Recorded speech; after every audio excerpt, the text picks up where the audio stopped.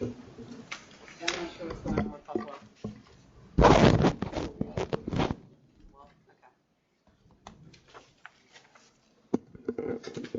Will it be Pam? Good morning, everyone, and welcome. Today is June 16th, 2015, and this is a regular meeting of the members of the New York State Liquor Authority. In attendance is Commissioner Green, Commissioner Kim. For General Counsel Flug, we have Associate General Counsel Mike Amarato, CEO Brian, and myself, Secretary Held. The next regular meeting date set is for Tuesday, June 30th. We will have the meetings in July being announced at the end of the week. All meetings are held in our New York City office with video conferencing available through our Albany and Buffalo locations. Items will be called in the order as they're signed in. Maybe some variations, just bear with us. First we'll go to Buffalo, then Albany, then here in New York City. When your matter has been called, please approach the podium and state your name clearly for the records. We do ask that you silence your cell phones. Commissioners, do you have any announcements you'd like to make beforehand? Okay. Prior to the first item being called, Counsel's Office has submitted a proposed emergency summary order suspension marked agenda item number 1407I. It's for license serial number Nassau RL 1017985. It's issued to Woodmere Successors Incorporated, doing business under the trade name Woodmere Bowling Lanes. They're located at 942 Broadway in Woodmere. Presenting for Counsel's Office is Associate General Counsel Mr. Amarato. Thank you. Good morning, members of the board. Good morning. This matter is submitted to the members of the New York State Liquor Authority for consideration of an emergency order of suspension pursuant to 401.3 of the State Administrative Procedure Act. The SLA has a rational basis to take this emergency step. Section 4013 of SAPA states in pertinent part that if the agency finds that the public health, safety, or welfare imperatively requires emergency action, and incorporates a finding to the effect in its order, summary suspension of a license may be ordered, pending proceedings for revocation or action, and the proceedings shall be promptly instituted and determined.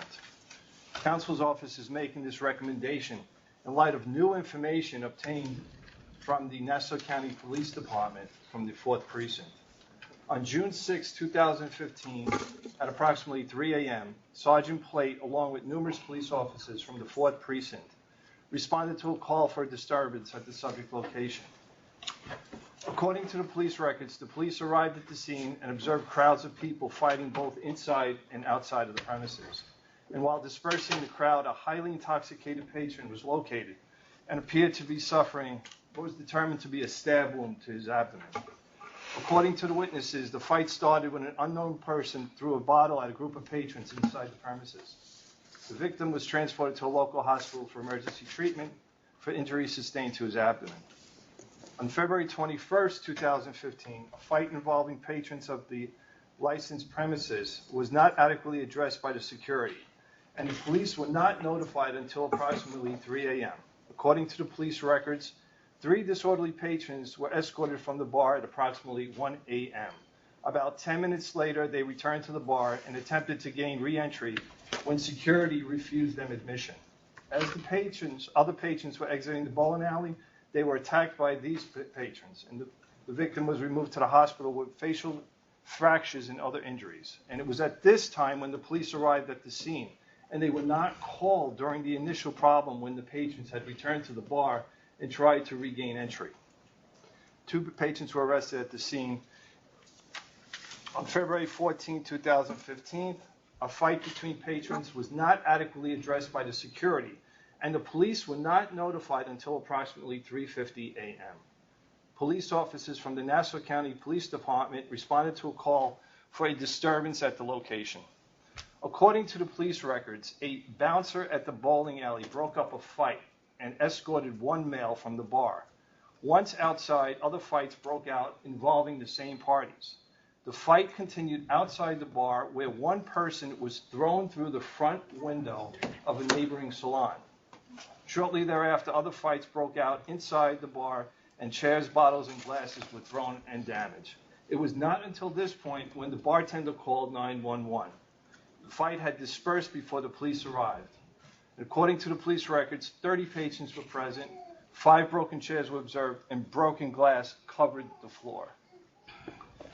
On March 16, 2013, a fight involving patrons of the licensed premises was again not adequately addressed by the security, and the police were not notified until approximately 3:24 a.m. Police officers from the Nassau County Police Department responded to a call for a disturbance at the licensed premises. When the police arrived, they observed several broken beer bottles inside the bowling alley. The licensee told the police that a fight started between two males, which then escalated into numerous patrons throwing bottles at each other. One patron was transported to Jamaica Hospital for lacerations to the left side of his neck. On December 15, 2011, at 3:20 a.m., police officers from the Nassau County Police Department responded to a call for a disturbance. Upon arrival, it was discovered that a physical altercation was started by one of the victims, which led to both victims being slashed with a switchblade. One victim was cut from his forehead downward across his eyelids and the side of his nose, requiring several stitches. The other victim was cut numerous times about his face, arms, chest, and the back of his head, and was unconscious at the scene. Both victims were transported to the hospital for medical treatment. The licensed premises burdens both local enforcement and the authority, taxing the Nassau County Police Department's resources and manpower. Depleting other legal and administrative documents, as well as the investigative incident and narrative reports contained herein, when viewed within the context of the applicable law, provide sound basis for this action. Clearly, these circumstances provide a rational basis for the authority taking emergency action. It is recommended that the license immediately be summarily suspended pursuant to SAPA 4013. Thank you. Thank you, counsel. Any questions? Did the licensee ever have any reason why they didn't contact the police when these immediately when these incidents occurred? Well, out of the 5 situations that we have, there were 3 conditional no contest offered and was approved by the authority. The other cases are currently pending, and I don't know the answer to your question, as they haven't told us why. Okay. I'm ready. Ready to vote? Yes. Okay. Thank you, counsel. I received all the exhibits and all the supporting information and the police referrals. And obviously, this place warrants an emergency summary. That's my vote for emergency summary. I agree with Commissioner Green.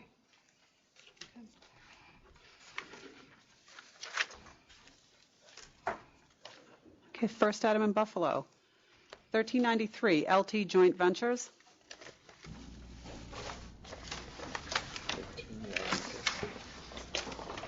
Good morning, Paul Parisi, representing LT Joint Ventures.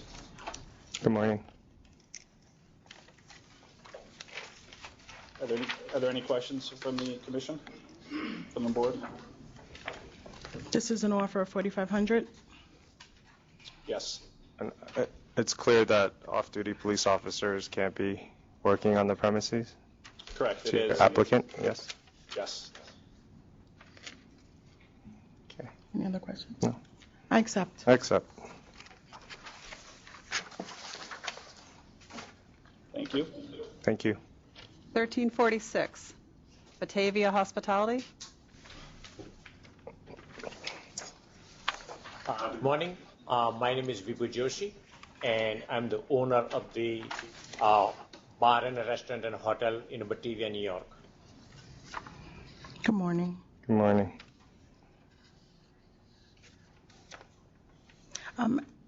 Currently, I know you allowed, I believe, promoters at this location. Has that ceased?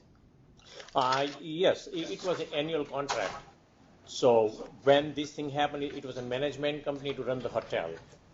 And basically, when there's a bar in a hotel, mainly it is for the guest or a truck driver. We don't promote people, local people to coming in.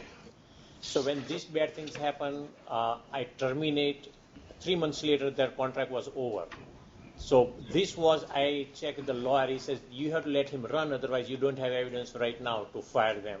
But I did fire the manager, I did fire the bartender, and I had a license since 2003 until 12. Not a single bad event happened. Since after that I took over until today, there is no bad event happened, ever. So are you managing the location now? Yes, I'm since April 13th, I'm managing by myself. The management company came to run the hotel from April 12 to end of the March 13. Okay. Well, as long as you're going to manage, just in case that changes and you decide to have a manager at that location, please submit a personal questionnaire for that individual. Because it appears that you have been licensed since 2003 with no adverse history, but if you allow your place to have promoters and you lose the opportunity to supervise this location, then you would not warrant a license. So you see the dangers that having someone else come in and manage and have a contract. Excuse me just a second. Anyone, the person with the telephone, with the cell phone? Because if you need to take that call, can you step out so the individual in Buffalo could hear the board? I appreciate it. Thank you. So, sir, like I was saying, with the management, if you're going to change, if you're going to have a new manager, please have a personal questionnaire. You can't just turn over the business to another individual that is not licensed. I understand you had a management agreement and you realized that that was not legal to have. So as long as you're managing the establishment and that's your representation today, that you are there at all times? Yes, actually I stay on the premises. I live on I a didn't premises. understand what you said. Can you repeat? I live on a premises. It's like a management apartment for the manager. I stayed there 24 hours. Okay, on the premise. So, and I have no intention, because what I see the 12 months, the way these people manage, I don't want to this thing happen again, not only for the bar, but even for the hotels. I realize as an owner, I do better job than anybody else. So I have no intention to do it again. Okay.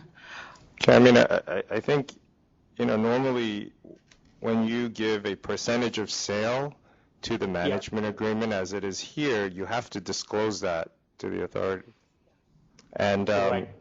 and so you're saying that you found out that this was not proper when? When this thing happened, actually they all were hiding the information from me because there are good chances I might terminate them. So they were keep putting the good face on it. I had to check on my own with my other employees who've been with for a long time, with the neighbors and everybody. And once I knew it, I think 4 days later I fired the general manager, and a week later I fired the bartenders. Okay. Ready? All right. I have 6,000. 6,000.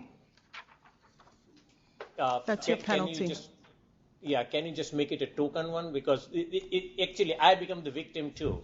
Because even though they do better with the hotel, I let them go because I did not like the bad reputation, nor I had any involvement. And if you look at my history or my record, it's always been clean.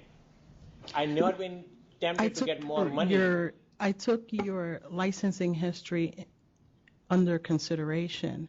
That's why I didn't vote to cancel the license. I imposed the 6,000 penalty because you have 3 violations that occurred because you did not supervise this location.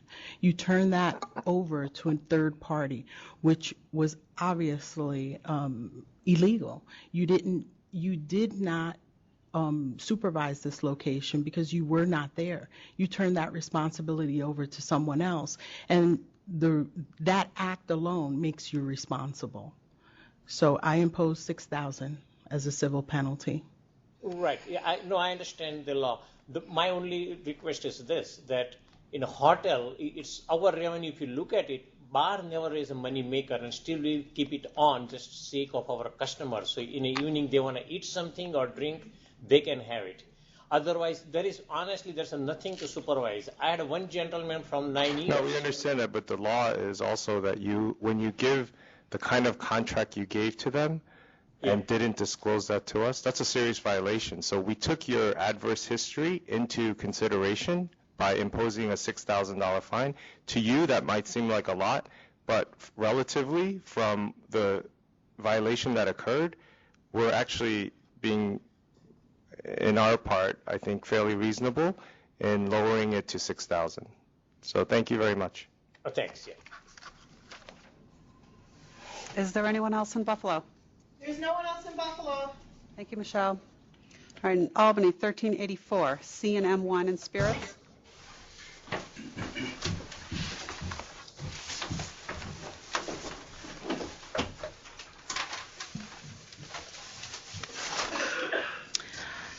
Did anyone sign in 516 Broadway? That's Broadway Liquor Wines, because they have an overlapping store. 516. You're here for Broadway Liquor Wines? I am too.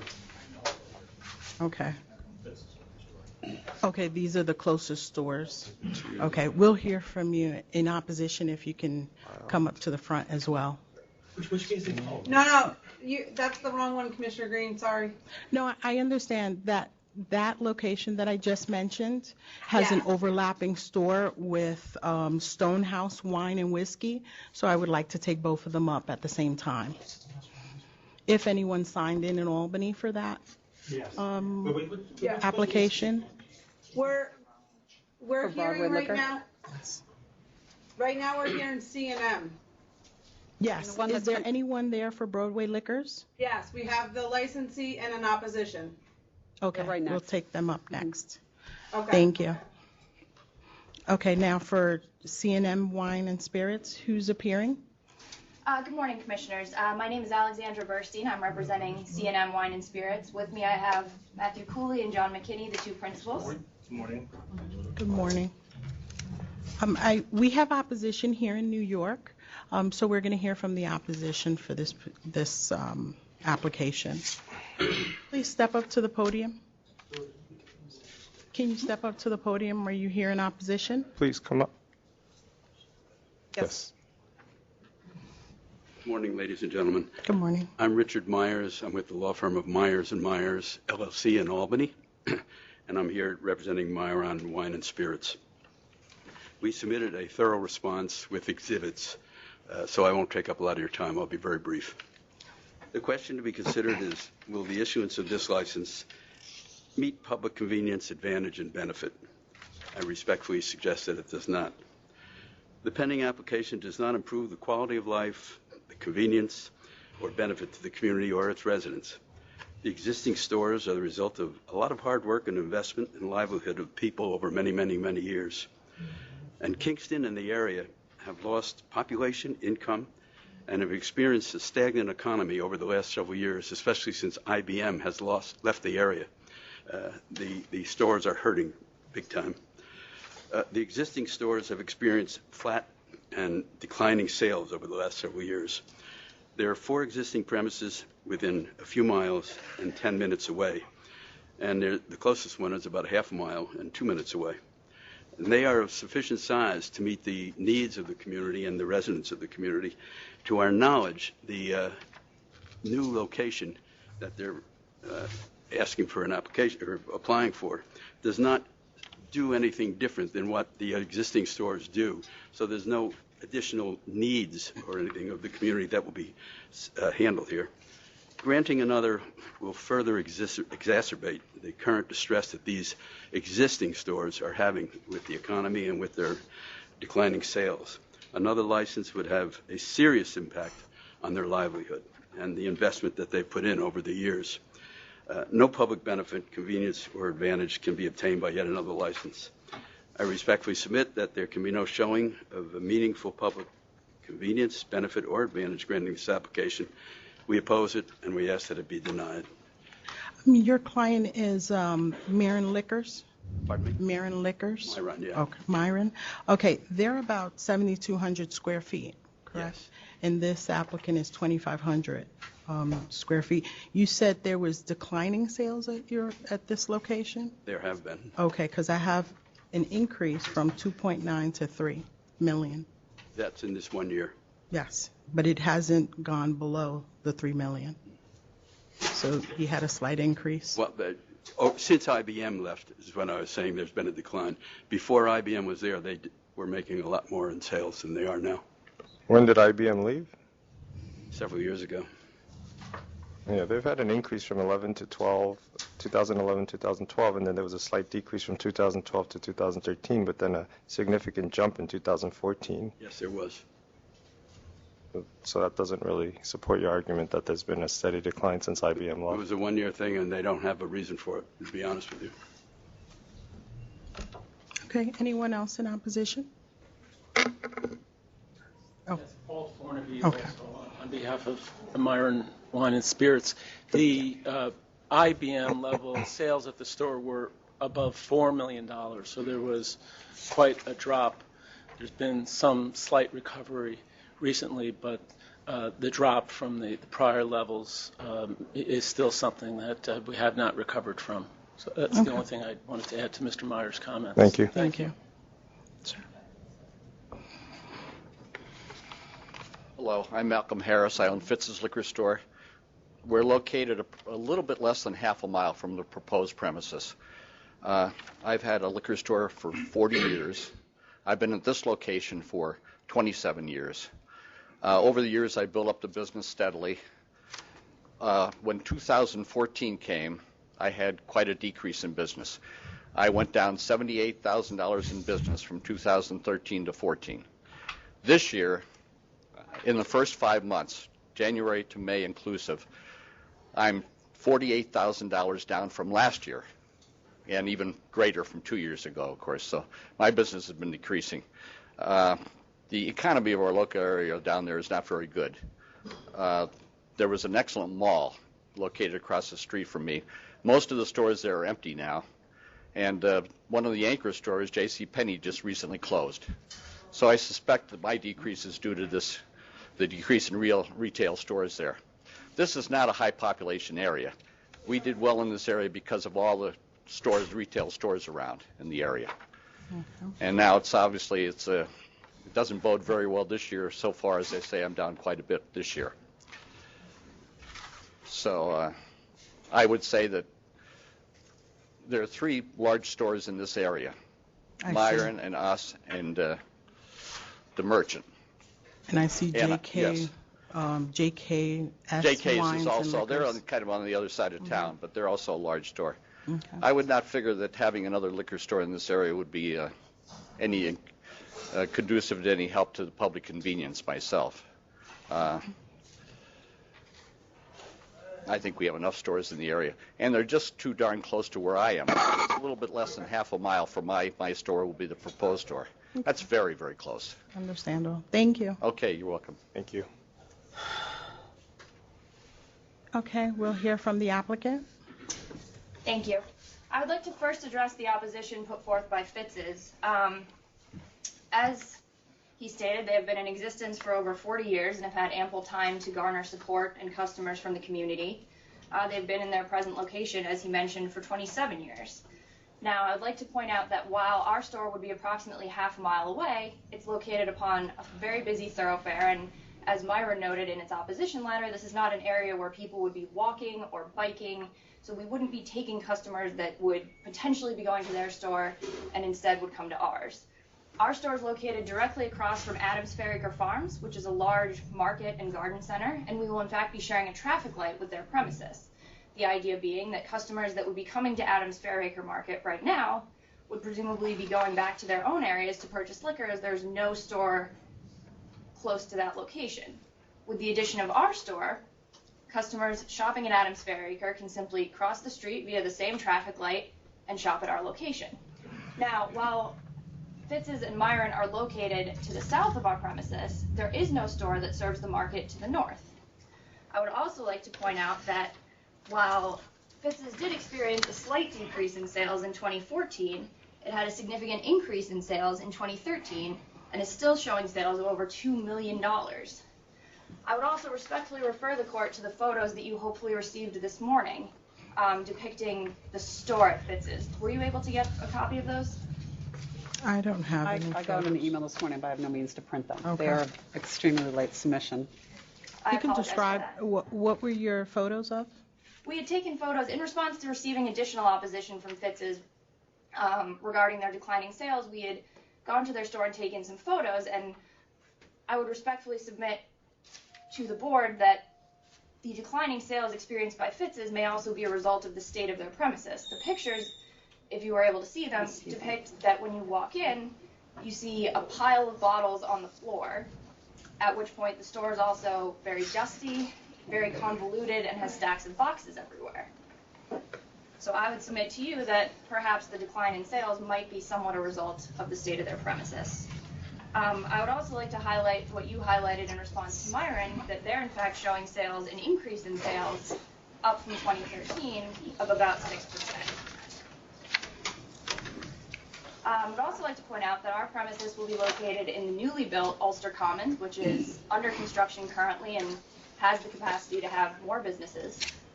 It was previously a limited use site due to environmental concerns, and the current owner did a great deal of environmental remediation to turn this site from more or less an eyesore into something that is very much an asset to the community. Again, Adams Ferry Fair, which is located across the street, draws a regional customer base. And so we very much see that the customers coming to our store would be consumers coming both to Adams from the county and from additional counties, and also just traffic on nearby Route 199 and 209 coming from additional counties. Therefore, we really don't see that our store would necessarily take any business away from the existing stores. And while our store is approximately half a mile from Fitz's, it is along a very busy thoroughfare and contains many shopping centers nearby. Fitz's, for example, is directly across the street from a plaza that has a Walmart Supercenter and a Hannaford, as well as a variety of other large retailers. And they presumably get a lot of their business from those stores, which would not change with the addition of our store. I would like to briefly introduce our two principals to briefly discuss for you some of the efforts that they have really put into making this dream a reality for them. Good morning. My name is John McCunning, and I have been a resident of Ulster County for 19 years. I've lived in Kingston for 8 years, and I have worked within a mile of our proposed location for the last 12 years. This is an area that I see as going through growth, in that they are putting in a new development, and I personally do believe in this area. Do you have any figures on population? Has the population increased? The population in Kingston has actually experienced a slight increase since 2010, and it's actually around 24,000 right now. Our store actually is not in Kingston. It's slightly north of Kingston in the town of Lake Katrine, which has experienced no population decline recently. And what's the population? I believe it's approximately in the town itself somewhere around 3,500. But as I said, it's adjacent to Kingston, which is experiencing a slight increase. Continue. Okay, thank you. I am originally from Tennessee, and in Tennessee growing up, I grew up under the lore of Tennessee whiskey. And living in the Hudson Valley and in New York State, in our new store, what will set us apart from our competitors is that we will base our product, our placement, and our entire theme of the store to promote New York State products. I am personally a member of the Friends of the Store Kingston, the Hudson Valley Vernacular Society, and I own the Colonial Stone Houses, pre-revolutionary. And that is where the name of our store comes from, is Stonehouse Wine and Whiskey. Not only do I want to promote New York State products, but I also want to promote our region, which is a tourist draw from not only New York City and regional, but also national, for the history that is in our town. So when customers come to us, what I want them to experience and what I want them to leave with is that New York State is a producer of quality wines and spirits, and I want to entice that aura that New York is a place for these type of products, and that I want us to become known for that. And that's what I want for our store and for New York State. Thank you. Thank you. I'd like to hear from the Broadway Liquors and Wines. That's on 516 Broadway. Pardon me, Commissioner, if you wouldn't mind, the additional principal, Matthew Cooley, would like to speak as well. Okay, briefly, so we can hear the other application as well. Okay, good morning. My name is Matthew Cooley. I've been a New Yorker now for about 22 years, and I've had a home in the Hudson Valley since 2009. For the past several months, almost the past year, I've been devoting my full energy to the development and realization of our store, Stonehouse Wine and Whiskey. I'm very excited about our store. It's been a dream for both John and me that we've been developing over the past few years. We were one of the first to contact the landlord about leasing space for a wine and liquor store at 1571 Ulster Avenue. Even when that address was just a barren plot of land. We waited patiently while the landlord finally settled on building a retail shopping complex there, and we were ecstatic to be accepted by the landlord to be invited to lease retail space in that location. It's been thrilling to watch the building go up and see the architectural drawings come to life. It's also been fun to explore how we intend to outfit and stock the store. We've been purchasing custom shelvings from a local Kingston-based carpenter. We've been engaged with local electricians and painters, and we've been dealing preliminarily with some of the alcohol distributors just to get some contacts in the community, and also with some of the local Hudson Valley and New York State wineries and vineyards. Having career-wise been a corporate lawyer for several years, I have not had much exposure to the wine and alcohol business. It's a new world to me and one that I'm eager to dive into and learn about. Learning about the various grape varietals, the wine production technique, and the spirit distillation techniques all seem like learning a foreign language to me, which for me as a lifelong language student is a real pleasure and exciting adventure. We think that our proposed location is perfect for the shopping convenience of the local and broader community, particularly the shoppers at Adams Ferry Farms Grocery, which is located immediately across the street. Anecdotally, I can tell you that there's a lot of real excitement in the community for a wine and liquor store at that location, from the postal workers that I've talked to, from the insurance broker who's engaged in arranging our workers' compensation insurance and business insurance, to the bank employees who helped us set up our business account, to just various people in the community that I've talked to socially. They're all very excited about the prospect of having the convenience of the liquor store immediately upon. I see that you were originally from, or at least residing in New York City. You recently relocated? I've moved full-time since the beginning of this year to devote my full Was that energy due to employment, or is there another reason why you picked that location? I've been looking for a career change, and I'm very excited about the prospect of running a liquor store. Okay, thank you. Thank you.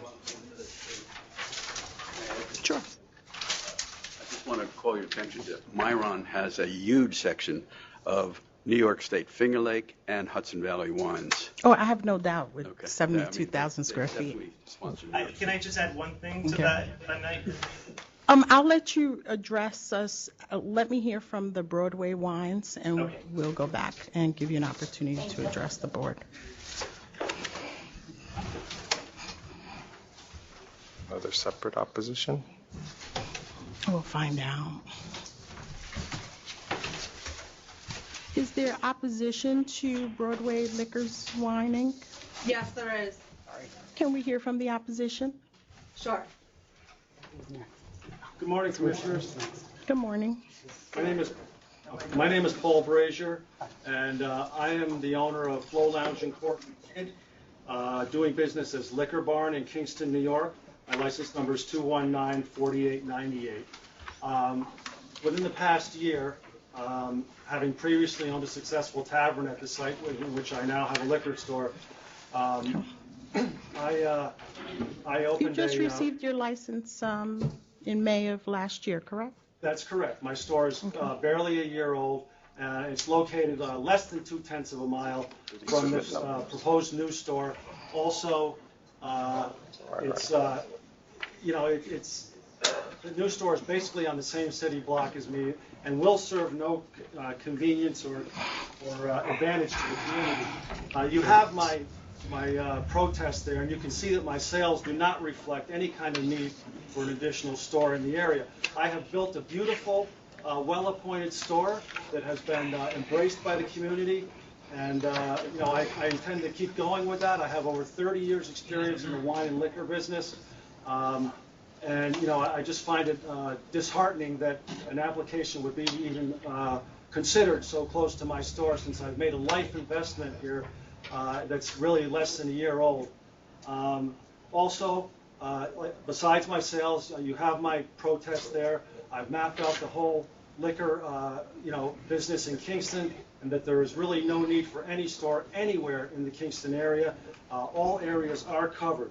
But however, I have just recently discovered, since the agenda was proposed, that there are a couple other things that I'd like to add into the record with my proposal.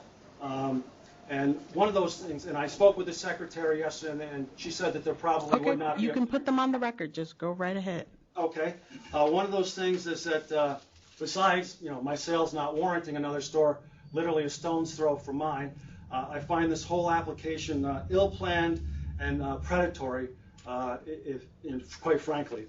Number one, no public notice was ever posted in front of this location.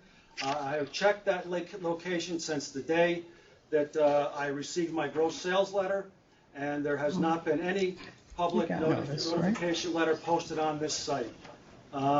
So the public had no way of walking by the site and knowing that a liquor store was going to open there, and that able to file any kind of protest or demand a public hearing for it. There's a YMCA directly across the street from this new proposed store that houses many daycare things for children. Also, it's a YMCA. There's children coming in and out of there constantly. The Kingston High School opens up about 750 feet down the street. Hundreds of students walk to the next intersection where this proposed store would be located, and they filter into the neighborhoods surrounding the area.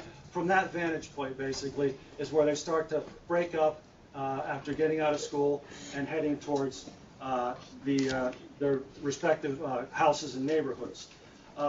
Also, one thing I noticed on the agenda that I did not know happened is that the mayor of Kingston wrote a letter of recommendation for this store.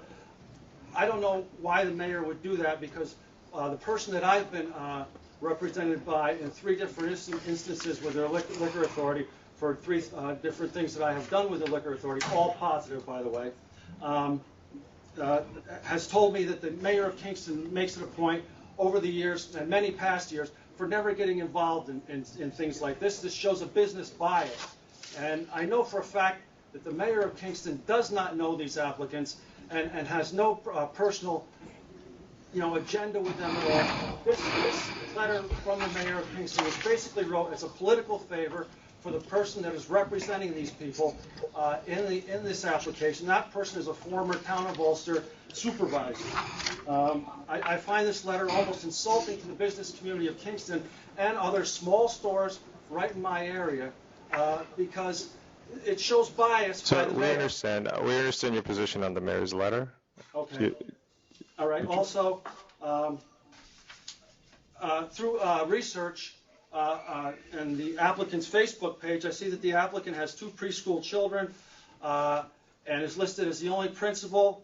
Yet, however, on the applicant's Facebook page, there's a posting from October of 2013 that says, "So busy, OMG." I have a picture of it right here. It says OMG. I think we'll thank you for that information, but the person's family situation we'll take into consideration, but that's not really a factor here. It's not the family situation I'm leading to here.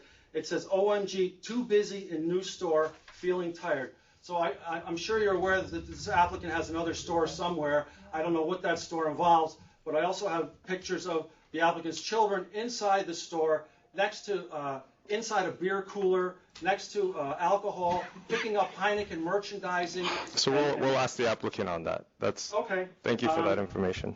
All right. Also, I was called on the phone less than a month before this application was filed by a man with an accent, and my store at that time was about 8 months old, and he asked me if I wanted to sell my business, and I respectfully said no. I just find that this application is quite ill planned out and predatory, and there's absolutely no need. As you can see by my sales, I am increasing, and I plan on maybe hitting $500,000 this year. That's because I'm doing good. But there's other small stores around me that this store would definitely impact the smaller stores. Kingston Wine Mart down the street. I know JK's okay, sir, we have also the closest stores. We have all the 4 closest to this you can see the applicant. sales. I just wanted to put a face to it. Like I said, I have made a life investment, and I find this store to be almost an insult to that investment. Okay, thank you. Good morning, Commissioner Green, Commissioner Kim. Good morning. Anthony Cassell, representing the applicant at this particular meeting. With me is Mrs. Kaur, who is the applicant. As you can see on the face, it's an application for a liquor wine store in Midtown Kingston. This is an area of the city that they are trying to revitalize.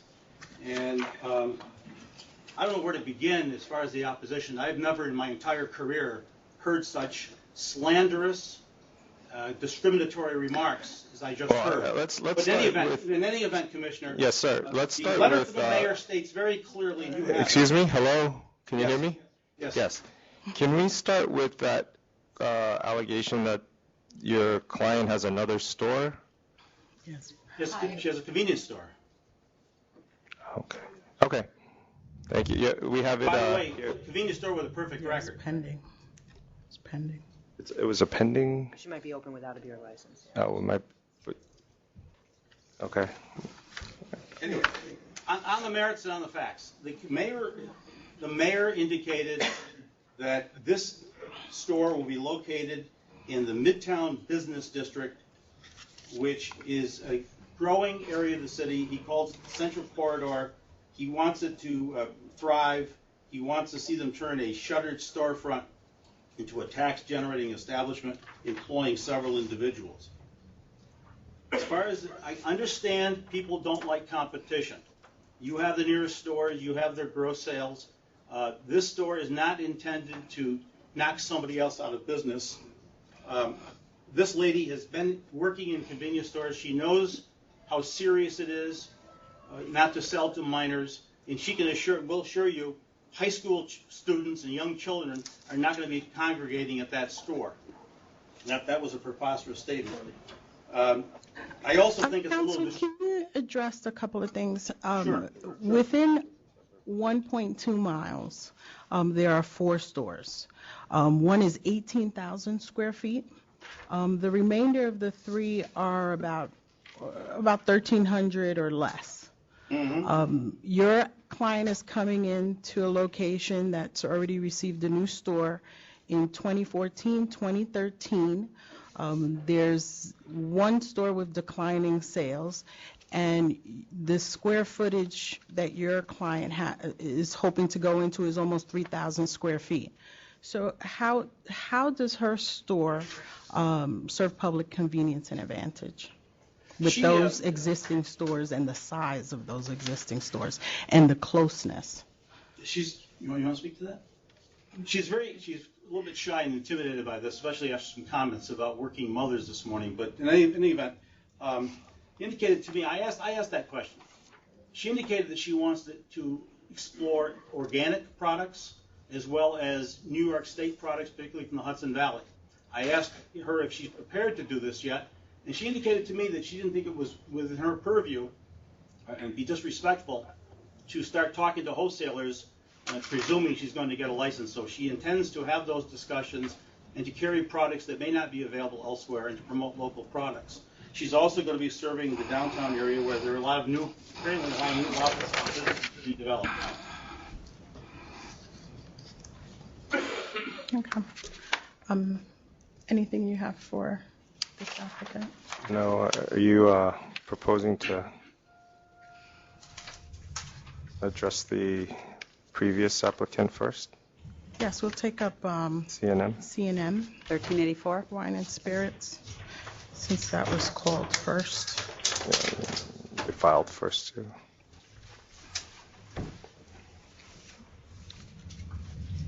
Was there one other item you wanted to address the board before we vote? Nothing you haven't heard already, just to emphasize what was just discussed in regards to this new application, that there are a lot more existing applications in very close proximity to their location than there are to ours, and that our store would serve to the north of our premises, which there are currently no stores that serve that market. Okay. At least in reference to the individuals that appeared in opposition, one of my concerns was specifically within 5 miles, there's 4 stores, and the square footage, because the overlapping store in this application and the one we just heard from is 18,000 square feet. In this particular application, there's another store that's within less than a mile and a half that's 7,200 square feet. And in the presentation, you did mention that people are driving. You're not going to have too much foot traffic because in this area, most people drive. So I find it difficult that even what's presented in what products you're going to sell doesn't seem that it's void or non-existent in this area. And I don't see how another store about 2,500 square feet in this location will not saturate this area based on the existing stores. I think the dream of opening a store, I don't want to dash those dreams, but maybe the location will be an option to look at another premise. But as for this location, I deny the application. Considering your argument that there's nothing more north of this location, the only issue with that is that Fitz's Liquor is then 0.5 miles further south of your location, so the people who live north of you, if that distance were greater, I would be more inclined to support this application, but I agree with Commissioner Green. I vote to deny. Thank you. Thank you. Okay, on 1385. As for, yes, 1385 Broadway Liquors, the distance here within 1.2 miles, there's 4 stores, and that existing one, the JK, is 18,000 square feet. So I feel the same way, bringing in another store. Commissioner, are you aware of the fact that when you approved Liquor Barn last year, there was another store that's since gone out of business? So we're only asking to be a replacement to a store that went out of business. Out of the 4 closest stores, this is Flow Lounge, Boulevard Liquor, Harvest Wine, and JK Wines. Which one of those stores are out of business? No. After Liquor Barn was approved last year, another store that was already there went out of business. So basically, we're restoring the same number in downtown Kingston that we had last year. But are you saying the 4 closest? Neither one of those are out of business. No, not. Okay. What I'm saying is, so what I'm saying is, basically, in effect, this becomes in effect a replacement for a store that was there a year ago. But how can it replace a store if it's not one of the 4 closest? Well, he's saying that it's closed, and that's why. It was one of the 4 closest? Right. It's closed now. It was open when Liquor Barn was approved over about a year ago. Okay, let me see. Liquor Barn was located where? Liquor Barn is located. To Broadway. That's the one that closed, she's saying. Liquor Barn is 138 Smith No, Avenue. Liquor Barn we just licensed May 20, 2014. Right, and she's saying it was 1652 Broadway, which existed, which no longer exists. And it would have been one of the 4 closest? Yes. This is 516 Yes. Broadway. Yeah, Carrie? for sure. Commissioners, may I say something, please? Before you do. We're just trying to figure something out, so can you hold on, I can please? help. Find if I the might be able to store help you. I might be able to help you figure it out. 652 Broad. What was the address of that store? I'm looking for it. I'm sorry. I thought I had it in front of me. I think the store that, So there isn't any other. I thought you were going to help us. I may be able to help you. The store they're probably talking about was located on Broadway. That store is basically the store that I waited for 2 years before my application. That I waited for 2 years before applying for that store to close. Wait, so when did that close? That store closed in approximately 2012. And that store was a small store. 2012. It was called Empire Liquors. It was located on Broadway. After We've licensed 2 stores. Right, but since then we've licensed 2 stores. So your argument, if it had been closed after Liquor Barn was licensed, then you have merit in your argument. But if this were closed in 2012 and 2 subsequent ones have opened, that's actually an argument against your client's store. Well, Empire Liquor was still licensed when you licensed Liquor Barn. They may have been licensed, commissioners, but they were definitely not in business. They didn't respond to the gross sales. They were probably none. Okay. Also, when we considered it, When we you thought considered was it, active. they were active, however, they did not respond to the gross sales. And if you go back into the records in 2012, it was a low-end store at $43,000, $40,000 in It was a gross really sales. small- That was a very small store. And it was ill-stocked also. That's why I waited for it to close, because I was advised not to apply until doesn't there change was much. one less store in the All right. area. Okay. All right. Well, unfortunately, that's not changing my vote. We still have 2 stores that were licensed since that cancellation. The Boulevard Liquors, although it's had a little over 300,000 in sales, they're down. And the only one that's actually had an increase was the 18,000 square foot store. So having the distance within 1.2 miles, adding another store, almost 3,000 square feet, I don't think that this is going to serve public convenience and advantage. So I deny the application. And the last store that you were referring to at 652 Broadway, it was doing 43,000 in sales over this past couple of years. And then subsequently 2 more have been licensed, as Commissioner Green said. So I also agree with Commissioner Green, and I vote to deny. Thank you. I think you owe this lady an apology, though. I apologize if I insulted you in any way. Okay. Don't insult me. All right, next item is 1380 Nelson Trading. Stop. This is not Great. What are they fighting about? Getting a little hostile in Albany. You don't. Is this 1380? 1385, I'm sorry, 1380 Oh. Nelson Trading. Yep. 1380 Nelson Trading. All right. Good morning. Good morning, Commissioners. Attorney David Golden appearing with the owner of the application to support the file. Okay, I see the location of your store. Is it 1 East Main Street? Yes. That's correct, Your Honor, Commissioner. Okay, there were pictures, I believe, that was forwarded into the authority, pictures of the premise, and there was beer at the premise. Can you tell me why that was located there prior to licensing? Commissioner, if I may speak to that, I'm late to this process. The application was filed by another gentleman who may be in New York City, who may also be speaking on the application, Mr. Irfan. I looked at whatever. Oh, if you don't know the answer, I think we have the gentleman who did file it, so can we maybe ask him? Thank you. Okay. Name, please, for the record. Rehan Usmani, and I'm the one who took pictures on November 2nd, 2014. And when I went there were construction guys working. The store was empty. They were putting the floor. And I have no idea of any picture that we submitted that has beer. There was no inventory in a store, and we were told by the liquor authority that in some aisle there was a picture. We don't even know where the aisle is. Do you have the exact These were pictures that were submitted when the application was The originally. first application that was submitted, correct. Do you have the first application? And I did resubmitted those pictures on June 10th because they said that it needed to be submitted before, so I wanted to make sure that you have. So you don't have any record of any photos that were submitted to the board? I have all the pictures that I took. Mm-hmm. And it was empty? None of them has any beer. Okay. The photos I have with the current application shows empty shelves, majority of them.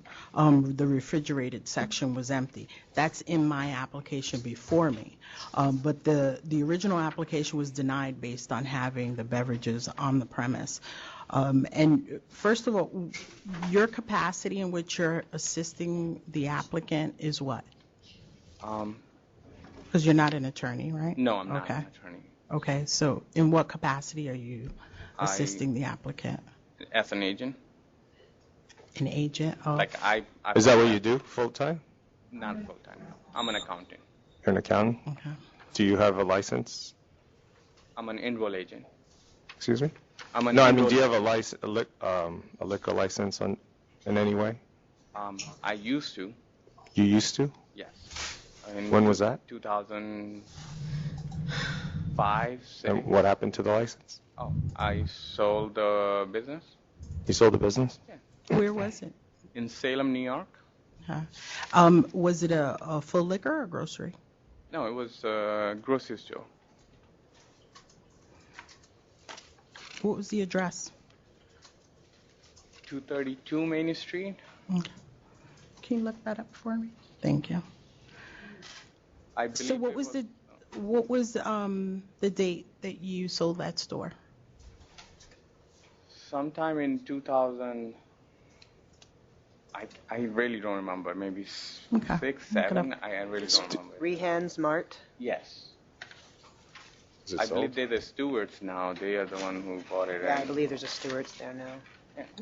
And do you have any financial interest in this No. particular application? You're just receiving money I received money. Yes, for, I as, received- just to file the application and help with the application process? That's correct. It's now a Stewart's. Okay. Any history? No addresses. Okay.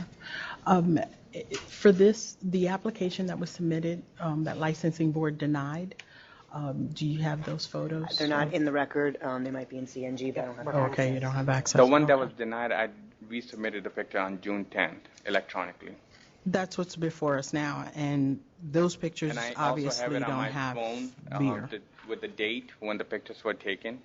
So if you wanted to see those pictures now, I have those. I have the ones that were submitted with this application, but the application was denied because there was beer on the premise. You say you didn't see it, but does the applicant? No, there was When the pictures were taken at your premise that was submitted with the original application, were you there? Yes. No, there was no beer, ma'am. Because I bought this place in August 2014, and it was closed from 2 years. So I remodeled everything and opened that in February 22nd. So you didn't ask for reconsideration of that denial? I recommended him not to because that usually takes about 6 months. I figured if we resubmit Not a anymore. new For quite a bit of time, it does not. Yeah, the liquor authority has changed. We've gotten more modern. But Yeah. if you, well, No, seriously. Since 2005, we've really Trust me, I sped read up the through quite a process. few I mean, reconsiderations. I have submitted a couple of reconsideration for other clients, and that was about 2-3 years ago. And so I was recommended, like, by the liquor authority, just submit a new application. It's faster. So that's what I did. I just want to point out Sure. that the titles above the freezers in both photographs are identical. It appears to be the same space. Oh, for the that says fountain. Yeah, Meaning the there South is Springs Lottery, and to the right in the photographs that was submitted, the same. So when were these photographs taken? November 2nd, the first. So you're saying this was closed for 2 years, but all of this stuff on the shelf, the Frosted Flakes, the Pops, they were all there for 2 years? No, that's a No, second. no, that's after that. They took these picture again. That Oh, was the this is second more one. recent. This, Yeah, so this is after he after opened the February store. 2nd. I see. Got it. After it was denied, then we went Right. and reapplied. Maybe it was closed for Yeah. 2 years, so For I'm the okay same with it. refrigerator. But one of the concerns also is that the prior license there had multiple underage sales. This location, actually, the previous license was canceled due to that fact. What are you proposing to do? Are you going to have a scanner at this Yes. location? Yes, ma'am. Did you purchase one already? Yes, ma'am. Okay. Do you have a receipt? You don't happen to have it with you, do you? Right now, I don't have it, but I can provide it. It's like a $12,000-$15,000 system, which is like don't allow anybody to go. You have to enter the age in the system that then you can get the beer or we have cigarettes on premises right now. So without entering the date of birth or checking ID, you cannot pass that thing. But you cannot purchased see a it. scanner Yes. separate and apart from like a lottery machine. You did Yeah, purchase a scanner. Yes, a separate registered scanner. Okay. All right. If we approve it, I would want that to be a condition that proof of that scanner It's one was reason. purchased prior to today. All right, I'm ready to vote. Second. Do you have any other Nope. questions? All right. I'll approve it, but just know this, that the place has a history of underage sales. It seems like, kids know where to go, and that place seemed to be frequented by individuals not of age. It's up to you to check for IDs, and I'm relying on the fact that you have a scanner that you're going to do that. The penalties are pretty hefty, so you've been warned. Thank you, Commissioner. I approve. Thank you. Thank you. 1383, Sylvan Beach Deli Mart. Good morning, Commissioners. I'm Joseph Clements. I'm the principal for Sylvan Beach Deli Mart, and we are applying for a license, change of license to a wine shop. Oh, okay. Do you have any questions? No. Any opposition?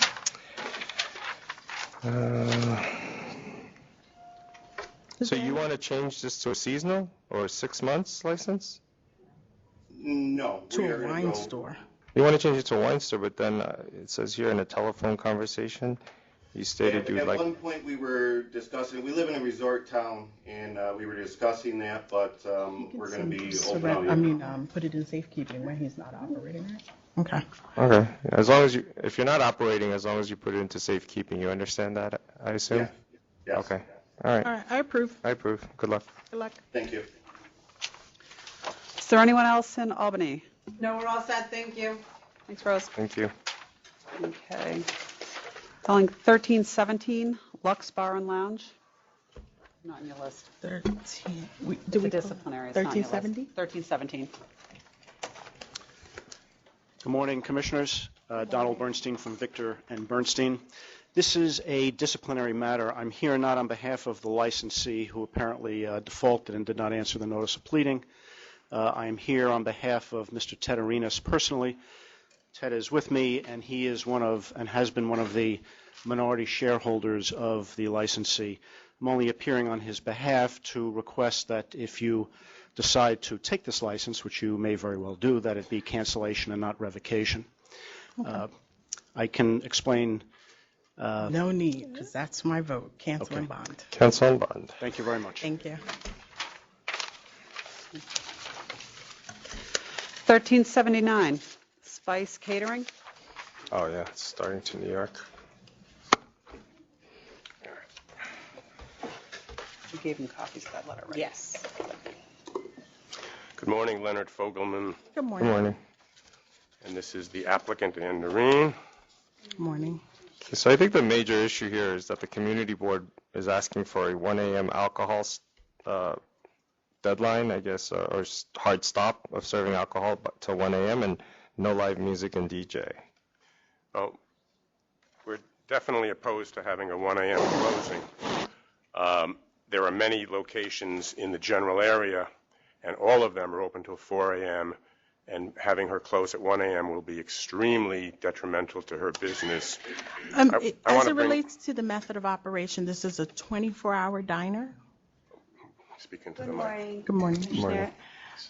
I would like to open. I've been in catering over 15 years, and this is my first restaurant. I would like to open 24 hours because... But it's a diner? No, it's not a diner. It's a Okay. Caribbean restaurant Okay. with my catering from that premises. I service many, Volunteers of America, Salvation Army, the Boys and Girls Club. The reason I took that location and I decided upon that location is because I was looking for, there's the Logan's Bus Company that's right there that has 4,000 employees, and they're like a 24-hour operation. They have no cafeteria. They have nothing there, just a vending machine. They come in and out every 2 hours. They get in, like they start around 2 a.m. while they relieve other people, and, they need breakfast. So I decided that a 24-hour, since the Atlantic Diner is right up the block for me, and they do a 24-hour, and they do pretty well. I did I decided to speak to the people in the area first before I took that location. What was the location that you said that's 24 hours? Atlantic Diner, there's many. The Caribbean Cabana. How close is Atlantic Diner? I'm on 100th Street, and I think they're on 109 Street, like 9 blocks up. Of Atlantic Diner. And they get many. Do they serve full alcohol, full liquor? Alcohol, full everything. They have a full OP. They have a full alcohol. The 111. And there's many more everywhere around my area. It's walking distance. I don't. Yes, it is. I have two. It's not 500 foot. Around the corner, there's Caribbean Cabana, which also is a 4 a.m. There's on Jamaica Avenue, which is another place, Kaicho Restaurant, which is also 4 a.m. Everywhere is 4 a.m. Now, with your method of operation, because I'm sure you mentioned that, the community board, it was brought to your attention that they're not in favor of having a DJ and live music. Was that ever part of your method of operation? Well, I don't need a live DJ. I don't need that's live what you music. were proposing originally? No, I don't want DJ anything. What I'm So the saying community is, board addressed the live DJ just cause, or? no, they're saying they don't want anything. No music, and they need it notarized. But at no time Nothing. did you present that you were going to have a DJ? No. We'll stipulate to no live music and no DJ. Right. I don't. As a condition on the license. No, I understand that, but I wanted to know how the community board specifically addressed those components, being that I had one piece of material saying it's a 24-hour diner and then another saying it's a lounge. Commissioner, So if I can just say something. I wanted clarity of what your method of operation will be. Well, It's a full-fledged Caribbean restaurant. It is not a diner.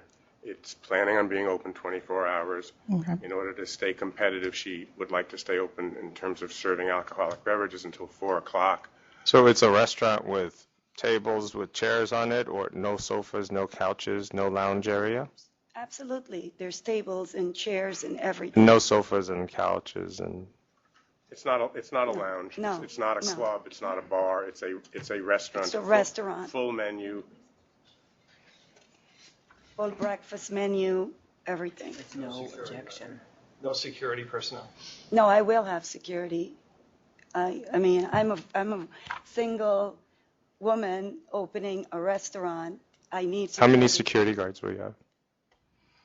I don't think the area should be any, I don't know. I mean, it's my first restaurant. I would say one for now, depending on sales. If it's, I will have a scanner. She will have a scanner. I will have a scanner. Absolutely. Well, the reason why we ask about security is because the likelihood that it's more of a nightclub lounge, Right. you end up with more security guards. If it's a restaurant, and given your circumstances, we would understand if you had 1 or 2 security guards for the late night shift. I would even have one in the daytime, just to make sure everything is proper. Right. Proper. Here's a menu showing the full service of food available. Now, at least with, you have not obtained a license. I know you said you had experience in catering, but you have not personally had a license. So one of my concerns, I think it mirrors the community board. A first-time licensee with a 24-hour establishment, I think I would not go as close as 1 o'clock, but I would think 2 just to start off. Because the concern I have is just, as you said, this is a new venture for you. It's 24 hours. You're going to need security at this location, according to your assessment. So I'm a little concerned about the supervision and just being orderly. Well, you know, it's my first restaurant that I will save my money and own, but I've worked in many restaurants. My family owned many restaurants throughout we have one right here in Manhattan, 14th Street, Golden Cross. I have worked because I am a chef. I'm a trained chef. But Is it a 24-hour no, it's establishment? not a 24-hour establishment, but they close pretty late. And we have one in Amityville. I took my money out of there and I decided to go off on my own and open my own restaurant. I'm very knowledgeable of what happens in restaurant. I come from a family of restaurants and bars and lounges. But did you work in those restaurants? Yes, I have proof. I've Did you worked put there. that on your questionnaire? No, did I? Anthony filed. So is it incorrect then when you indicated on your method of operation that you would not be having security personnel? Is that incorrect?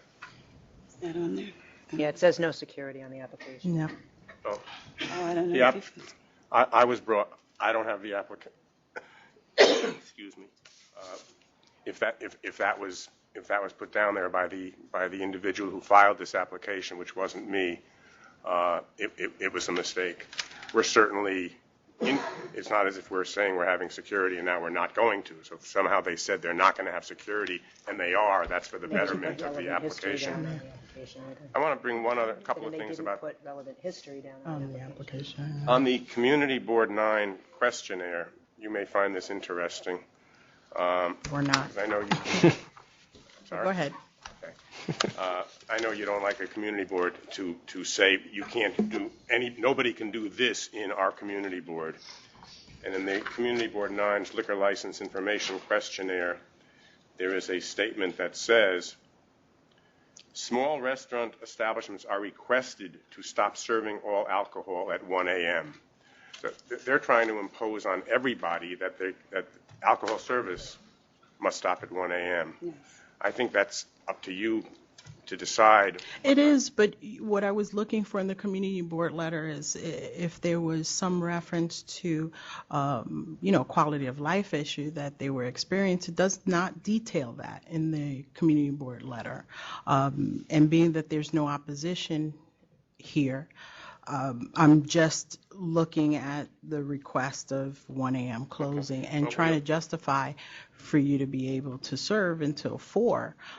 I want to be convinced of that because so far I just feel that you're a new licensee. You have not received a liquor license. You may have had restaurant experience, but for a 24-hour location, the supervision is a much higher threshold. In the letter I wrote to the board dated June 10th, we stated that the premises is not far from the Empire State Casino in Queens, and those are also people who will be Who has disciplinary on today. Well, okay. So that's not convincing me. That's irrelevant. Try somewhere to the reason else. I'm bringing it up. I'm bringing it up. Well, aren't there places in the casino to eat? I've never been there, but I assume there are 24 hours. But there are, but people.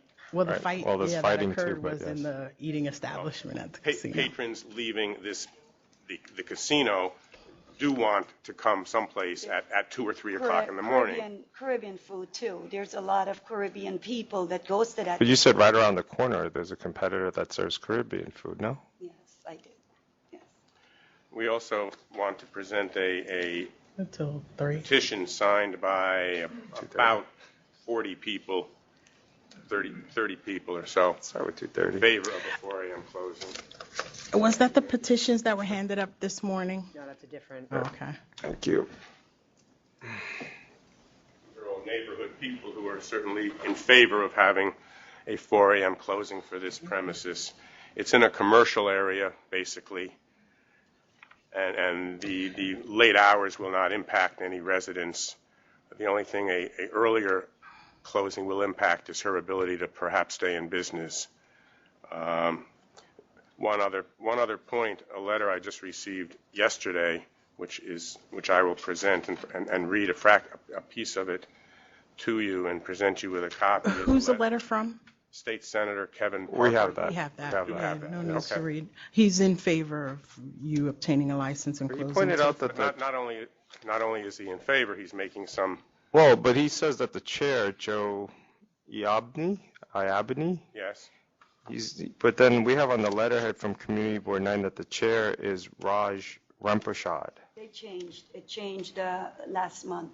Okay, It changed last month. got it. So Mr. Iabni is no longer on the board? He's on the board. He's public safety. He's public You have safety. to see him first. All right, got it. And did he recuse himself? Did he say, I'm not going to vote on your application because he has a competitor restaurant next to you? No. I don't know. They just. Did you go to the community board? I was never. It was so strange. I was invited once, and when I was invited and I got there, they told me that I'm not on the agenda, and I would have to wait for the next meeting. The next meeting, I think it was 2 days ago, and they said, we have not received a notarized letter from you stating that you will not, they're not opposing, from what I understand, I could be wrong, they're not really opposing the 1 a.m. If they, No, they are. Specified. They want you to close at 1 a.m. Want me to? Because they Yes. said to me they want a notarized letter that I will not have any type of music, not even piano. And to stop serving alcohol by 1 a.m. Stop serving. Yeah, that and is very important too. Can I just say one thing in my defense? I tried last week just to do as a chef myself. I wanted to train and make sure that my staff is able to run the restaurant the way I want it to be run. We tried the food out in the area, and I opened for a week. I had to close at 2 o'clock. Every single person, especially Caribbean people in that area, they're going right up the road, which is less than 9 blocks, where Bamboo Garden is. That's a business that's been in I think over 12 years, and they come in for dinner service, and the first thing they ask for, do you have wine, do you have beer if you don't have alcohol? And I don't have, and they leave. People who have been calling for reservations, you know, it's really killing my business. I've been trying to open for almost a year now. The concern isn't whether you're going to be well, for me, the issue isn't licensed. I think my concern is just your hours of operation. You are 24 hours. There is going to be a point of time that you are unable to sell any alcoholic beverage. That's a given. It's just working on the amount of time. Like I said, what concerns me is that you're a new licensee. I understand that we didn't receive anything in particular other than the DJ and live music, which you've already agreed to that. It's just working out the hours. But she's not 22 years old. She's been in the business for a long time. She's done lots and lots of community work. She's a fine citizen. She. And that's not a question for me. That's not something I have to rule on. Right now, it's just based on the hours, and it's not a 500-foot situation, so that works in your benefit. But she'll be at such a competitive disadvantage if she's not allowed to be open to the same hours that all of her surrounding competitors are open, and it really could be disastrous and fatal to her business. I would extend it to 3 a.m. I'm not willing to go completely to the 4, just as a beginning. If you come back in a year, but I'll see what Commissioner Kim, if you're I was willing actually to do starting a little earlier and then 6 months later come back just to see that she can handle the operation. So I was thinking more like 2:30. 3 would be nice. I would accept that, please. We'll take Ms. Green's position. What? And I'll come back. All right, 3 o'clock.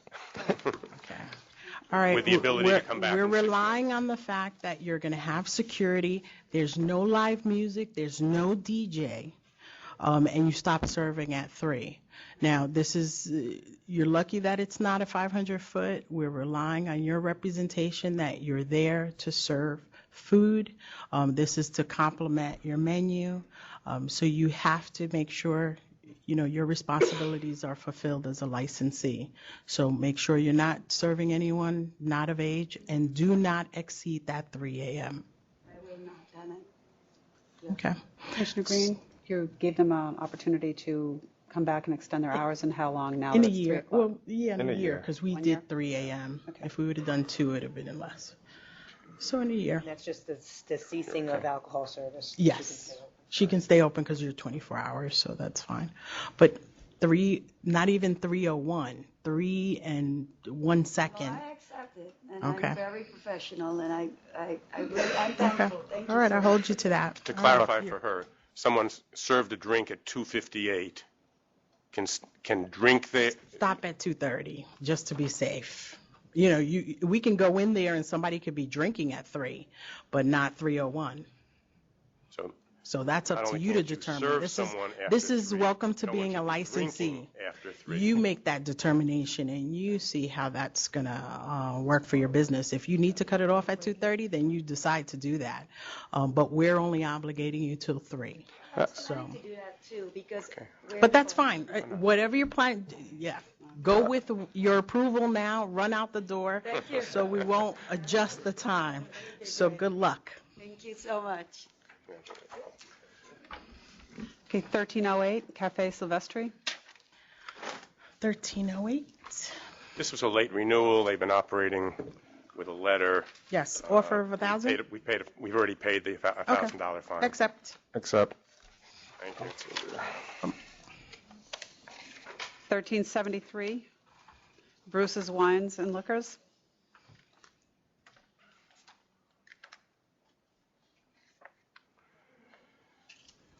Are we going to move to Google Maps?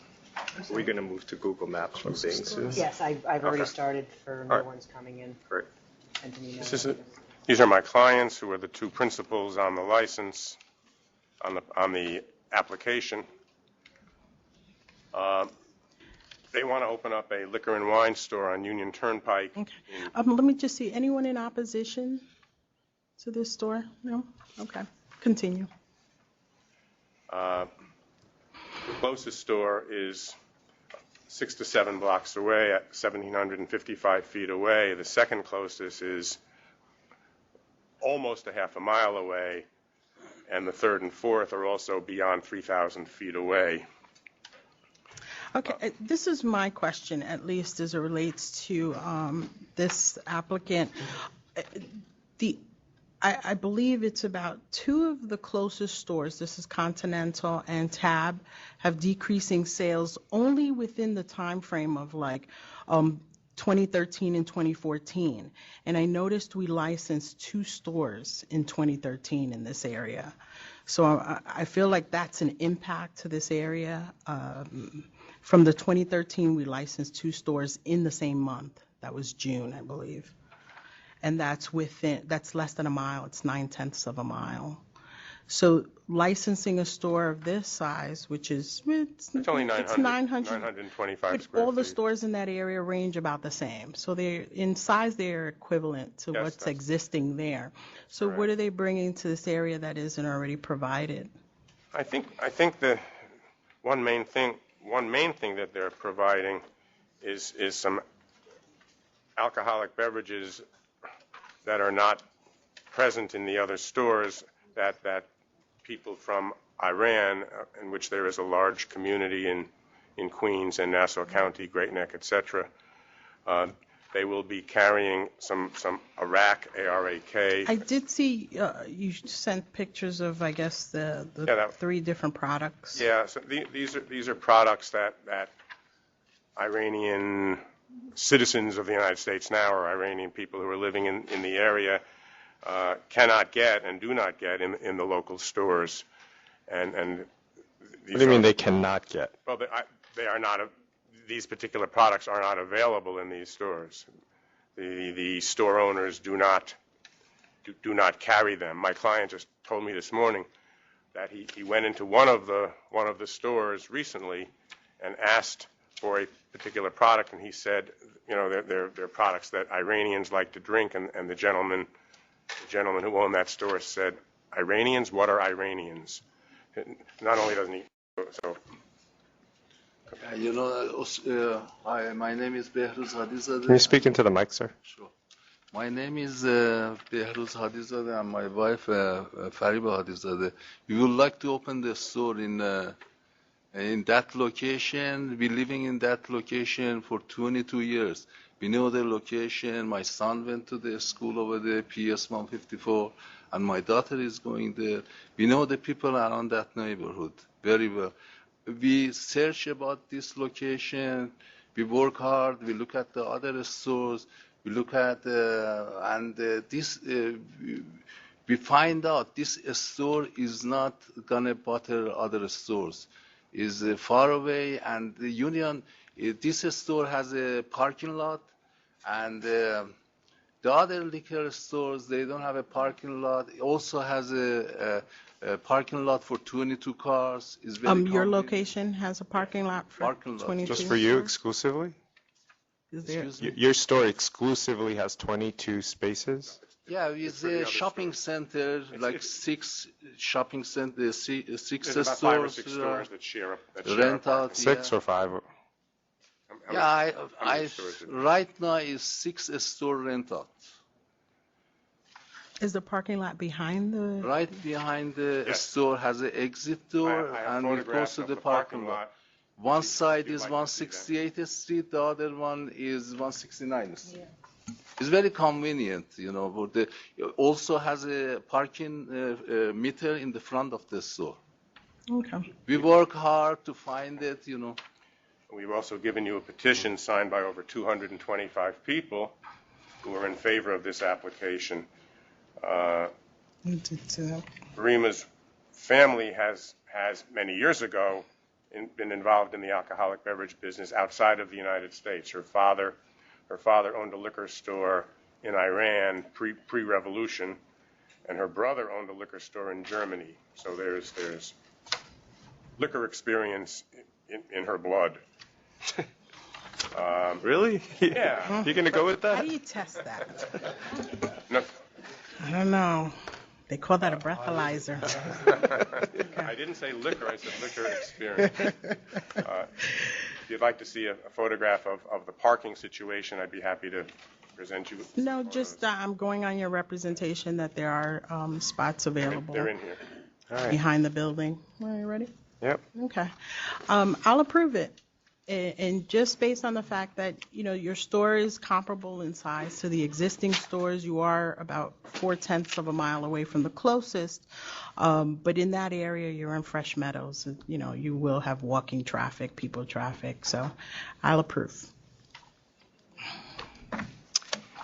Yeah, I mean, my concern was that there were 2 others that were issued recently, but it is 0.9 miles away, and yeah, I agree with Commissioner Green. I'll approve. Good luck.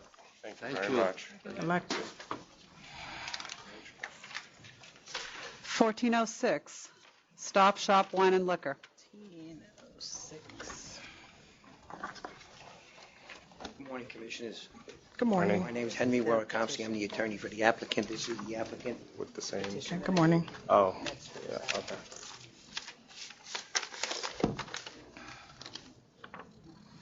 Same copy. Okay. Anyone in opposition? Come forward. Who prepared these petitions that you submitted? All right. In the future, I think it would help if you put an address also next to. Oh, step up, please. Put your name and the store you represent. Yu Pyong Choi. I'm from County Line, Wine and Liquor. What's the address? 918 Main Street. 918. Yes, I found you. Okay. I was here about 6 weeks ago, and somebody applied another license on Main Street, and you know there was so many liquor stores around Farmingdale. In last 3 years, there's about 2 new liquor stores open, and my grocery sales kept dropping, and we don't need any other liquor license because there's a new Stop and Shop. The liquor applicant is about less than miles away from my store, and by the car it takes only 2 minutes. So it's going to be the same customers, overlap. So it's not good idea to open, new license. Okay, thank you. Morning, Commissioner Green, Commissioner Kim. Robert Bernardini, Uva Wine and Spirits, 309 Main Street in Farmingdale. Yes. As the other gentleman said, we were here, I believe it was April 7th, for another hearing for a liquor store on Main Street, at which point the commission decided to not issue the new license because there had been no change in population of the area, and they felt the you guys, pardon me, kind of felt that the issuance of a new license would not better serve the needs of the community, and that there was a saturation of sales in the community. Again, I mean, I can go through some of the same things that I went through last time. Things really haven't changed. Quite unfortunately, yesterday was a busy Monday for me, and I still had $700 in sales, which comes out to about $196 in profit. When you look at the rents in the area, it's about $150 a day to cover my overhead with cable, electric, rent. Basically, that breaks down to I made $4.60 an hour before I replaced any liquor. I'm almost fearful to say that because I might be working for less than minimum wage, and I don't want you guys to yell at me for that. But no, we work for less. I just. So we're very sympathetic. You know, well, I appreciate that. Again, like I said, a few weeks ago, 5-6 weeks ago, we were here for another license that was 300 feet in one direction. This is 600 feet in the other direction. And you guys felt that the area was saturated in sales, and that adding another license would not better serve the community, would not serve a public benefit or convenience by adding another license. And nothing has changed in the area, and I don't really see how your opinion on that could change. I mean, I don't mean to put words in your mouth, but. Understandable. All right. So thank you very much. Thank you. That one, the applicant didn't appear either. Oh, really? Okay, based on the submissions, I see that this license, I guess the location of your client is on Main Street, which already have two existing stores. This is on the south side of the Main Street, on the other side of the railroad tracks. These stores are right in the middle of the village. You're referring to the one at 309 who just spoke, and 918? Yeah, they're on the north side of the railroad tracks. Okay, yeah. Within a mile of Here's this our location. Let me show a location. He's not. We're right No, that's a remodeled shopping center, and Stop and Shop is right across the street from there. Mm-hmm. So all the customers from Stop and Shop, you see, they'll go down the road. This isn't showing. This is just showing me like the traffic light. Oh, here. Oh, it's a nice traffic. Yeah, this one will show too. Yeah, but here's where the stores are over here, and this is where the Stop and Shop is. So the people have to come down that block and Stop and Shop, and they will go right into And our they'll see the shopping store center. from the Stop and Shop. We have parking for 100 cars. And first thing, there's a new complex of 250 homes. Is that the only entrance and exit to that Stop and Shop supermarket? Well, they can go right or left when they come out of. No, I know, but is that the only roadway? Yeah. And they exit through the other?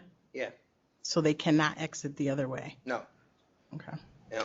So they were saying with that there's a complex of 250 homes being built within a quarter of a mile of our store, which is south of the railroad tracks. And across from our store, there's an apartment complex of 150 units, which makes it convenient for the people that live in that area to go to our location. And see, I have something here with the population, and the population has increased since 2010, and they project an increase of since 2014 about 3%. And then I understand that the application. The percentage, is that 3%? Now the application. The population is like disapproved. 8,000 people. Huh? The population is well, that's about 8,000. just the village itself. But, Farmingdale, besides the village, it's unincorporated. That's why I was asking, Mr. Percentage. That didn't 3, but you tell me. Is there anything that your client is offering that isn't provided? What? Already? Any products that she's providing that isn't already offered? Because it's just square footage that I see you're adding. It's 2,000 square feet is the store. I'd like to bring all authentic Italian and French wines that the public really likes. What are the authentic Italian French wines? The Cabernets, oh my God, I'm getting nervous. It's okay. I'm so sorry. Yes. Well, you're just talking the generic brands? For the most part, yes. Okay. Okay. Anything else? That's it? Well, I really believe that, we're not in any competition over here because our main prospect of the store is the public convenience, the Stop and Shop, right across. It's 200 feet. So we're not in any competition with the Main Street location stores because they are on the other side of the train tracks. But one of the issues I'm concerned with is saturation, too. This would be the third store on Main Street. There's about 8 stores within less than 3 miles of each other. This location, even though the closest one you have is about a half a mile away, but even as you said, most people are driving. That's what you're hoping to attract the individuals driving outside of the Stop and In our Shop. parking lot, we have 8 stores. We have a laundromat, we have a nail salon, we have a pizzeria, we have a wireless store. So it's, and once again, of course, the Stop and Shop, which is like 200 feet. And this apartment complex that's being built with 250 units, it's just a little bit above it, north of it. I didn't see a submission of the apartment complex. How many units? Did you submit that to the board? 50 new units. Did you submit that to us? Huh? Did you submit No. that? Okay. So you said we can get proof of that. 250, We can get proof of that, show that. 250 units, you said? Okay. And they're south of the railroad tracks. Yeah, I know. And across from us, we have an apartment complex with 150 units there right now. People are living in. Okay. All right. Would you like to make a comment? Go ahead, step up to the mic. Step up to I'm sorry, I didn't get the gentleman's name, but my store is on one side of the train tracks. His store is on the other side, so Yeah, his is closer. his is closer. Also, the information that he gave you about population for the village of Farmingdale, Oh, no, I'm sorry, yours is closer. mine is the Yes, closest, yeah. yours But is closer. but my store is going to be north of the train tracks, which he said really didn't make a difference because it was on the other side of the train tracks, and yet the But you would be right in the middle of both of you, right? no, they're right in the middle of both of us. Yes. I'm going to be north of that store. He's going to be south of that store. Okay. So they're directly in the middle of our 2 current locations. Okay, that's a good point.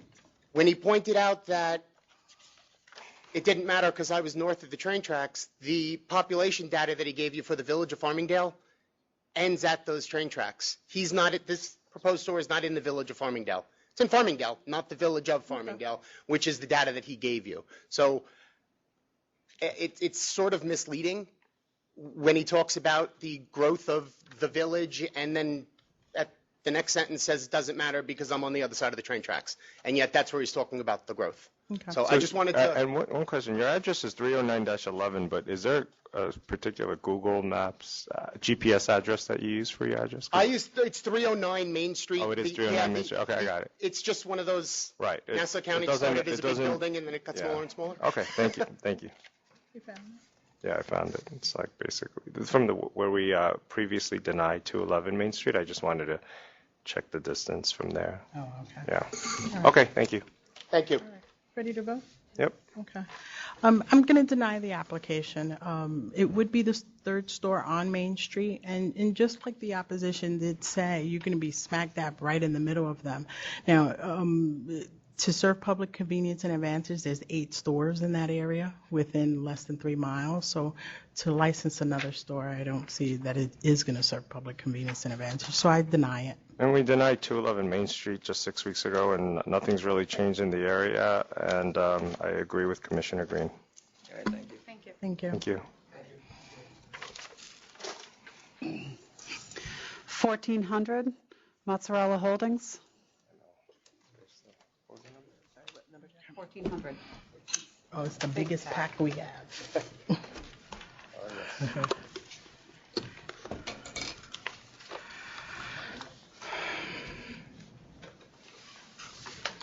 Did you get the 18 stipulations that the community that the residents of the tower needs?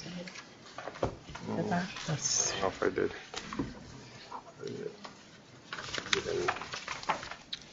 it was in an email, actually. Are you talking about this? Good morning. My name is Frank Palillo. I'd like to introduce my clients. Just look at this. Please, gentlemen, introduce yourselves. Jonathan Salamandra. Zachary Wiener. Albert Demeglio. Good morning. Good morning. Okay, I see you had opposition from the community board, but I also received stipulations that you agreed with the board of the building that you hope to have this establishment exist in. You agreed to all 18 of those stipulations? I just also point out, Commissioner, in the fall, this building was also against this application, and through the use of these stipulations, we were able to get them to support this application. I see that. They seem to want to hold you to specifics of the acoustics, and you're in agreement. We're going to make that part of, if it's approved today, we'll make that a part of your obligation with your license.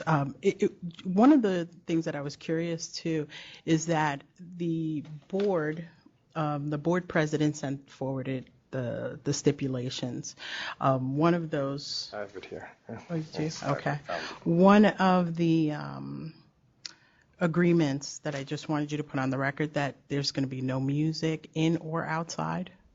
Is that live music? Live music. Right? Okay. In or out. And for now, there is no out. For out, there is no outside I portion. didn't see a sidewalk. Okay. Right.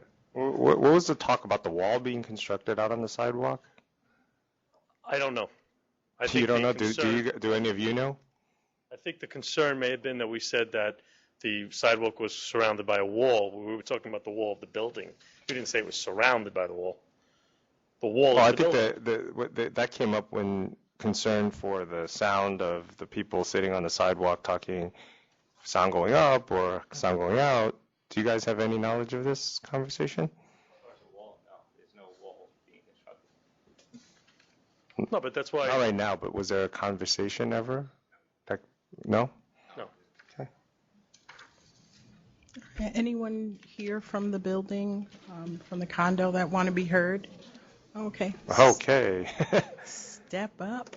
We thought the building had the stipulation signed. No. So my name is David Lantelm, and I'm live in the condominium of 26 Broadway. Okay. Can you tell me what floor?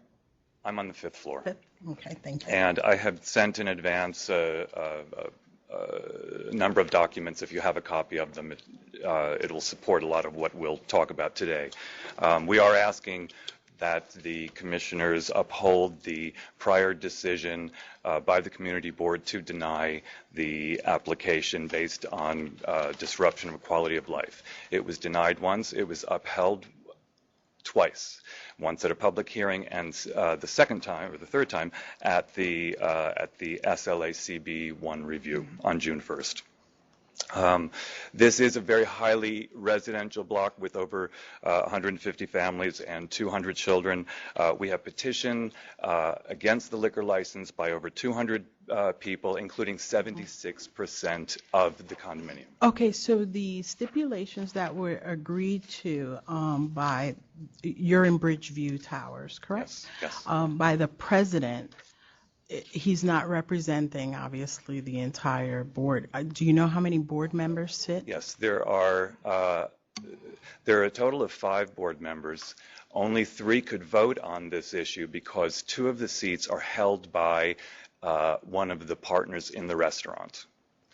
So of the 3 board members, 2 voted to sign this letter of non-opposition. It was not a letter of endorsement. It was a letter of non-opposition saying that we cannot legally challenge this, and we understand these issues and accept them. Within the issues, this is where some of the problems lie, is that there were 2 extremely burning issues that all of us felt were most important. One was the hours. The second was the sidewalk cafe issue. The negotiation. So the hours, according to what we have, is Sunday to Wednesday, the last seating at 11 p.m., and Thursday to Sunday, midnight. That's last seating. We had always asked that the restaurant be closed at midnight. Within 500 feet, there are 6 establishments with either liquor license or beer and wine licenses. There are 3 restaurants in that area. All of them close their doors on Friday and Saturday at midnight. So their last seating is 10:30 or 10:45 or 11. Okay. And do you have anything right in that area that's open past midnight? Within 500 feet, no. A few blocks up the street, it becomes Upper Broadway. This is the first block of Broadway off the river. So that's why it tends to be a quieter end of Broadway, and that's what we're hoping to maintain due to the population makeup. Okay. And also with the board members that actually voted, I believe the president is Andrew Paraki. Yes, that's correct. It was only, I believe, 3 members, you said? Only 3 were eligible to Of vote. the 5? So 2 of 3 voted to sign the letter of non-opposition. Okay. And so your understanding is the 76% of the building is still very much opposed? Absolutely. And what was this about? There was an allegation about there only being street parking in that area, that there actually is no parking lot or garage? Well, that's part of the issue also, is that we were able to foil the application from Manhattan, from Mozzarella Holdings, and on their application, on their questionnaire to the SLA, it indicated under community impact, it indicated is there available parking? They indicated that they misrepresented and indicated that there is a parking lot as well as a garage. And on that block, there is neither a parking lot nor a garage. Of course, there is street parking. Street parking is already extremely congested. There's a median between the lanes that often is used as valet parking by 2 of the local restaurants, and the photos in the pamphlet that I gave you indicate that. Okay. When the board usually votes, because I'm sure the board voted to at least provide a lease to this applicant, is there any participation other than those 5 members that determine what occurs at this condo? This is a bit of a unique situation because that space is owned by a gentleman who was the developer of this building. He also was the developer of the building next door, which you'll hear from those residents as well. He developed the building, sold us our apartments, but maintained the commercial property himself. He is now one of the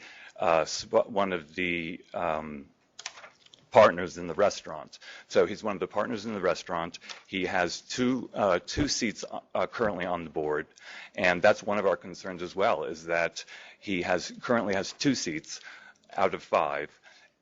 The least amount of influence on but when one you say of the 3. He has 2 seats Yes. of the board, Yes. he has 2 votes Yes. individually. Yes, 2 Not that there's representatives. another. At the moment, he only is. Those 2 representatives reside. They don't reside. They basically work for the sponsor. Yes. Okay. Yes. When does the board switch over to the residents completely? Isn't there at some point your offering memo will say at 5 years or 3 years? I don't. Well, I guess it already happened. How long has this building been around? For 7 years. Oh, okay, so it already happened, which is why you have the majority, Yes. but he's still holding on because of the condo space probably, right?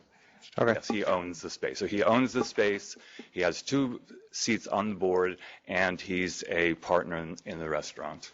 Got it. Okay.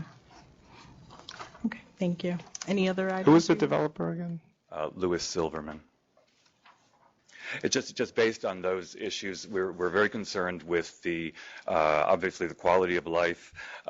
We feel like on their application, the other thing on their application that was questionable is that they did indicate on the full application, they indicated that how was the outdoor outdoor space contained. Though they're not applying for the sidewalk cafe at the moment, they answered that there is a wall. So I think that's where the conversation came up, that there was misrepresentation, that there already is a wall dividing the outdoor space, and there is no wall. Again, there are photos that show the front of the facade of the building that you can clearly see. So based on the fact that of public interest, of the misrepresentation within their application and their questionnaire, the concern about even a possible conflict of interest with the sponsor and one of the partners in the restaurant, we ask that you deny the application. Okay. Thank you. Thank you. Anyone else?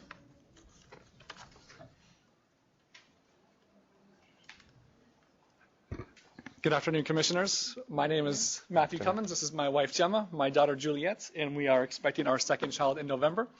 We purchased a unit at 26 Broadway approximately 3 months ago.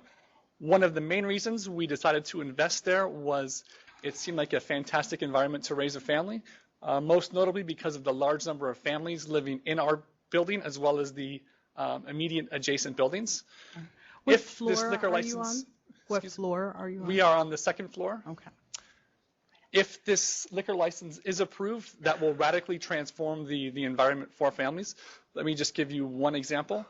Every evening when I get home from work, almost every evening, I take my daughter to play in the sidewalk area in front of our building, immediately in front of the door where the restaurants and liquor would be served. And if the liquor license is approved, we, along with many other children who live in the buildings, would be playing right in the middle of happy hour. I can tell you from a professional capacity, I am an economist and a child development specialist at the United Nations Children's Fund, also known as UNICEF, and happy hour and children should never be combined. Now it's clear, apart from just observing the consumption of alcohol, my children, as well as all of the neighboring children, would also be affected by the negative behaviors that are strongly correlated with the consumption of alcohol, But are which include... there other locations that are licensed within 500 feet of this Yes, but those premise? are across the street. Our entire building, our whole sidewalk is just basic family business, like a laundromat. I don't know what else, but there's nothing, no types of restaurants or bars. And it's a very, you can see the pictures of children playing. We have a big sidewalk space, and that's where the kids play in the afternoons. And so our children will be affected also by all of the negative behaviors that are correlated with alcohol consumption, including smoking, profane comments, and often abrupt and loud behavior, etc. At the same time, our specific unit, we are directly above the restaurants, and so any smoking, any noise contamination coming from the restaurants will go straight into our units, and even more severely, straight into the cribs of our children. And so we ask from a strong parental concern that you would uphold the unanimous decision of Community Board 1, which was reached on multiple occasions to deny the liquor license and to keep our specific city block healthy and safe for children. Thank you. Thank you. Thank you. Anyone else? Hi, my name is Sarah Olinger-Carney. My husband and I live in, he's right here, sorry. My husband and I live in the building right next door in 20 Broadway, and we are also on the second floor. We have 3 children, and our concerns are the same as the family that just spoke, quality of life mainly. The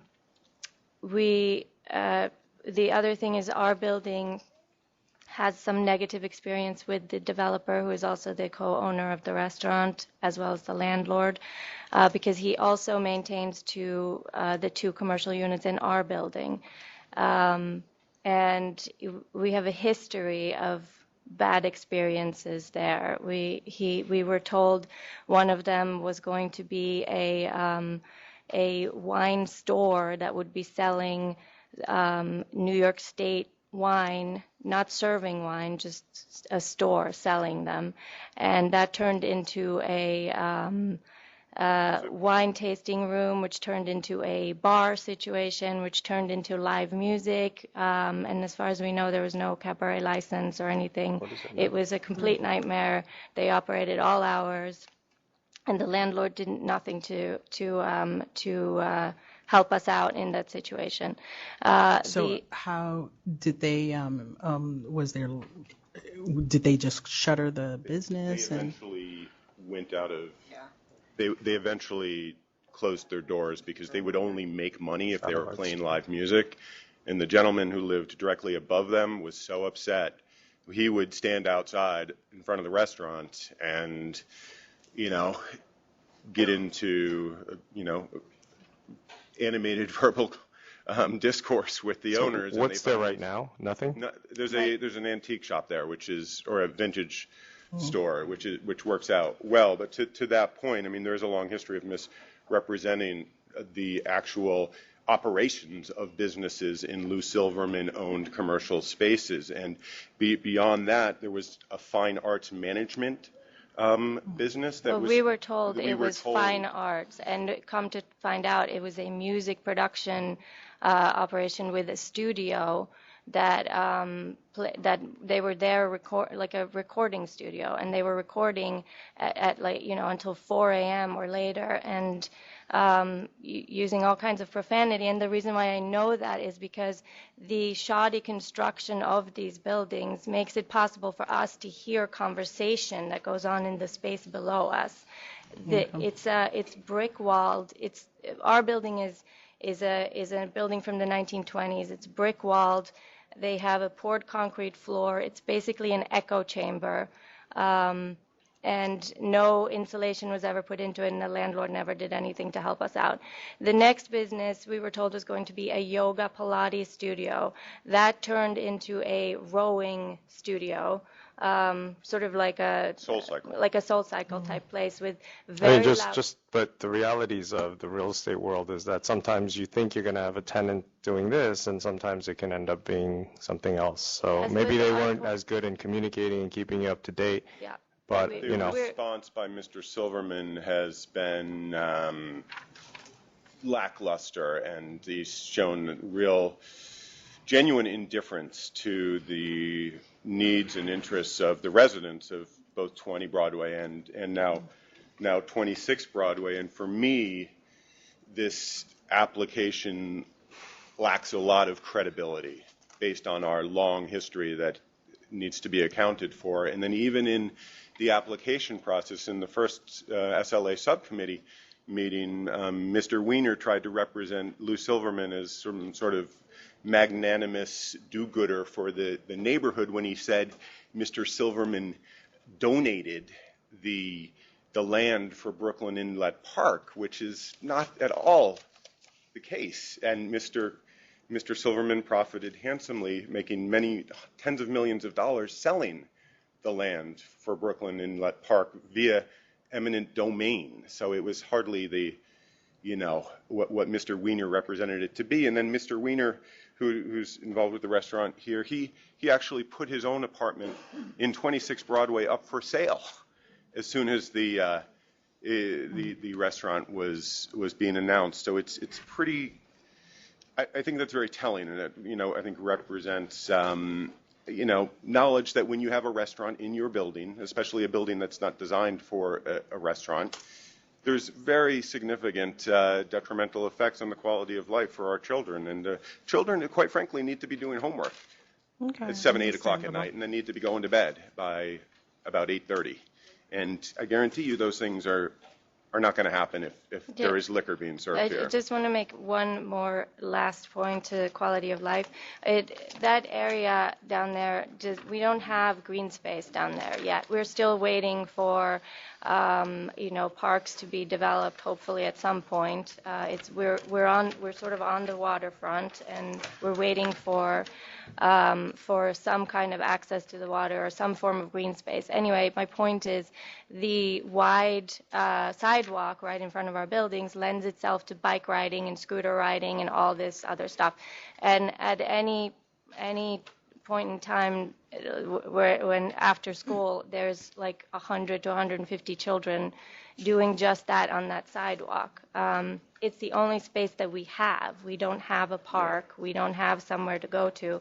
And to our neighbor's point, that would not be the ideal place once this restaurant with the sidewalk opens. With or without a sidewalk cafe, and there are 0 restaurants on our block on the south side of Broadway. Okay. So thank you for hearing us. And Thank you. Hope you uphold the previous rulings. Anyone else? No. Oh, yeah. Hi, good afternoon. Good afternoon. Good afternoon. My name is Timur. I live on the 5th floor at 26 Broadway. We have 3 kids, and I'm going to try not to repeat too many of the points that were already made, but 2 things that happened right before the plans for the restaurant were announced was that both the sponsor and another partner in the restaurant, all of them tried to sell all their units right before it would be made public. And I'm sure that was done because they knew that both the effect of the restaurant would have on the building and also the effect that it would have on the value of the real estate in the building. On top of that, our street, as I think it was pointed earlier, has become, in the last year or 2, has become a nightmare due to 2 factors. All the restaurants that are up the block and on the other side of the block are using the street and the median in the middle of the street for parking. And it has made both access to our street and to our parking in the building, it has made it a nightmare, and it would just get worse if there was an actual restaurant in our building. Okay. And that's it. Thank you. Thank you. I know you don't want too many. Okay, briefly. Just real briefly, the fact is right now on Broadway, we don't have restaurants and bars on that side of the street. It's all on the other side. And we understand neighborhoods develop and all of that, but right now, the other Sunday evening, I'm walking down. If you're on that side of the street. Can you put your name on the record and what? Clive Smith, 26 Broadway. I'm one of the residents. Floor? On the 5th floor. Okay. And when, at the moment, you walk down Broadway, if you walk on one side of the street like I did the other night, there are people blocking the street, smoking outside, waiting for tables. Then you walk a little further down, and there's the other week, the restaurant opposite us to the right, they had put even more tables on the side street that they weren't allowed to, but they'd done it. And so that was hard to squeeze past. The bar opposite us has the big doors open. People are singing at the top of their voices. It's really loud. Right now, you can choose to walk on the other side of the street and not deal with that. Even with the stipulations that the applicant agreed to, even with the acoustic work that they've agreed to conduct, no outside space, and unfortunately they didn't agree to closing at midnight, but even if that was imposed, you would still be in opposition.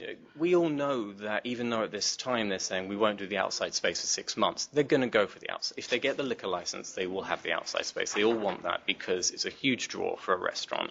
So that's just I believe that's just going to come next. But right now, they'll still be going outside and smoking and leaving loudly, singing happy birthday in the street like they do around, and all the car traffic and everything else. I just think at this point, it's a nicely mixed neighborhood. We have it all going on over there. It's quiet here. There's all these families with all the kids that they've all been talking about. If you put the restaurant here, the liquor licenses start to go in on this side. There just isn't that anymore. There's not that open space. Okay. Thank you. Thank you. Anyone else? Hey, welcome back. Commissioner Kim, Commissioner Green. My name is Trev Huxley. I am the president of the Lower Broadway Block Association.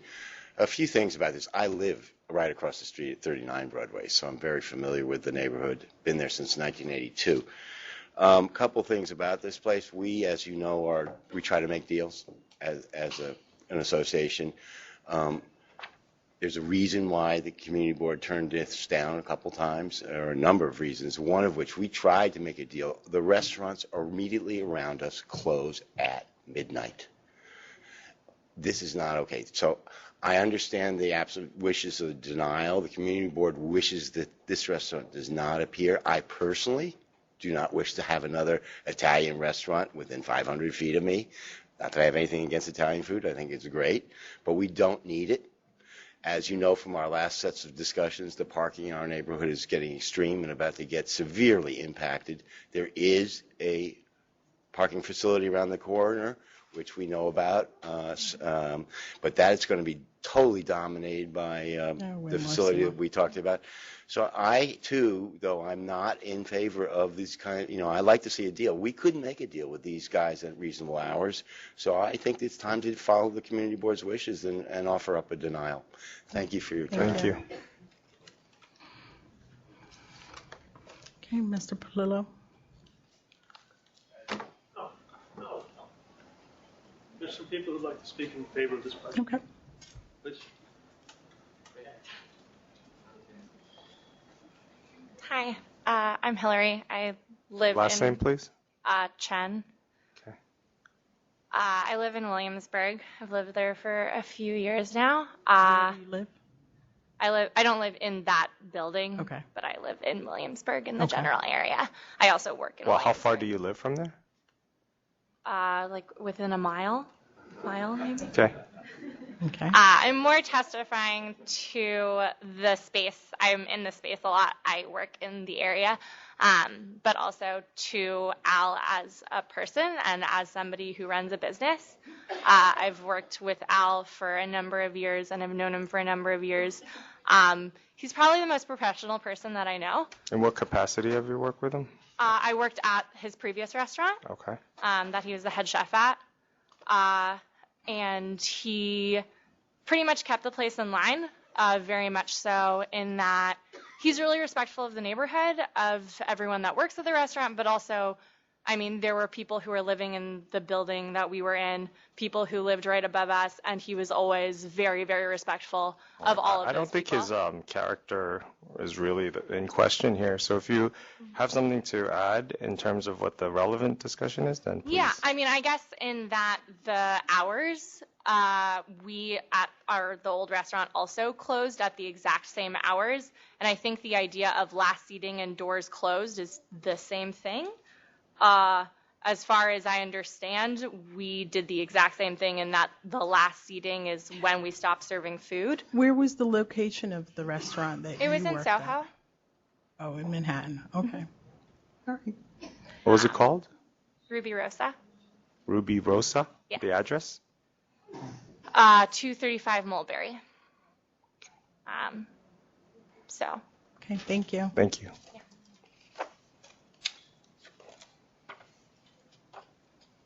Hi, my name is Jonathan Dresser. I live on 777 Driggs Avenue, which is Driggs in South Fourth. How far is that? Close. It's about 4 or 5 blocks away. Okay. I think it's actually a good addition to the neighborhood.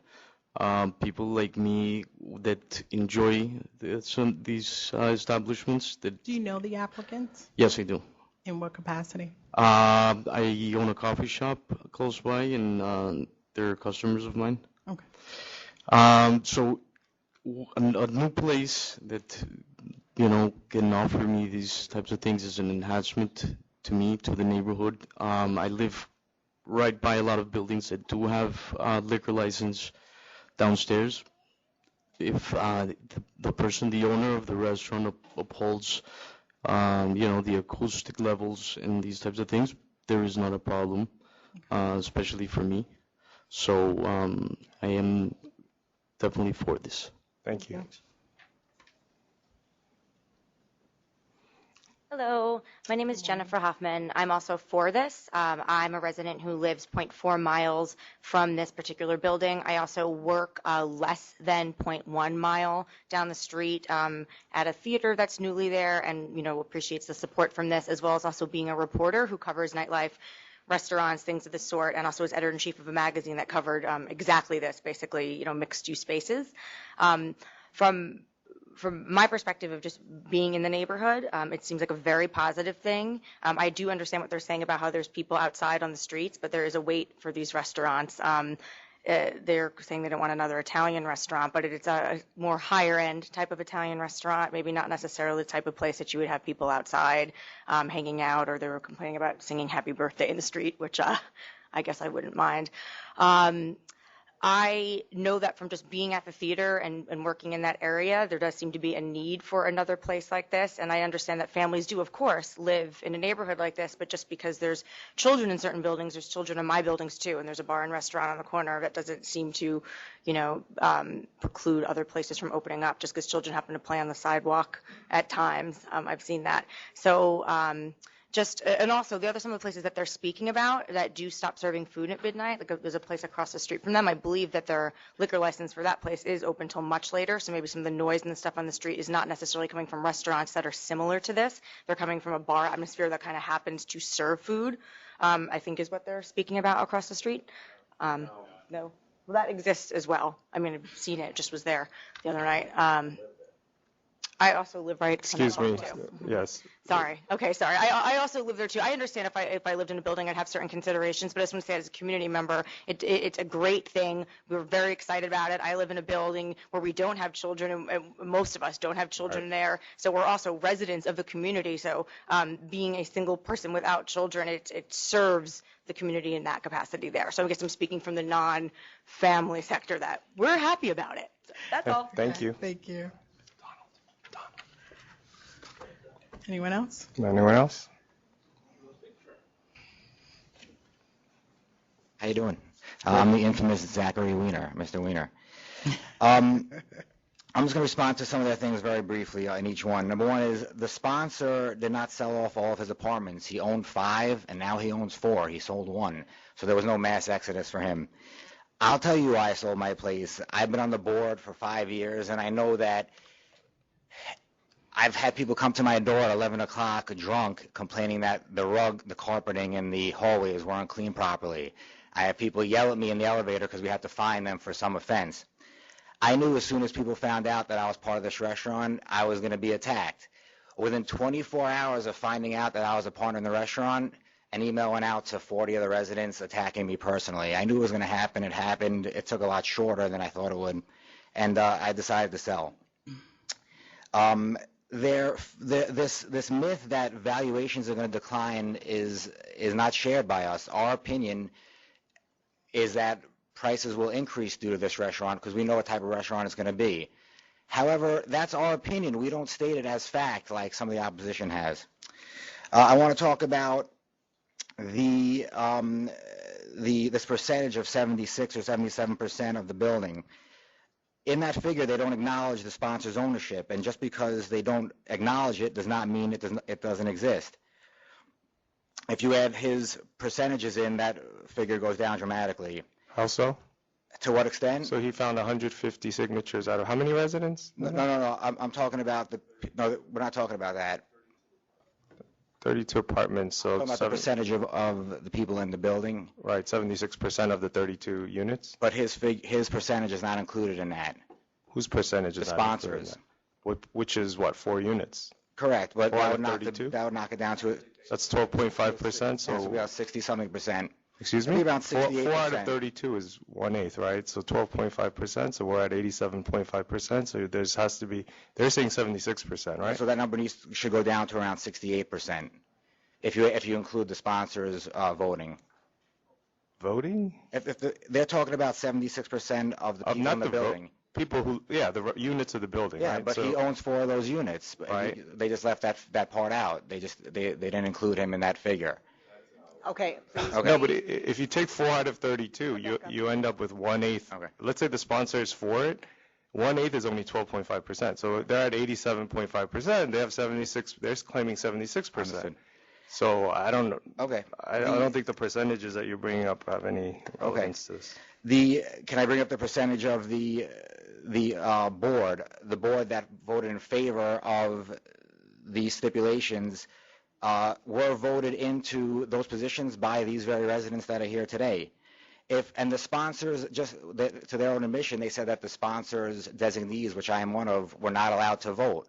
So if we were allowed to vote, that would have brought the figure to 80% in favor of the board members, you're saying. Correct. Right. No, I think we can move on from the board members. I think we understand the situation. Okay. And I just want to say one last thing, that I think one of the strongest parts of their opposition was the letters from the Assemblyman Joe Lenthal. And when Joe Lenthal found out the members involved in Mozzarella Holdings, okay, you want to wait on that? Okay.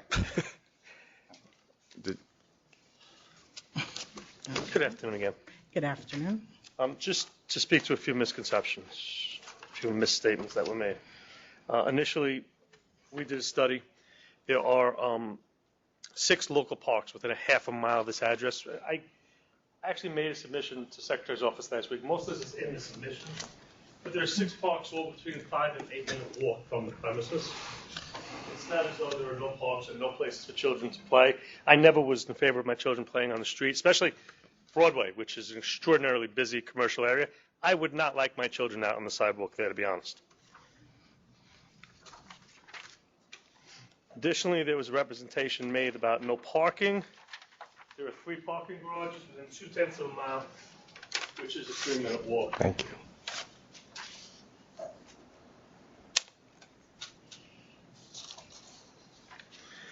There was also a representation made about hours of operation of the local restaurants. In your submission that was sent in last week, there are the hours of the local restaurants. Here are just some of them. At least one of them goes to 3 a.m. The 27 Broadway, you're saying, goes to 3 a.m.? This one? Donna?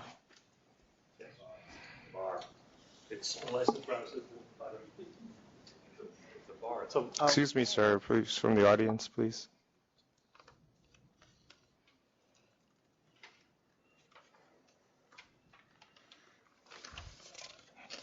Additionally, a statement was made by someone who said that we told the community board that we were planning to erect a wall on a public sidewalk. I can't even comment to that, to be honest. There are residents here from 26 Broadway who are condominium owners who purchased their condominiums, presumably with counsel. And I'm sure that counsel pointed out to each and every condo owner in the prospectus is the declaration that a restaurant may very well occupy the ground floor of this space. This is not a surprise to these condominium owners.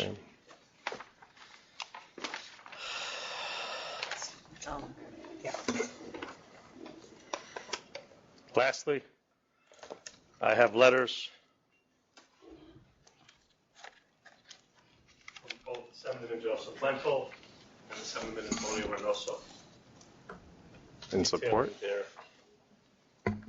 position on the topic. This is Lenthal. This is Lenthal. There's multiple copies. Yeah, I have Reynoso's. Oh, yeah. Here's Lenthal's. Now, so this for it with the stipulation, I guess. This applicant met with Community Board Number 1 in the fall of last year with plans to do a much later operation. We have agreed to and will stand by each and every one of the stipulations we've agreed to with the board members.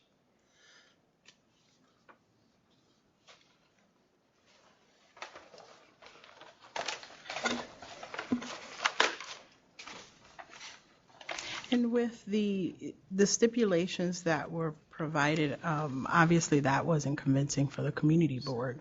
But not only with the community board, but with the residents.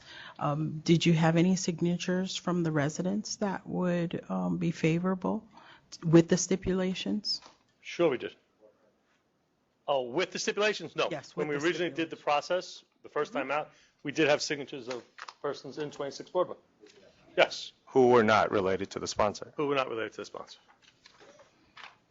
But since the stipulations, you haven't even acquired additional signatures from residents? No. We just felt as though the board... Just wanted to make sure I had a complete record. We did also, 2 weeks ago, which is why access may be held over, met with Community Board Number 1 again 2 weeks ago yesterday. And they just refused to change their vote. They wouldn't even consider it. Okay. Would you like to address this? I'd like to make one more comment. There was I believe, over 200 people in a petition that was filed with you guys. Yes. Vast majority of them are in either 26 or the immediate neighboring buildings. This is really not in the public interest in our public. The immediate public is really against this. Thank you. Thank you. Again, the sponsor would have been within his rights under the sponsor agreement to rent to anyone. Instead, we're winding up with a restaurant with extraordinarily reasonable hours. Okay. You ready to vote, or you have any additional questions? No. Okay. All right. I did receive, I just read the letters from Assemblyman, and we still have, I believe, the senators are split. I think Senator Squadron still is in opposition. So that really wasn't mitigating, I guess. The community board is still in opposition. This is a 500-foot. I would have hoped that with the stipulations you had, it seemed like you made a lot of concessions and that the residents would have been in agreement. But obviously, based on what we've heard today, they're not.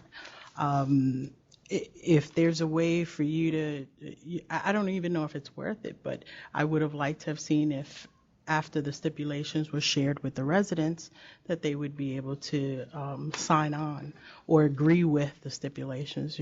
If you need to address me, please do. We came up with the stipulations. We had a few condo board members on the board, as well as 2 people from the building as well, and that's how the stipulations were developed.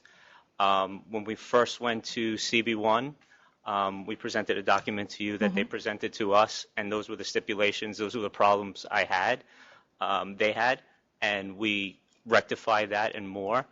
And that being said, I mean, we're trying. We've asked them at the community board, and the community board actually asked, is there anything else we can add?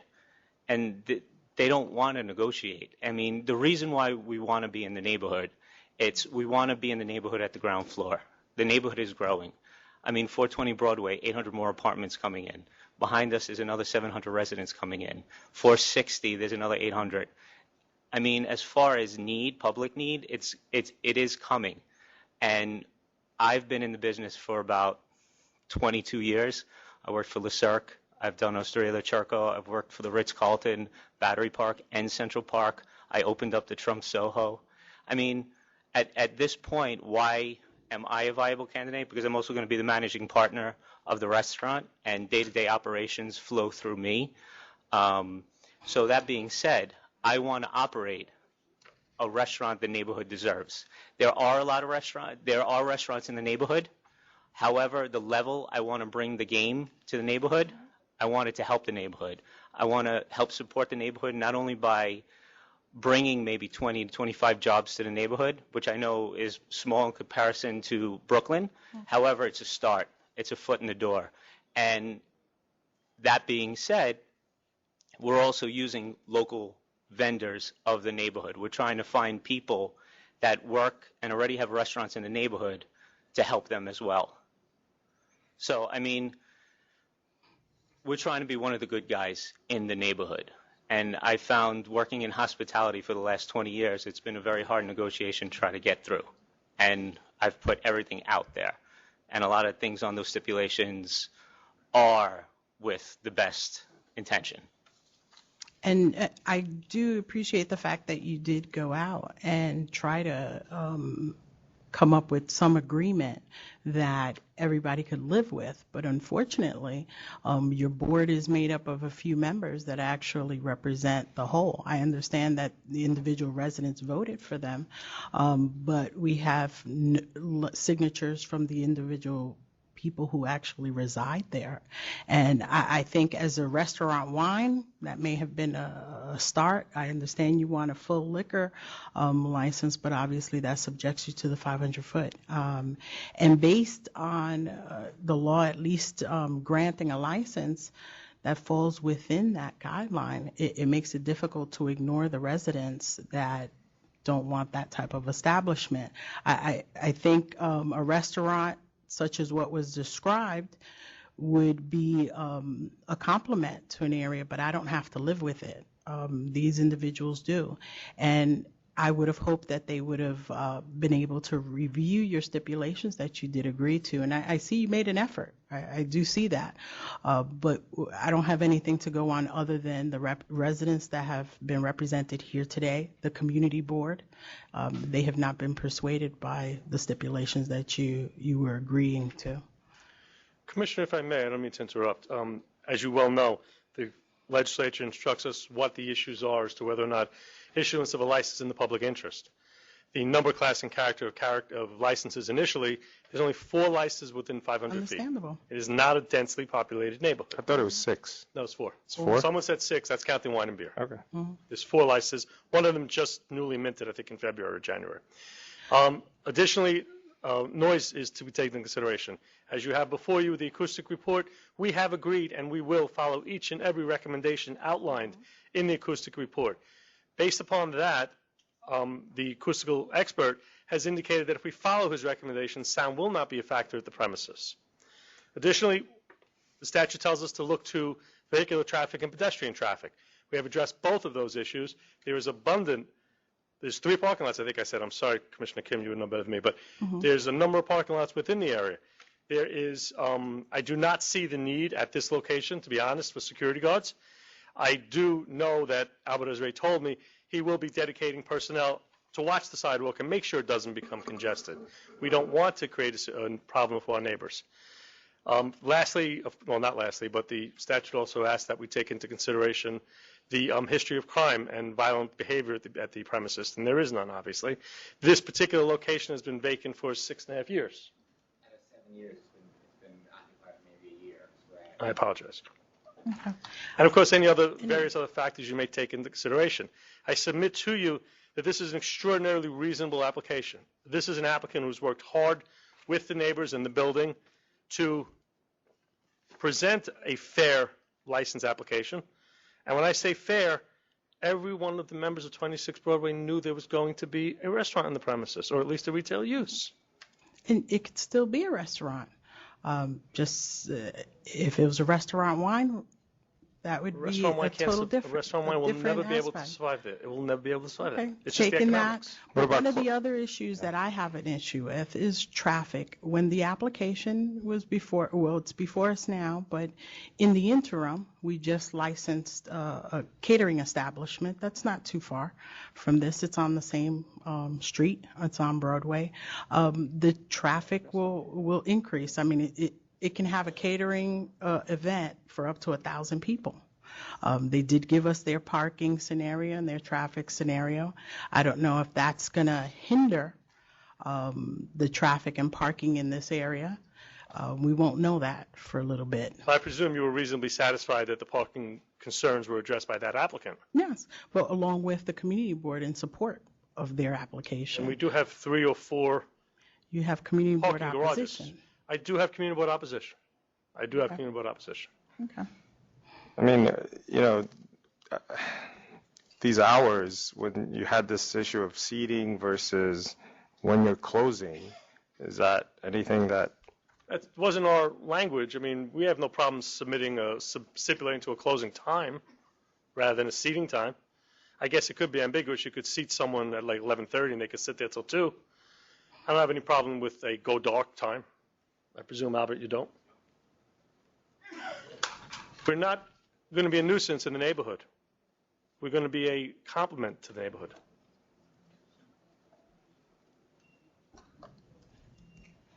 Just trying to, give me 1 sec. I just need to look up one thing. Just quickly.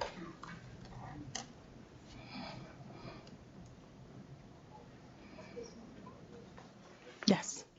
Can I speak to the, excuse me. Can I just address the parking situation one more time? Well, we've gone over, and one of the things that concerned me is that we licensed an establishment that's on Broadway as well. Yes. That can have up to about 1,000 attendees. Yes. They did mention the parking establishment that does exist in this area, but it's still a traffic concern because I know people will probably end up down by 26 Broadway, but I don't really have any evidence to state that that's going to occur. I just know you're going to have an influx of traffic automatically. Right. I just want to say that we already have traffic concerns, and this is And that was with, stated. with the parking garages that they're quoting that there are, which I don't really know which ones they are, but there is already huge traffic concern. I feel, frankly, it's unsafe. They're double parked on the median, you know. Understandable. And, We've it's gotten not safe. more than enough information as it relates to the traffic. And just real brief, out of respect for time, even if there was to be a lights out hour that was below what is currently submitted, I think with the amount of afternoon drinking that goes on in this town, even by 6-7 o'clock at night on any given Friday, Saturday, or Sunday, it's can get really sloppy out in front of the house, and that's what we anticipate, even with earlier closing hours. So, thank you. And in that vein, Albert just indicated to me that he's perfectly happy with dark hours rather than last seating hours being the same. We're not a late night establishment. This is about food. Okay. Ready to vote? All right. I'm going to deny the application. It's if you can start as a restaurant wine. I know you said you can't exist as such, but with the opposition that exists and with the community board's recommendation based on the 500-foot standard that I'm held to abide by, I deny the application. I think given that 2 weeks ago we had just licensed 175 Broadway with, as Commissioner Green said, events up to 1,000 people. This is a 500-foot case, and unless it's in the public interest, we are directed to deny. So based on that, I also deny. There's 2 other Italian restaurants within this 500-foot as well. Is that the final determination of this board? Yes. Yes. Thank you.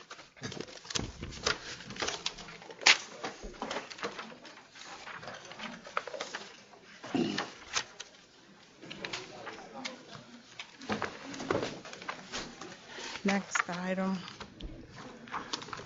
Oh, we did the stop shop, right? Welcome.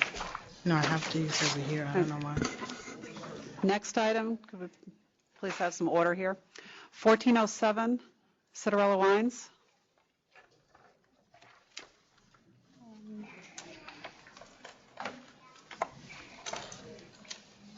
There he is.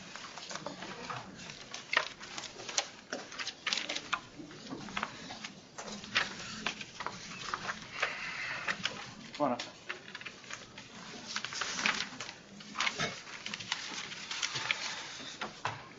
Another late submission. Mr. McCowan already has a copy. Okay, thank you. Good afternoon. Good afternoon, Commissioners, Commissioner Green, Commissioner Kim, Good afternoon. panel. Thomas McCowan here on behalf of the applicant, Citarella Wines, LLC. Applicant principal, Joseph Guerrera. The submissions were forwarded to the members. We're here to address any questions that you have. I'm aware there's opposition, as you're aware. I see the finger coming, so we'll take it from here. Okay, thank you.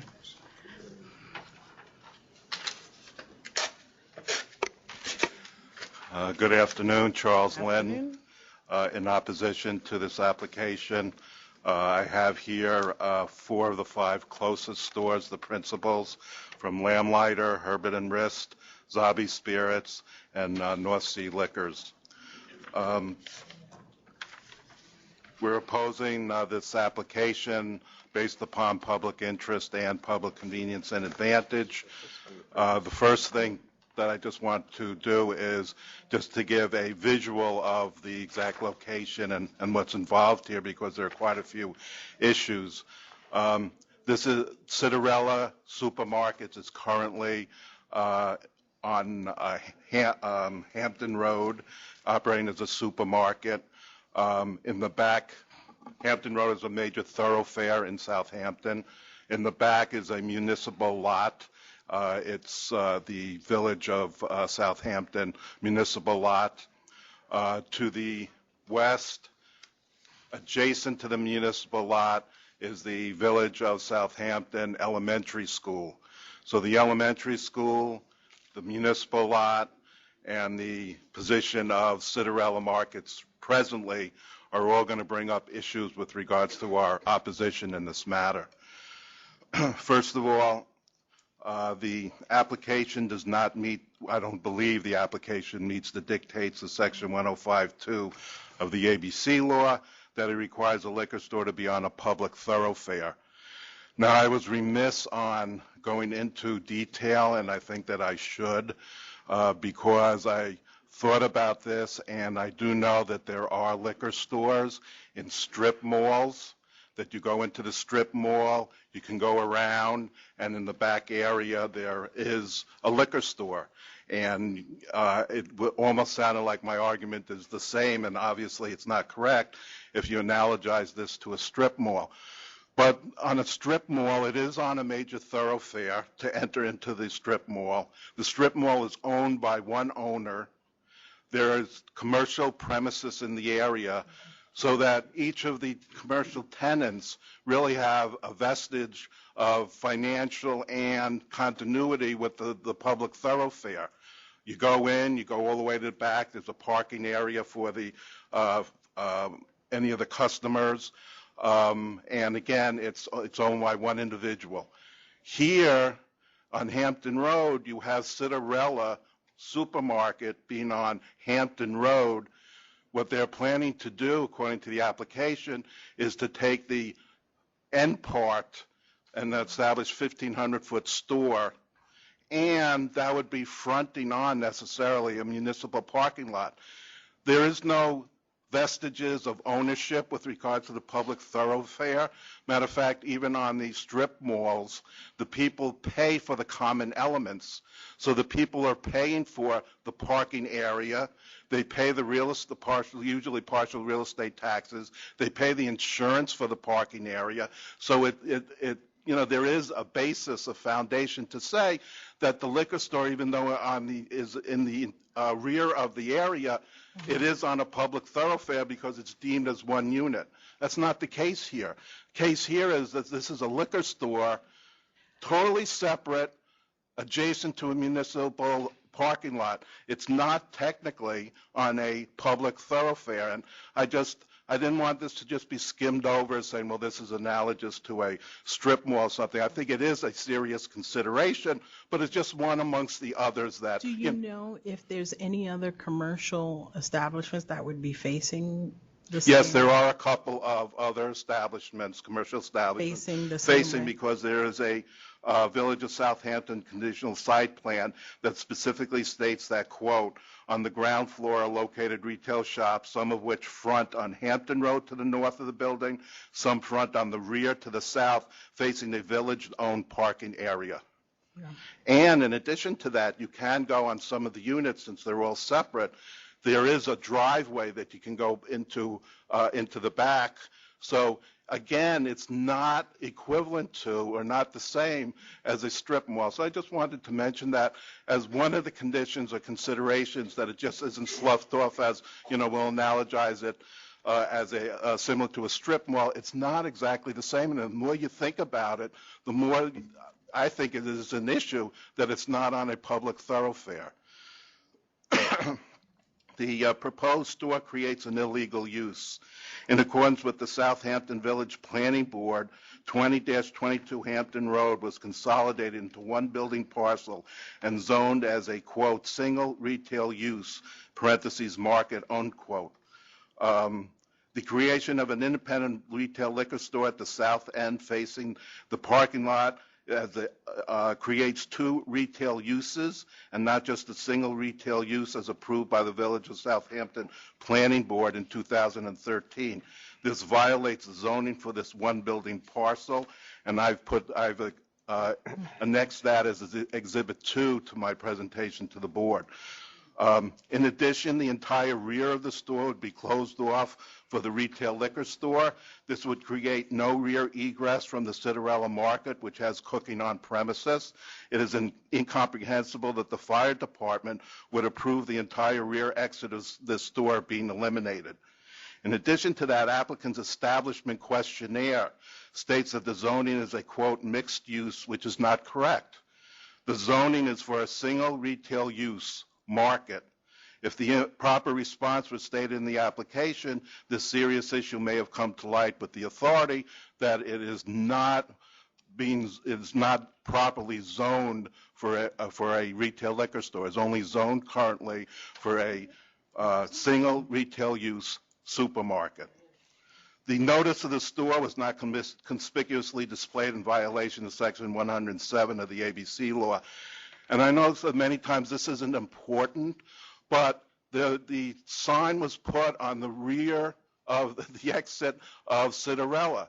The main thoroughfare on Hampton Road, where all the pedestrians are and everything else, is where the public would have known that this application was being made. I do have a letter from one of the Parent Teachers Association that it says that she was never aware of it, she never saw a notice, and when my clients did their due diligence talking to trustees and the members of the planning board, nobody was aware that this application was coming to the board. Not that it wasn't noticed, but it wasn't conspicuously noticed that the public could be given notice. And don't forget, this is the village of Southampton, very small area. All the people are concerned about different changes in the neighborhood. This is significant. They should have been given notice of it, and they weren't. Once they learned of it, or you learned that they were not aware of this application coming forward, did they submit opposition? It was only a week. I had some of my clients go to the planning board. Since it was not on their agenda, they wouldn't do a resolution because they didn't have, in essence, jurisdiction and be able to do it. But John Norman can discuss with you what their reaction was, because he went to two of the meetings, and I just want you to know that it was extremely negative, that nobody was really advised of this. Apparently it was very contentious when Citarella first came there, because they were concerned about a big box store coming in competing with the small retailers. So they allowed them against this one retail zoning, a special permit for the one supermarket, and that was it. So, but I was not there, so I don't know. But I do have the client here that would be able to direct any questions with regards to that. I put a redacted part of the resolution of conditional site plan approval, which was dated May 6, 2013. I annexed as Exhibit 4. The last paragraph states that the proposed occupancy, and this is when Citarella first came in. It has nothing to do with the store. This is when they first came in. Paragraph states that the proposed occupancy at that time posed traffic and parking issues for the rear parking area adjoining businesses and residences along the north side of Cameron Street. If this were, and this is my commentary, if this was a concern in 2012, 2013, then what might one anticipate when an independent 1,500 square foot liquor store is approved to open and operate, which spills directly into said parking area? It goes on further to say, quote, the planning board has notified the board of trustees of its position and the potential for delay, frustration, disruption of public patronage of the area. The resolution also concerns itself with truck traffic and the avoidance of the use of backup sound devices for vehicles making deliveries. I believe that by federal requirement, Southern and Empire and other wholesale liquor trucks are required to have backup sound devices. Wouldn't one believe that municipalities would mandate such use in a municipal parking lot that is already, quote, chaotic with teacher and parent parking, unquote, as quoted from the protest letter of Southampton Elementary PTO President Delaney Oser, where the rear entrance of Citarella, the proposed entrance and exit for the new liquor store, feeds directly into the parking lot. And I have annexed her letter as Exhibit 4 in my presentation as well. The planning board resolution limits deliveries, and the store profoundly exasperates the safety of elementary children, teachers, and parents. The planning board resolution, Exhibit 4, Paragraph 6, has the owner use its best efforts to limit deliveries and other truck traffic to 8 a.m. to 5 p.m., the height of the school day for the Southampton Elementary School. And if that were not inconceivable enough, the truck egress into Pine Street, which is that adjacent street that I mentioned on the west side, where the school is adjacent to the municipal parking, is a school safety zone. So you can have trucks going right into the school safety zone where all the children are at their maximum time of 8 a.m. to 5 p.m. What is also disingenuous is that I put as Exhibit 6 a picture of a sign at the very entrance of Southampton Elementary School. It states, quote, "Alcohol and drugs forbidden on school property," unquote. The entrance exit of the proposed Cinderella store feeds directly into the parking lot and then to the school safety zone, and a parking lot chaotic with teacher and parent parking. Stark warnings are posed at the school for alcohol use by children at the very entrance of the school, yet adjacent to the school grounds, a 1,500 square foot liquor store feeding directly into the parking lot is being applied for. It absolutely makes no sense.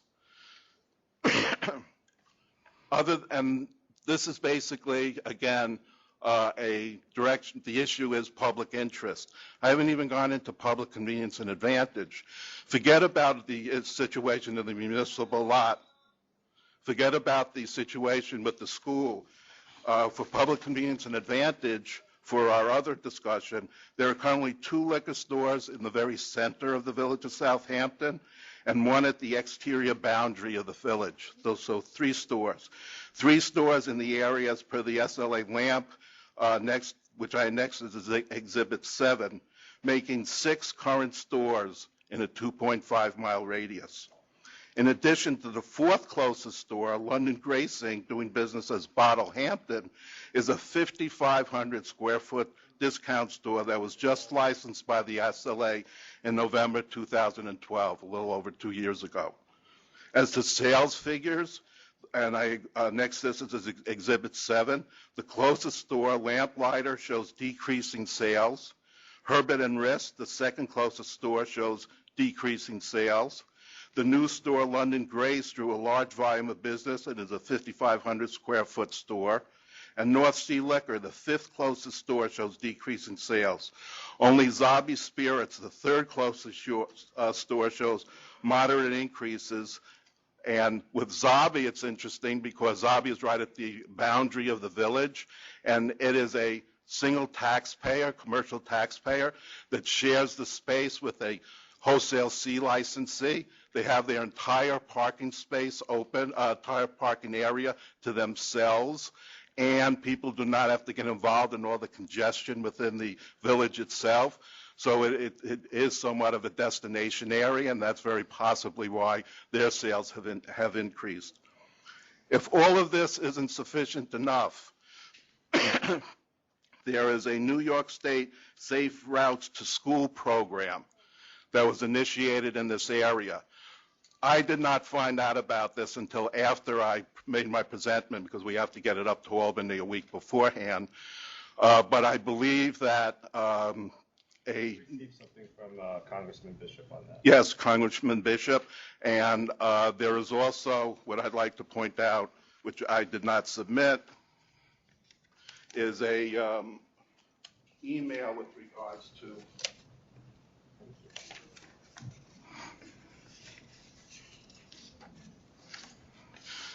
This is a email with regards to the Safe Roads to Schools program.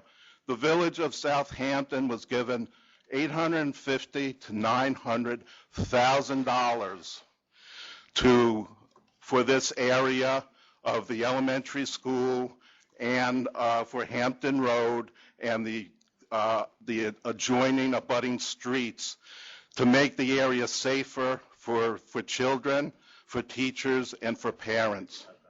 Okay. And just to and I couldn't have summed it better than Timothy Bishop.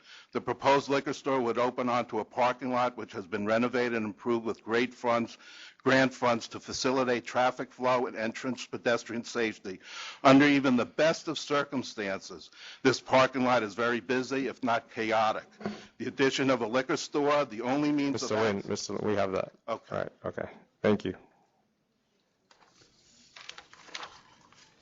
And the only other thing that I want to counter is it's not a question of tourism, because I know that on these Southampton and other areas that it is always said, oh my God, you're talking about chaotic and transportation problems and egress and everything else. Well, of course, there's hundreds of thousands of people who are coming into the area during June, July, and August. The federal government would not have spent close to $1 million if there was only 3 months concern about this area. This is a year-long concern for this area. So it's not just that it's a tourism area that one should determine about public convenience and advantage. Okay, thank you. Anyone else? No. Did he say everything you wanted to say? Okay, great, thank you. Okay, good afternoon. Let me begin at the very beginning. Words have meanings. We're not a supermarket. We're Can I actually interrupt you 1 second? Certainly. If you could just come up, put your name on the record, then you could sit down. That way you don't have to wait up there. I figured you'd want to sit down. Yes. John Noonan, Herbert and Riss Liquor Store. Thank you. Judy Rabb, Lamplighter Wines and Liquors, and thank you guys, because I don't know how you sit through this. Broken leg help. Peter Rogoski, owner of North Sea Liquor. Thank you. Mike Drexler, Zabby's Wine and Spirits. Thank you. Okay. It's all yours. Okay, again, the written submission summarized my case for the most part, but I do want to touch upon a few points in response to Mr. Lynn's opposition. If you're familiar with the Citarella market, it's a gourmet market. It's not a supermarket. It has a 10,000 square foot plus square footage. What's critical for the members to understand is how Citarella's came to be. This was formerly an A&P supermarket quite some time ago. Then it was a mini mall, like an arcade with 8 different retailers. Same off-street parking issues, same municipal lot. The issues raised by Mr. Lynn were addressed by the planning board of the village in 2013. Citarella opened up in 2014. So all these concerns are meaningless. It was approved. And where Mr. Lynn was grossly inaccurate was that, in fact, the store itself is going to be a portion. The entrance to the store is a portion of the rear of the Citarella market. So the Citarella market is really just delicensing a portion of it for the retail supermarket. So that was approved by the zoning in it was approved in 2014. That's why they're operational right now. It's cutting into the existing store of Citarella. Exactly. It's the same footprint. It's the same parking lot. It's the same deliveries. All that. Right. They haven't approved the separation yet, the bifurcation, No, we haven't. Right? I counseled Mr. Guerrera that as far as resources are expended, let's start here at the Liquor Authority. Let's have a finding of public convenience and advantage before you go back to the planning board. Speaking with local counsel with the planning board, he felt you've been here. It was formerly 8 retail markets. Now you're essentially taking a segment of yours. And it is the convenience arguments I touched upon. Mr. Lynn made a great deal about the issue of it being not on the main thoroughfare. I addressed that in the Evers v. Flanagan case in Exhibit C. It defines what a thoroughfare is. And that case actually went down to like a blind alley. I won't bore you with the details. It's a long day. But the reality of it is we have 5 points of ingress and egress in this lot for 150 cars. And it's been that way. And it's going to be that way. It's the same footprint. It's just an amenity of it. So that's really not important at this time. So again, to raise the issue, the fire marshal may have issues. It's not the case.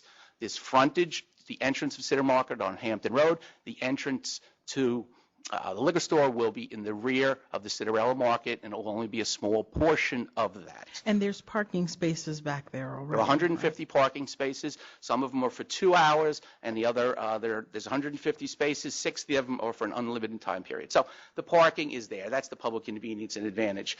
More importantly, when I put in The demographics, yes, seasonally, the demographics are quite convincing, from a regular seasonal populace of 50,000 in the town to 150,000 plus. It's there, there's a need, it's convenient. What really was not accurately addressed were the sales figures. The sales figures may have declined de minimisly of these stores, but every store referenced, except the outer two, store 5 and 6, and Lamplighter, one of the smaller stores, they all have $1.5 million to $5 million in sales. So it really, to say that the sales have been declining, it's not accurate. They've declined when Bottle Hampton came in because, again, that's a warehouse-sized store. So, again, just addressing some of these, there's really going to be no difference to the traffic in the parking lot. Those who patronize the market, those who park there for all the other retailers, everyone will share the market. The parking lot. I don't see that as an issue. The proximity to the school, we're over 441 feet away. Those issues were there in 2013 when the planning board approved it. We will be going back to the planning board in order to subdivide our premises. So again, it's a lot of smoke, but very little substance. The public interest is clear. We meet the criteria. You have incredibly strong sales in the area. According to the exhibit, I submitted Exhibit D. The village itself, the Southampton Village, had its own retail market analysis, and in their conclusions, they came out and the study finds the Southampton Village can presently support an additional 109,000 square feet. And it went on. It can also accommodate the opening of 30 to 40 new restaurants and retailers. So the public convenience and advantage is there. It's a pedestrian market. And it said how many liquor stores it could support? No, not how many liquor stores, retailers. Retailers, right. This was the village, the study that the village conducted is Exhibit D, which I submitted, and it said based upon that, the additional generation of $50 million in sales, their finding was that the village could handle the opening of an additional 30 to 40 new restaurants and retailers. What we are is a subset of the Cinderella market. There's no market disruption with the introduction of this small Will store. the 1,500 square feet be all sales space, or will that be storage as well? It will be the total space. It'll be a combination of some storage, some shelving, the register. But the majority, that's what we're looking to carve out. And again, the sales figures are astonishingly strong in the community. And without belaboring the point, if Mr. Guerrero has nothing to add, I advocate that the members approve this license in promotion of public policy of convenience and advantage. Thank you. Would you like to readdress? Sure.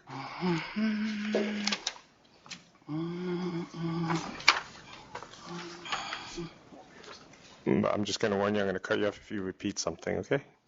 Okay, I'm just going to counter what he said. Was a couple things Okay. I was going to say. Sure. He did make a statement about the population of Southampton Village being 50,000 and swelling to 150,000.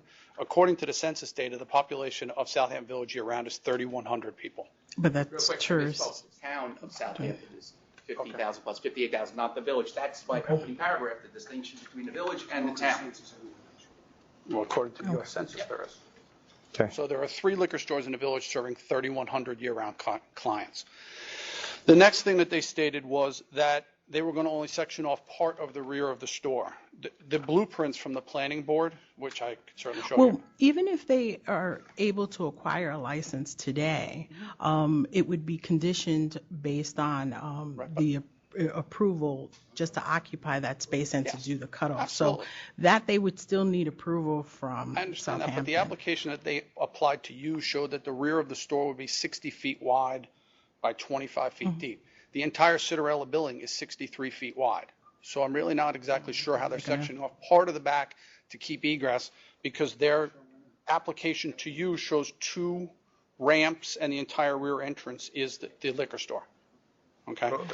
You said the whole building is 63 feet wide in the front, right? Cinderella? Back. Well, also, you said the whole store was 63 feet wide. Didn't you just say that? It's 63 feet on the blueprints of it. In the front, right? No, this is the rear. Okay, what about in the front? What about in the front? Similar, right? Yeah, so but that makes sense, right? Because if they're just cutting it in half in the back area. Right, but they're saying they're going to section off the entire back 60 feet, so there'd be no rear egress is what we were saying. Right, so your issue's on the egress, okay. Then then the other question that was asked was if anyone on the village board had said anything. And no, they did not make a resolution, but there was a newspaper reporter there who printed a 27 East Start, which is the local paper, with the quotes from the deputy mayor at the bottom saying that we don't need it.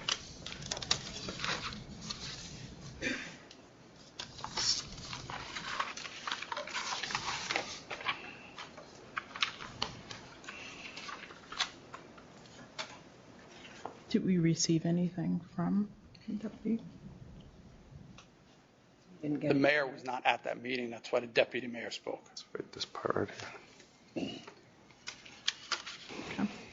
right, anything else? And yeah, the only other thing just to clarify was that it was granted single retail use as a Right, we market. got that. Yes, it We got that. was 8 stores and it was transitioned to 1. But to allow a liquor license at an address of a supermarket isn't legal. As far as I know, they applied for 20-22, which is the address of Citarella Market.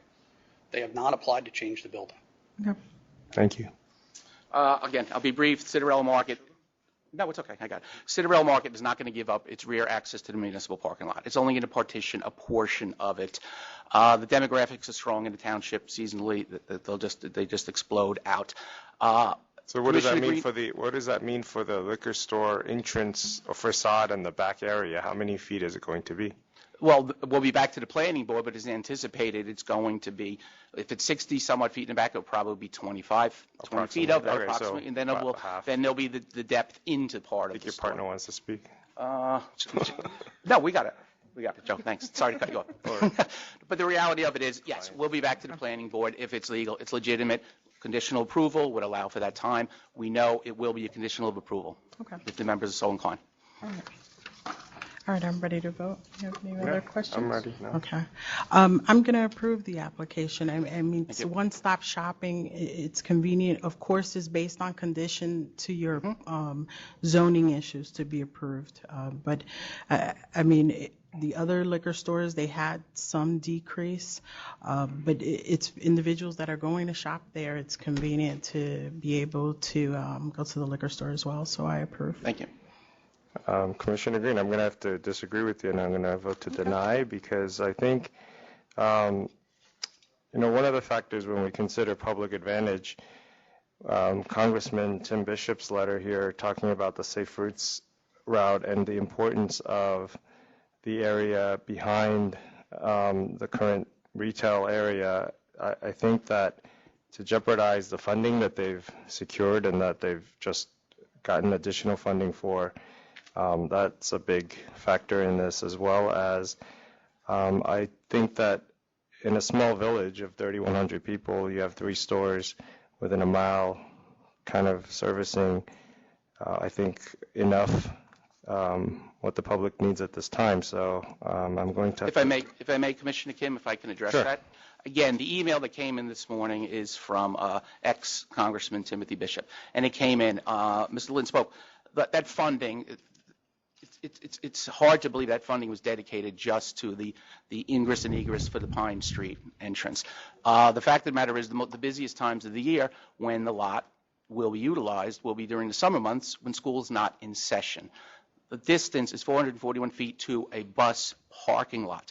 Again, it's critical, as I put in my initial write-up, this is a village within a booming township. To focus on the village issues is very narrow, and really the public convenience and advantage is much greater than just the residents of the village. It's for the citizens of the state, and that's the public policy issue. So what may or may not have been spent on this traffic study, they knew full well. Citarella's was there, everything was there. There's going to be no impact as far as traffic.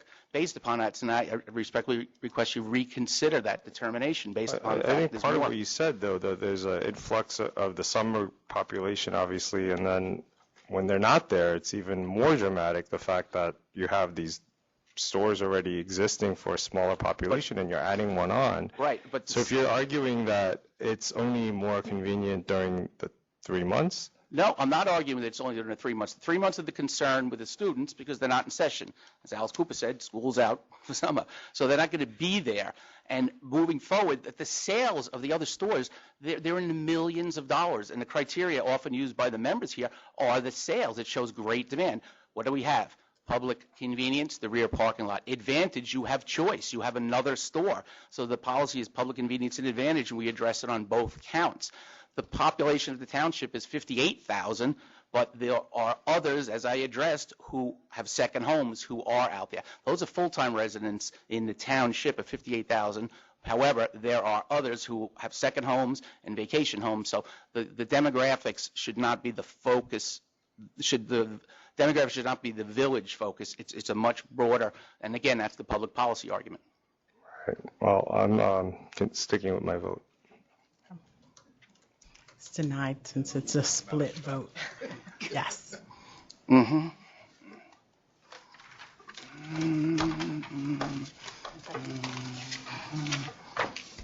Next item. I got one more. Oh, who are you for? Il Baco. Let's see. It's a disciplinary. No, but it's way down. All right, what's the number? Oh, you want me to feel sorry for you? 1392. No, he's just asked for one. No, I signed in for two. Yeah, 1342. Thank you. Il Baco Restaurante.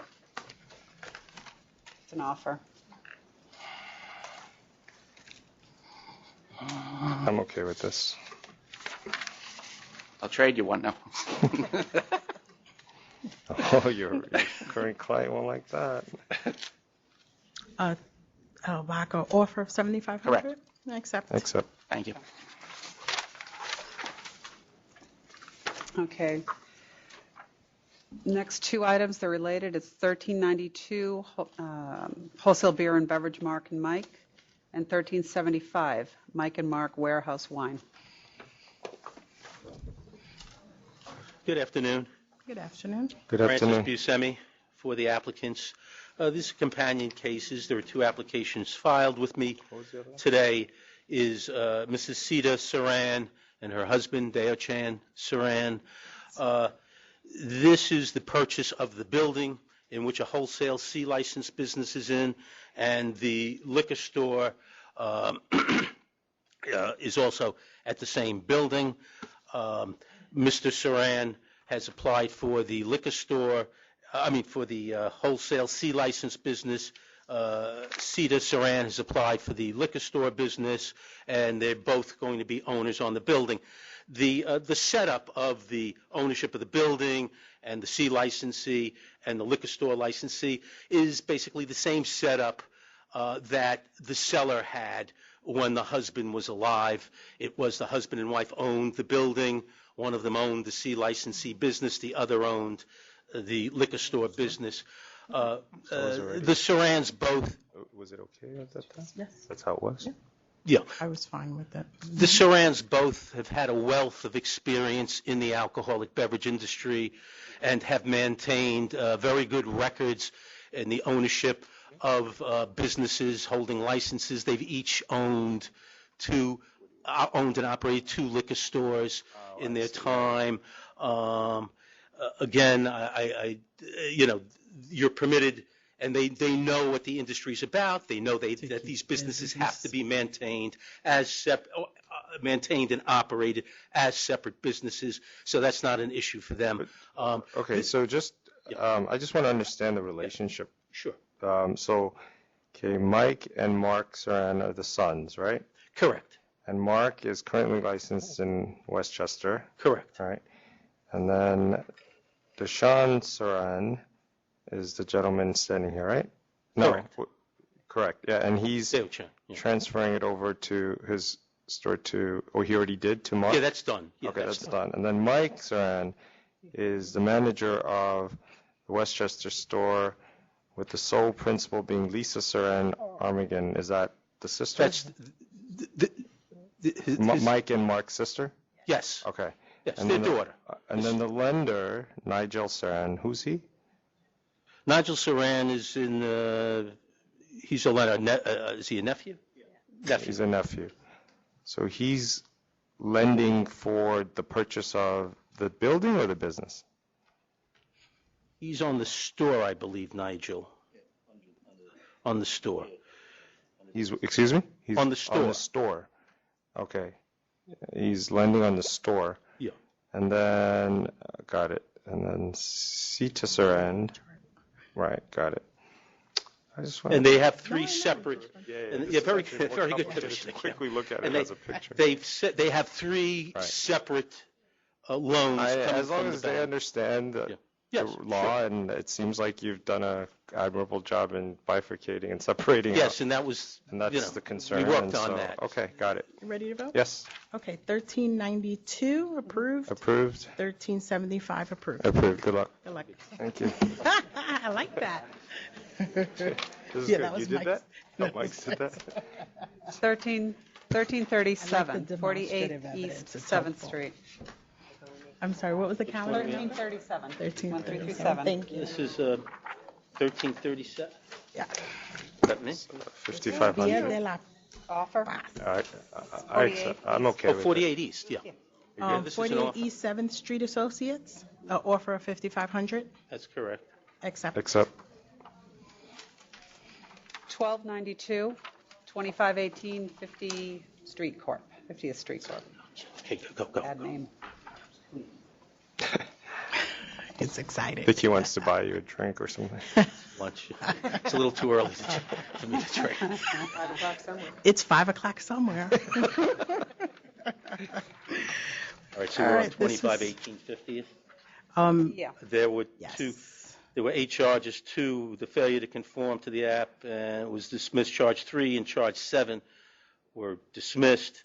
That left trade name violation charge 1, which the name was changed in 2014. Okay. There's also failure to display license, Yeah, but they need to Then stop dancing.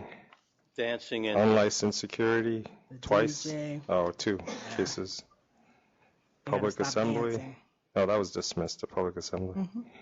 Okay. Maximum occupancy That was dismissed. All right, for the charges remaining, I'll dismiss 3 and 7, but for the remaining charges, I have 5,500. I had a little higher, but I'll go 5,500. Thank you.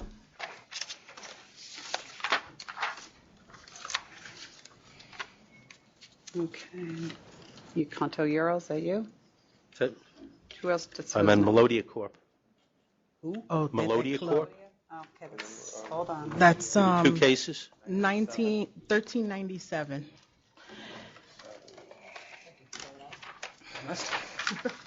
These were 2 combined cases. Okay. You got it? Yeah, 1397 and 14078. As of hearing, the ALJ did not sustain charge 2 in the first proceeding. That's correct. I'll dismiss that, but for the remaining, I have 10,000. If I could just point out one thing, Commissioner, please, before, and it's not to the substance of the case itself. I don't want to get involved in arguing that since we did go to hearing, although I don't necessarily agree with all the findings. However, the premises is now owned by Helen Marrero. She took control. She purchased the existing business via a corporate change application in April and May of 2014. Okay.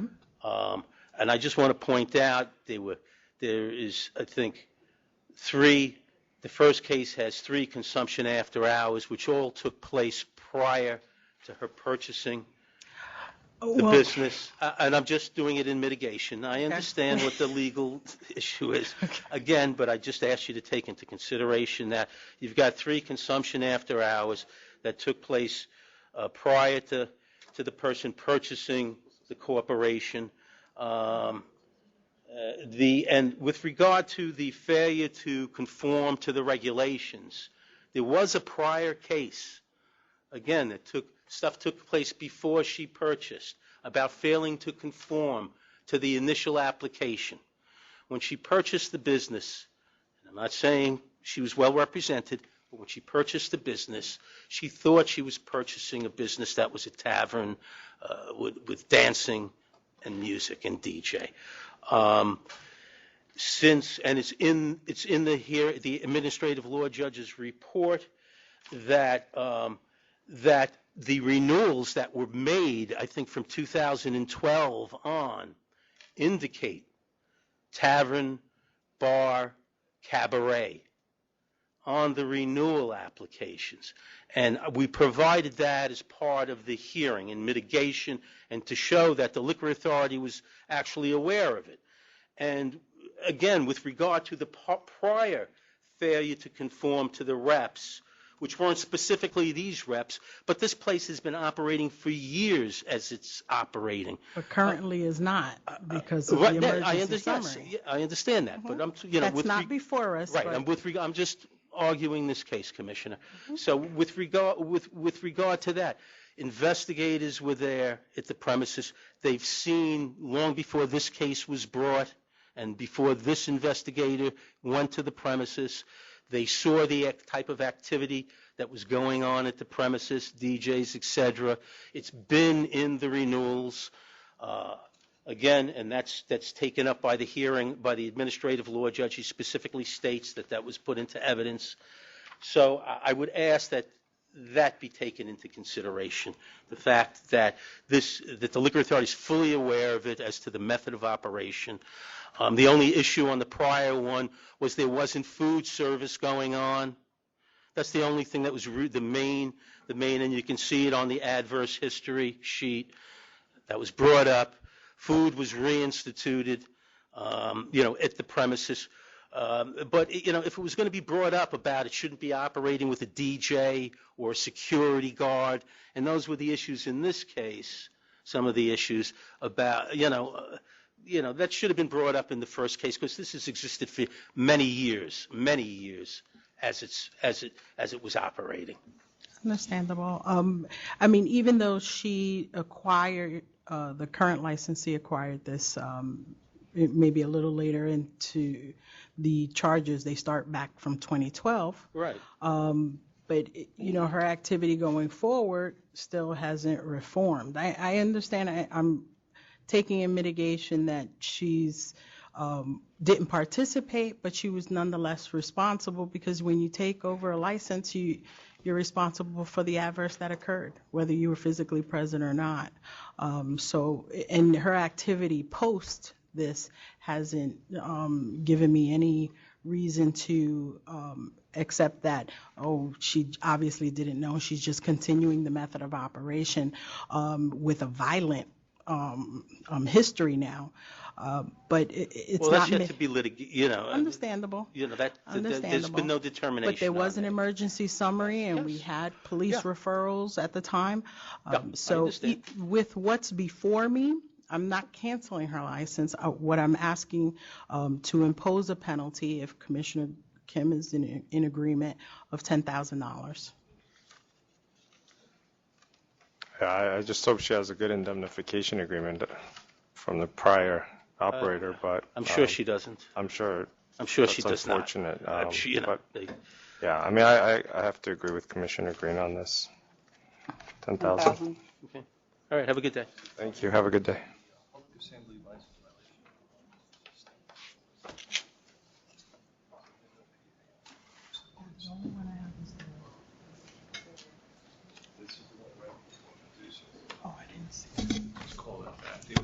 Which one? They might need you for a minute. And 7. We might need you because I think Just needs to, Commissioner Green may have to clarify something for the record on your case. Number 3 and 7 were not sustained. Charge A is for the public assembly, so they currently don't have a public assembly on this. Charge A charges. This is the one previous to. No, I think he said Come on. the assembly issue came up and he said. Well, no, I sustained all the charges though, except the 2 and 5. Except 3 and 7. I think I did. I think. Right, they don't have public assembly, right? Which is why they got the maximum occupancy. So if they. But then why it got dismissed? No, it did not get dismissed. Mr. Buscemi, just a question. On 2518 50th Street Corporation, that's Medusa Club that we just did, that was calendar 1292.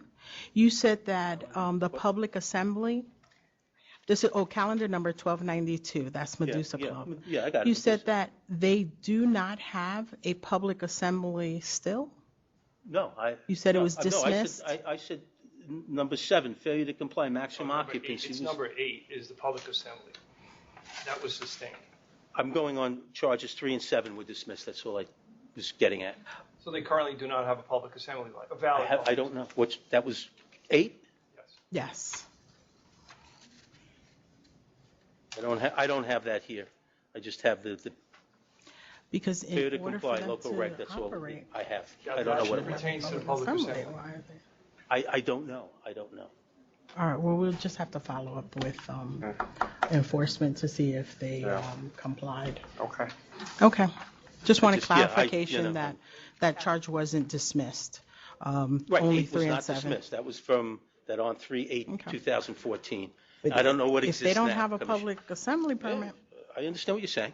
they're in danger of losing I their don't work on license public now. assembly permits. I don't know whether it has All or right. has not. Okay, just wanted clarification. All right, thank you. Thank you. Yeah, just having have enforcement go out and check. Yeah, I wrote that down. Okay. Send them an email. 1387, Conto Euro, Caribbean Cuisine. 1387. Okay. Good morning. Good morning. Chairman, Commissioner Green and Commissioner Kim and members of the authority. My name is Aurelia Tavares. I'm the expediter on this application that was initially filed by Guy Parisi. Okay, before you continue, I see that we may have opposition. There's support. Are you in support? And I guess he's opposition. I don't know. Anyone in opposition? Okay, let's hear from the opposition Sure. before we have Sure. the Would you like support. us to sit or wait here? Yes, you can have Sure. a seat. Thank Thank you. you. Can I hear from the opposition? Who's in opposition? Come on up.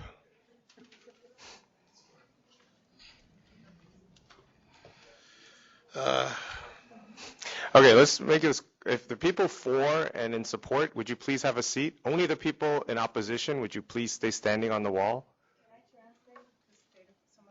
Sure. Oh, yes, please.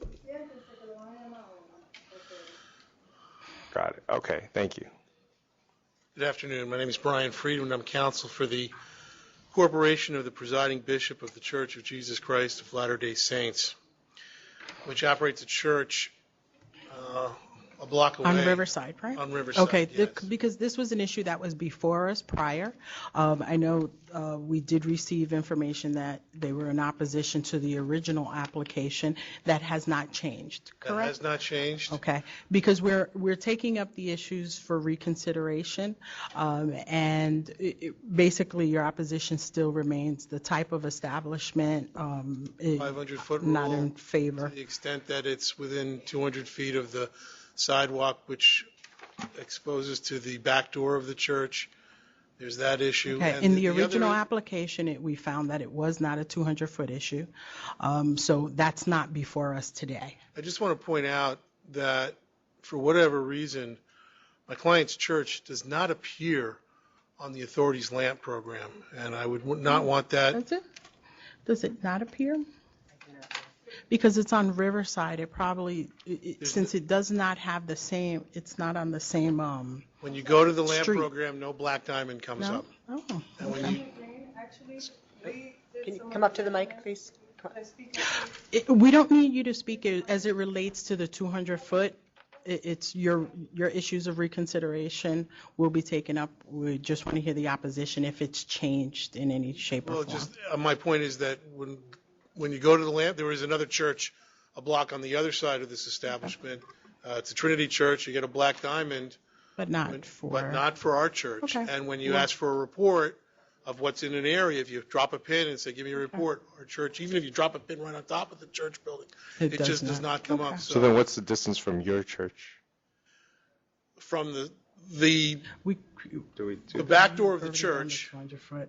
the back door of the church is accessed through a garage and a private parking lot. We did a measurement. And the street is right across the street. The sidewalk is, More than the closest thoroughfare is right across the street from the Okay. applicant. All right, thank you.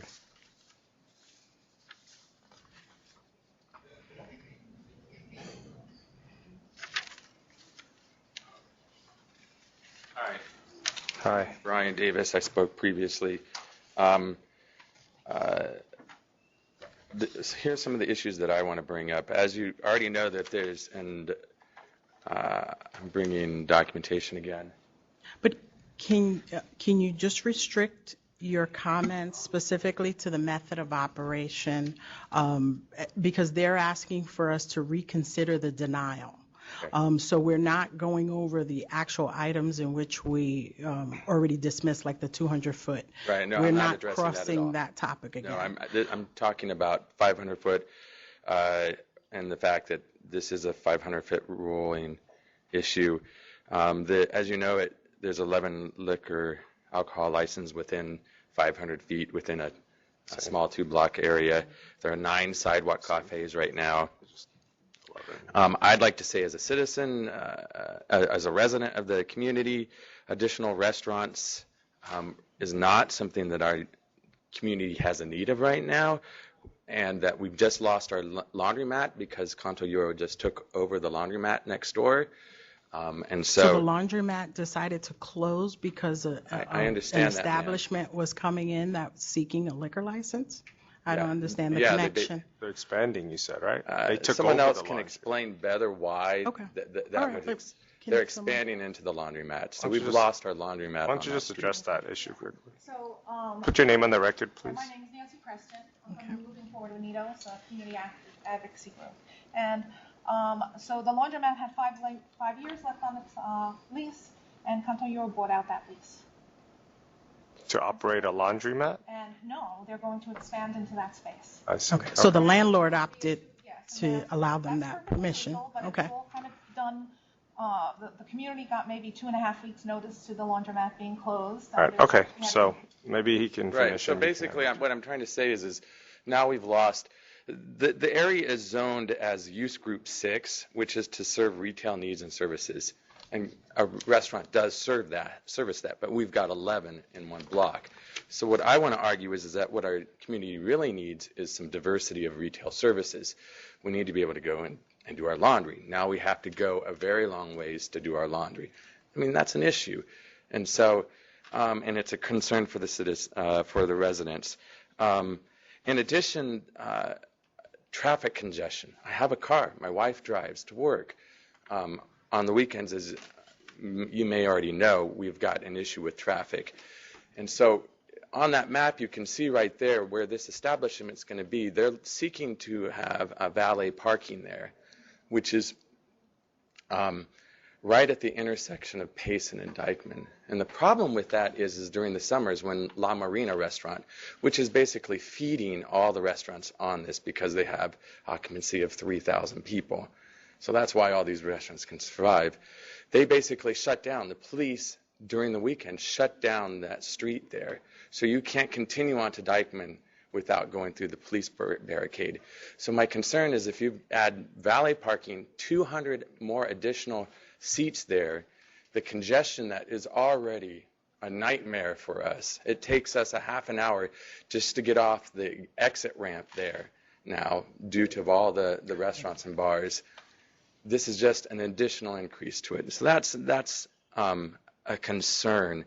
And how are they going to operate in that situation? You've already got a police presence there right now during the summer. So that's, I think, in my opinion, I don't think we can handle the additional traffic congestion that this would bring. Okay. And in addition to that is why do you need valet parking if you're servicing the needs of our local community? Valet parking is for people who are driving into our community. And our community, although there are people that own cars in our community, they wouldn't be driving to the restaurant. Okay. Thank you very much. Hi, my name is Sarah Fisher, and I was not here at the last hearing. I just want to focus. I am a resident of Inwood. I sent a letter to you last week requesting that you deny the liquor license for Canto Euro. In the interest of time, I will focus on public health and safety issues. The saturation of 11 alcohol venues attracts thousands of patrons, resulting in traffic, noise, pollution, crowds, garbage, and more recently an escalation in crime and violence, including shootings in our area. I would like to first address the noise issue. Here are some maps. I received that in the Yeah. materials. Okay, the map's sourced from addressreport.com. They show entertainment hotspots. Ours, which some refer to as Alcohol Alley, which is Dyckman Avenue, compared to several other hotspots, Amsterdam Avenue in the 80s, the East Village near Avenue A, Ludlow Street on the Lower East Side, Williamsburg around Bedford, and 7th Avenue in Astoria.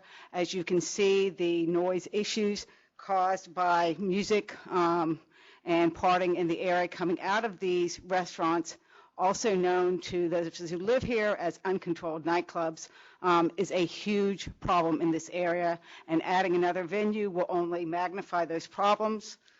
Second, with respect to, I see no advantage or convenience offered by the application.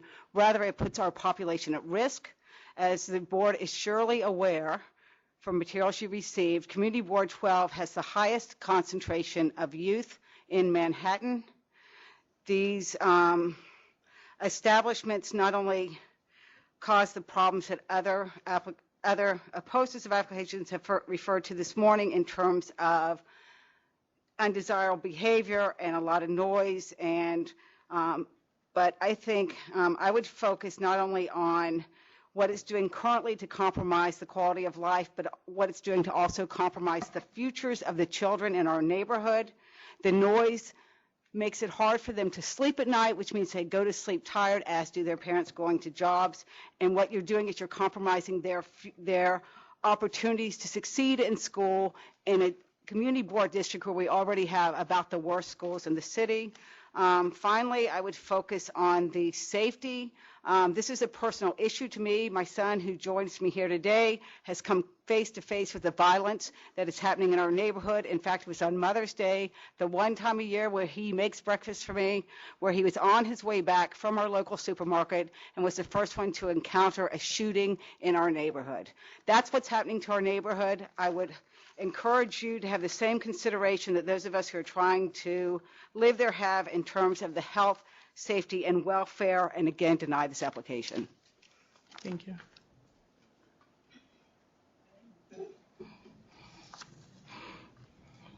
My name is Katie Weaver. I've been a resident on Broadway and Dyckman for about 24 years now and seen the changes. Now, as they reported, 11 liquor license within 500 feet, 8 are full liquor license. 4:30, 5 o'clock in the morning before you can get to sleep most nights. Where I live, it's 24/7, so every night of the week. Now, I understand from your regulations that there needs to be some reason, something that this new entity could offer the community. The only thing that I could think of that they could offer the community was if they were selling peace and quiet in boxes or a good night's sleep. We don't need any other establishments selling liquor on that avenue. That's clear. It is incredibly congested. One of what we're actually looking at now is reconsidering the denial. So that's already was ruled.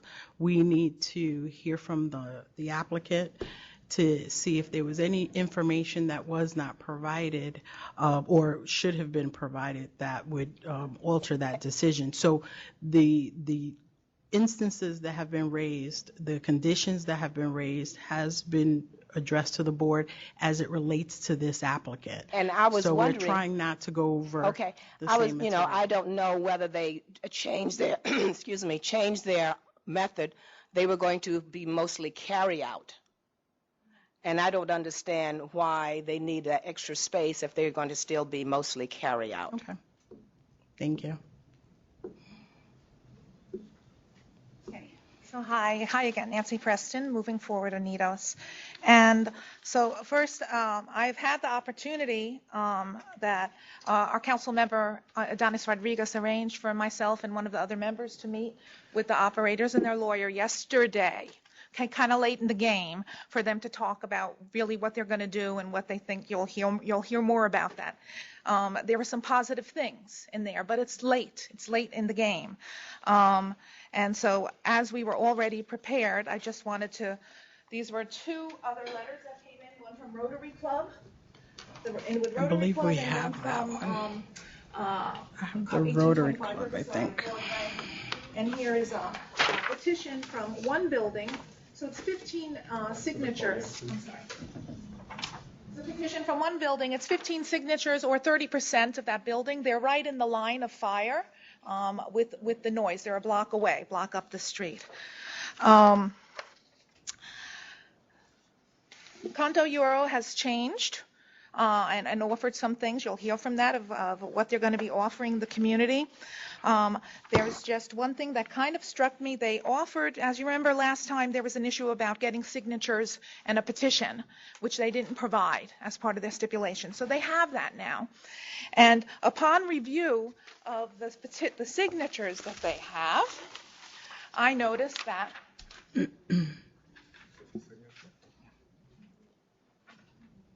none of the addresses are within a half mile of the location.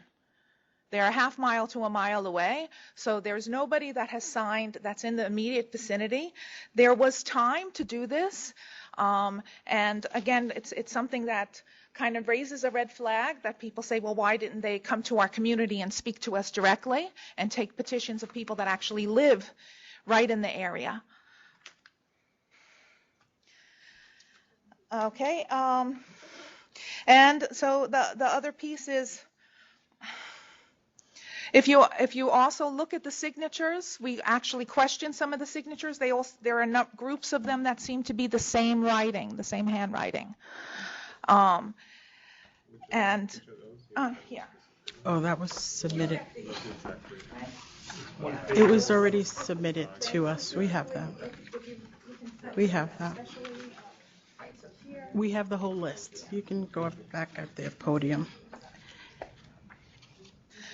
This venue has changed. It's grown. They started in 2012. They came 2013, 2014, and it's changed along the way. Originally, Natasha Colada was a co-owner, and now she's a manager. And she seems quite nice and reasonable. But she manages a full-scale nightclub in the Bronx, and that's what we don't want, is more nightclubs in our neighborhood. We do need, yes, we do need. But they never said they were going to be a nightclub. This was a restaurant, organic food. Everybody has the method of operation. And you just anticipate that it will be something and else. we're concerned about the honesty of that. Okay. So what we actually have discussed loose stipulations, drafts of things that they've been willing to sign to, and if that's something the board might consider. Certainly. Well, we'll hear from them You'll as hear it relates from them. to that. But the capacity now that they've grown is it's going to be 200 seats.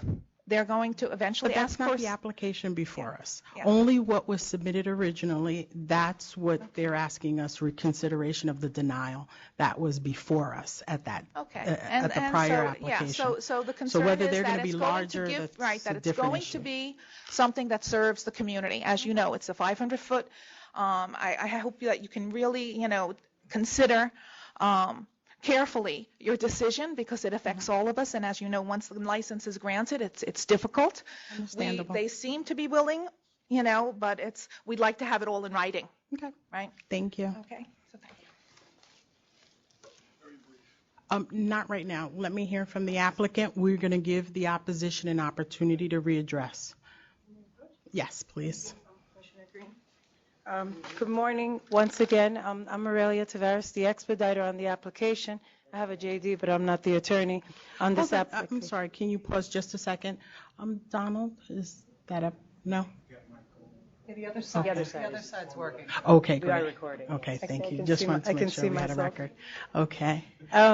Good morning, everyone. Thank you for hearing our application and for reconsideration. In brief, in response to the opposition, to address that and then present our case, if that's how we can do. Is that okay? Let's start with the issues of reconsideration. You can address the opposition. However, to remove I read through your submission to the board.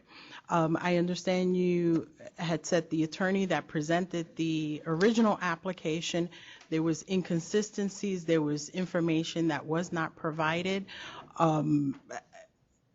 The applicant has to acknowledge that that application was submitted to us in that format, whether it was deficiencies, whether there were inaccuracies. That is the application we are reconsidering at this moment in time. I know you mentioned in your submissions they were inaccurate, but you're really bound to what materials we had in the original date. So if you want to start out by addressing the opposition, that's fine. But don't start out by Yeah, sure. I'll follow. because we need to know new information that you have that either for whatever reason did not reach this board at the time we voted.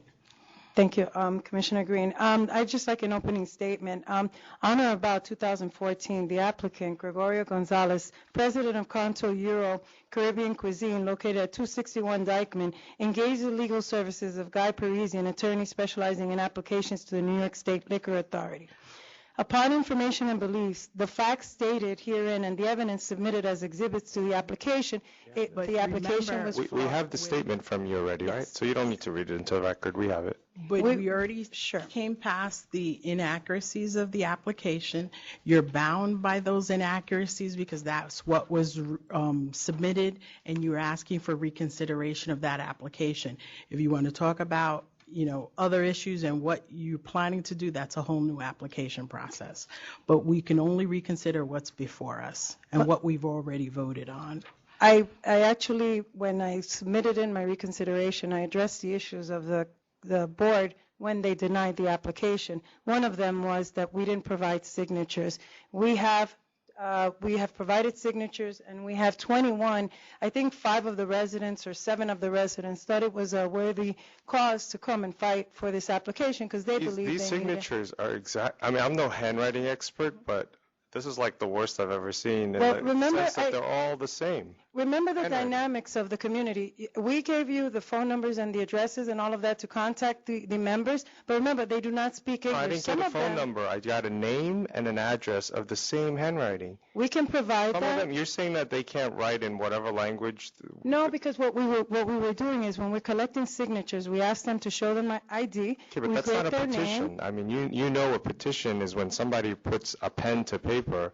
What you're getting is just a testimonial from somebody saying, do you agree to this? And then you're writing it in. That's not a petition. You know that, I would think. Yes. I do, but additionally, they came here to verify the names on those. Every person on the list, because if that's the case, then, I mean, we should have brought every single person and just rented a van. Well, no, you wouldn't need to bring every person if it wasn't all in the same handwriting. Again, I did not take that petition, and there isn't really a format for a petition. I want to say there needs to be an amendment to the New York State Liquor Authority's website. Well, I know one thing that the petition says you can't do is to take your handwriting and write everybody's name down. I'm pretty sure that's one that's not included in the acceptable forms of petition. You're right. There's no codified way to do a petition, but I think. Well, anyway, I'm not going to go into this anymore. I agree with you. Now that these are points that are taken going forward, if the board requires that we get new signature, we'll be more than happy to do it in a form that has been given to us under your guidance. Not creating a petition. Okay. But, just a little guidance, and now we have it going forward. But I would also say that there also were comments about, in the denial, that there were contradictions of the manager at the location. Ms. Collado, who's here to speak on her own behalf, is a manager and has managed other locations. She's managed Silhouette, has been without incident. It is a restaurant lounge. We are a a restaurant location.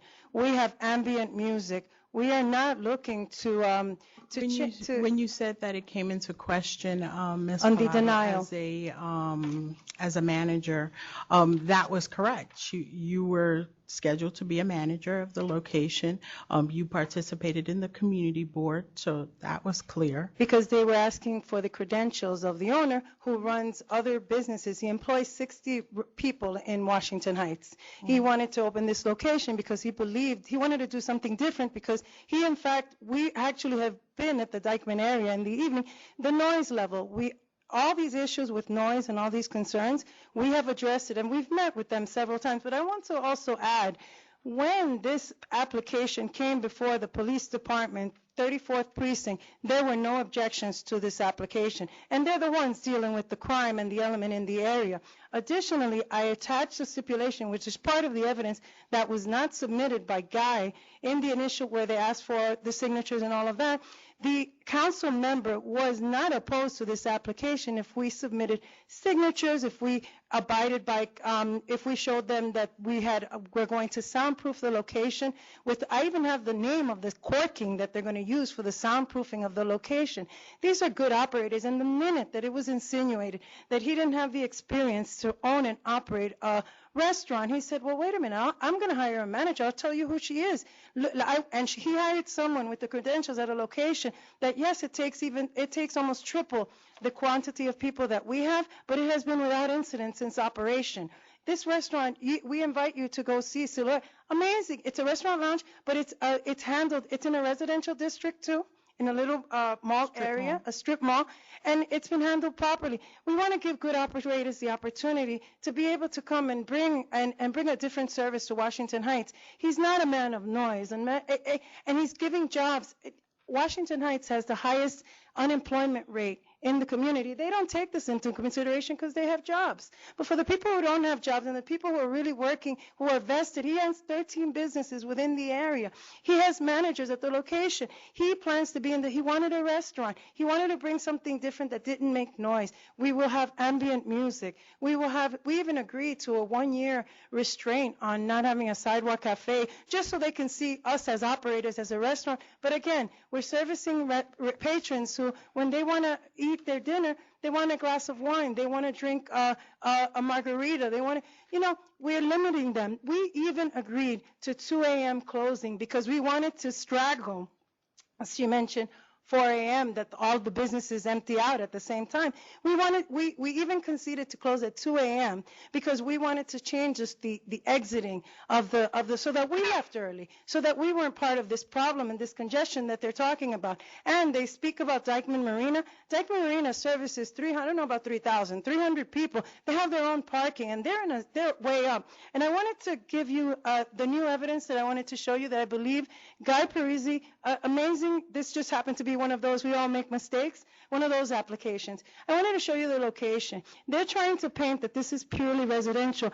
Have you seen that there is... I'm familiar with Dyckman. Well, I am. Oh, okay. I've been up there. I've visited there several times. May I, Commissioner? I know it's congested, but my concern here is that this is a 500-foot situation, but we also have to consult with the community board. Now, the community board, in that material, do you have a different decision or outcome that they're in favor of the application? According to Council Member Idanis Rodriguez, who is the person of the community board, and according to the community board, this application, had we submitted the signatures, had Guy submitted the signatures, he came here and he forgot them. Had he done the protocol, we would not be standing here before you today. So the community board 12 approved this application pending compliance with those terms. They didn't have a problem. These are merely community board members. The difficulty is that now you're making that determination that was the sole issue with the community board was the signatures. No, not just signatures. I agree with signing a stipulation with Idanis for the noise control, which we have. I want to just show, may I just approach and forward these to you? Now, is there something here from the community board? There is. We have the stipulation in the application. No, changing their outcome.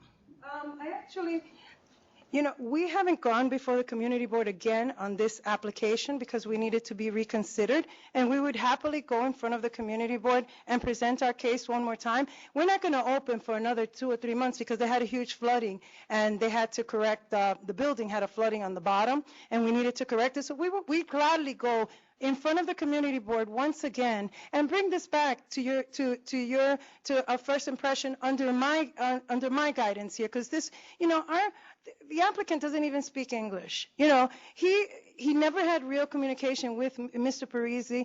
Every time they called, it was like a bother. They paid, you know, good money for this application. They thought he was the best and he was going to do this. I want another chance. I would love to revisit this in front of the community board and come over here and say, Commissioner Green, you know, look at what the community board says. They have no opposition, which I believe is going to be the case. We have a very fair community board. And as far as the congestion, and 11, they're painting the picture that is not correct. The only person on our block is Mama Juana, and they are on the corner. The other ones are way down towards Dyckman, and Dyckman Marina is way on the Broadway, top. you mean. So, I'm sorry, way toward, I don't live in Comanche, so I'm Patty confused. Palo? I know the area. What about Away Patty on- Palo?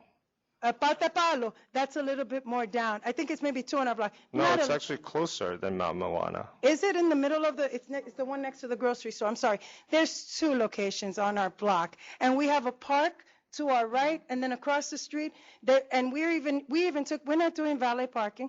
We are even considering we already have a contract in negotiations so that our patrons have a discounted rate across the street to park in the parking lot. We're not going to trouble the community members. We hope to be a plus. You actually have individuals who are residents We from... do. Are they in the building or? Some are in the around? building and some are just in the surrounding buildings. Yeah.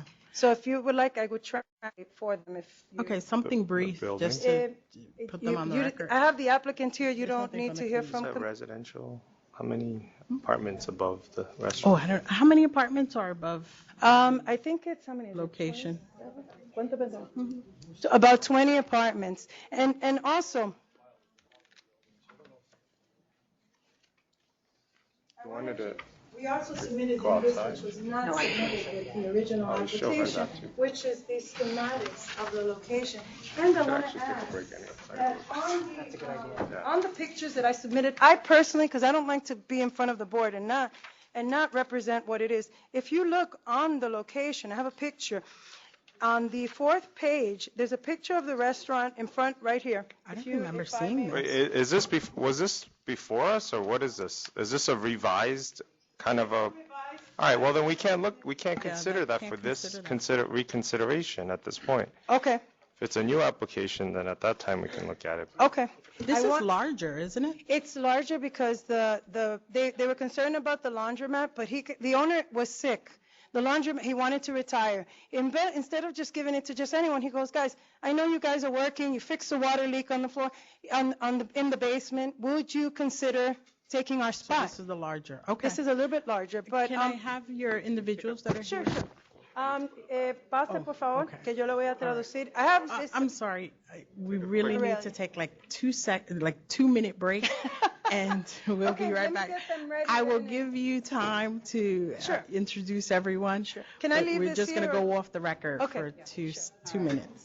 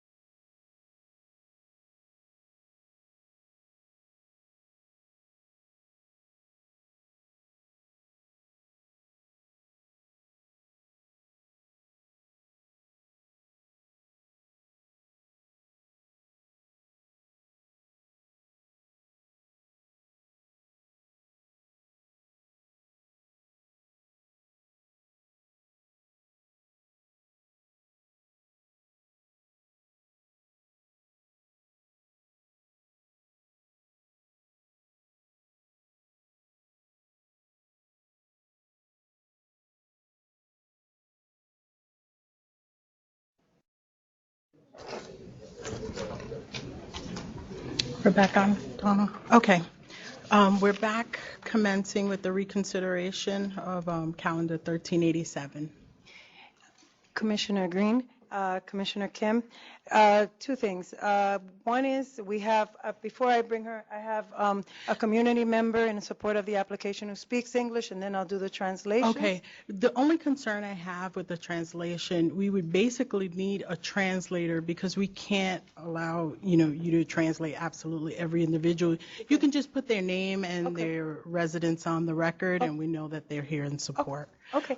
We have the director of CUNY, whom you're asking for not new evidence. You're asking for things that were supposed to be submitted in the record that are No, now. not that was supposed to be. Any inconsistencies based on the application that was before us that was denied, what you're asking us to reconsider the denial. So that information that was on the original application, if there was something incorrect or some clarification you want to make on the file that's before us, you're welcome to do that. One of the issues of denial was that this wasn't an original concept or original menu. I've given you the menu. We are a full seafood restaurant. There is not a seafood restaurant on where we are on Dyckman, on our block. We are full seafood. And seafood and pasta, but really seafood almost 100%. I also have I have with me the director of CUNY's, Seni Tavares, who we are giving cooking classes. This is part of this application. Cooking classes, we already negotiated with them, and I want her to, she's in support of this application. We have her letter here. You have her letter. I have Can her she letter be here. permitted an opportunity, because she was part of the signature process as well, and attest that people signed these themselves. If somebody You're telling me these people signed them? You're still going to stick to the story that they signed themselves? I'll change the plan. There's no signature on there. There's addresses and names, which is what. Oh, now we're going is to play required. petition Semantics. games here? No, I don't want to play semantics. Oh, my goodness. I don't want to play semantics, Commissioner Kim. If she could have an opportunity to present her support. Briefly. Sunny, please.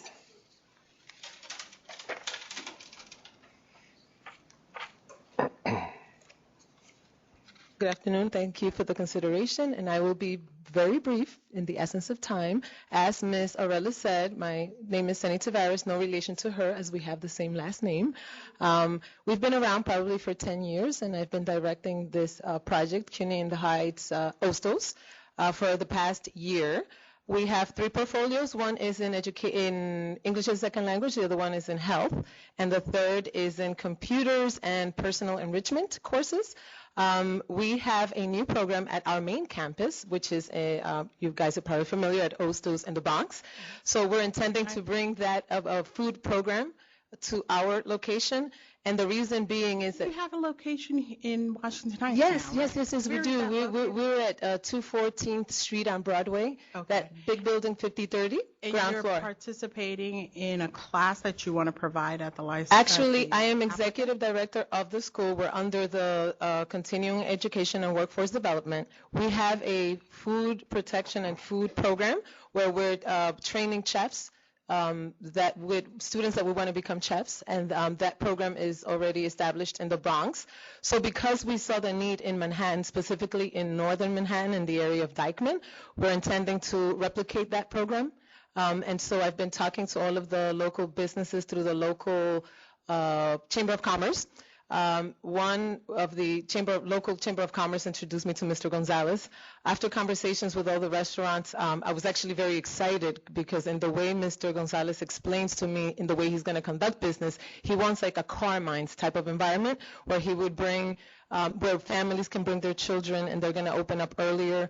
What we propose to Mr. Gonzalez is that his chef, which would be a professional chef, would train our students at zero cost and then create a pipeline of students that they would hire as waiters or chefs, because that's the existing program that we have in the Bronx. We have about 72 students.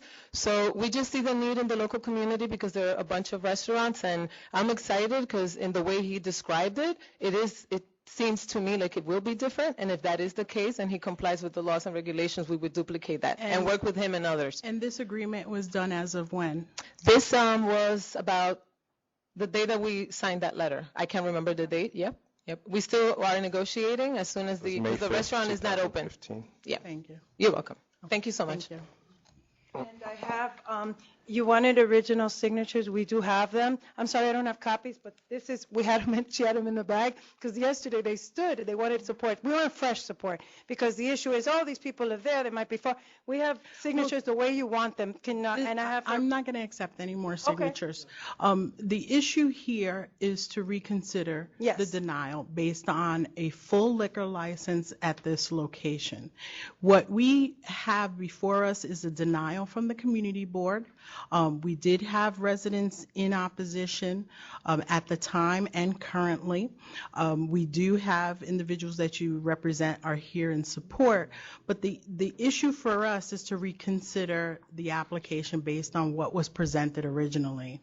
Even going forward, now what you presented us today is a different application. You're having courses that are going to be incorporated, which I think is a fabulous thing to coordinate with Ostos. That's a wonderful thing. But that's a new application. You're expanding the location. That's not before us today. That's a new application. And we would not be able, well, I would not be comfortable superseding the community board and approving a license here without the specifications of the applicant. What we had before us was denied. Everything that you've altered and presented today is a total different application. This was a small restaurant that was going to have organic elements to it, and that was it. And it was closing. The closing time was questionable. That was one of the reasons. I think the manager that was brought before us, I didn't have a question of your credentials of working at other locations. It was your input here. You were very involved with the process, and I can understand that. You were contracted to help and assist and manage. But that's not the overall issue here. This is a 500-foot matter. The community board was not convinced of the method of operation.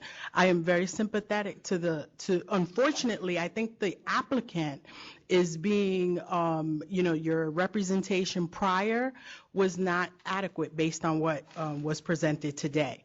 And we can't rule on something or approve something that's not before the board.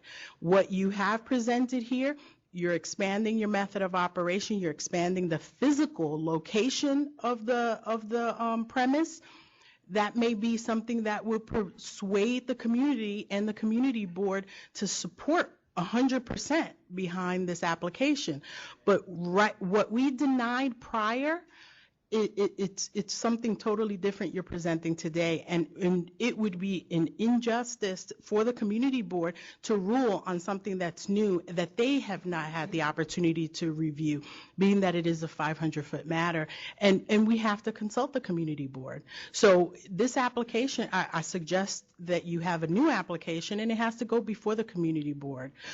Even if you wanted a restaurant wine, you would still have to submit a new application, and you would really need to have community support. We've done so many, we've reviewed so many applications in that area and in that corridor that has extensive amount of adverse. The individuals who are residing there has never wavered in communicating the dissatisfaction, but yet we've continued to approve and renew licenses there. So it's not in a ban of licensing locations, but the information put forward to the board has to be complete. It has to be thorough. Unfortunately, as the licensee, if there's a language issue, he needs to have an interpreter, because what was put forth at the board obviously was not something that he was acknowledging, that he understood what the process is and what he was signing on to. But he signed that letter with the councilman. He promised that he was going to provide signatures and other information to the community board. They did not receive that.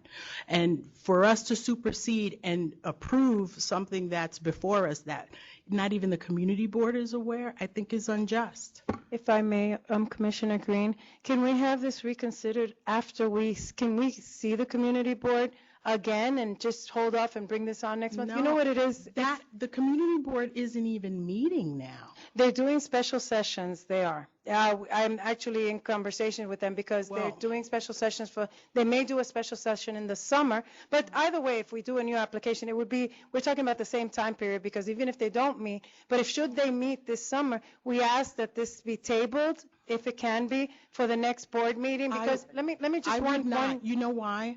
Because what you've already put forth is a lot of new elements to this It's a totally application. different animal, yes, okay. And I think the community board should have, or actually by law, they have to have a say if you want a full liquor license at this location. So you have to go back to the community board. Okay. If they are going to entertain it, then all the better for your client.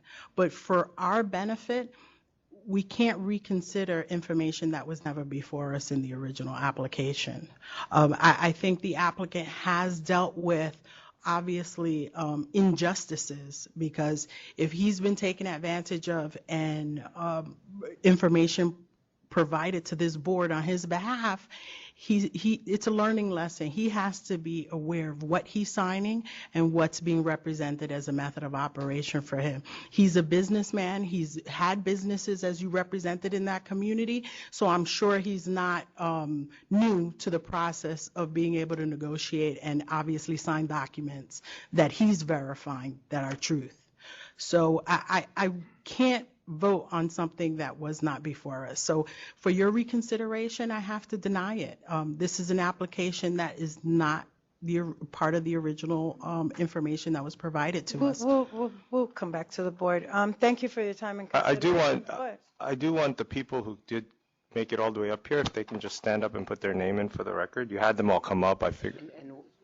Out of respect for them too, they should just put their name in. You want to know where they live? Yes, and where they live would be great. I'm sorry, Commissioner Green and Commissioner Kim. The applicant just wanted to make a statement because he didn't. All right, maybe we could just take everybody's name and address, and then he can speak after. And for the record, I deny as well. Just name and address, please. Mi nombre es Iri Baltasar. Tengo 47 años viviendo ahí en Diamond. Okay. Thank you. 47 years living in Dykeman. En el mismo edificio, dime. In the same building. Okay, next, please. Venga, dígale. My name is Daris Castillo. I live in the Bronx. Yeah. 44 years. You live where? What's your address? Yeah. On the block? My address 99 ¿Puede decir Hillside su Avenue. dirección? Sí. 99 Hillside Avenue. 99. Thank you. Near Diamond. Muchas gracias. Oh, I could say gracias too. That's unofficial because I don't supposed to translate. Mine is definitely unofficial. Hello, my name is Micaela Lugo. Address? Address? Sí, dirección. 240 Wasworth Avenue. Okay, thank you. Thank you.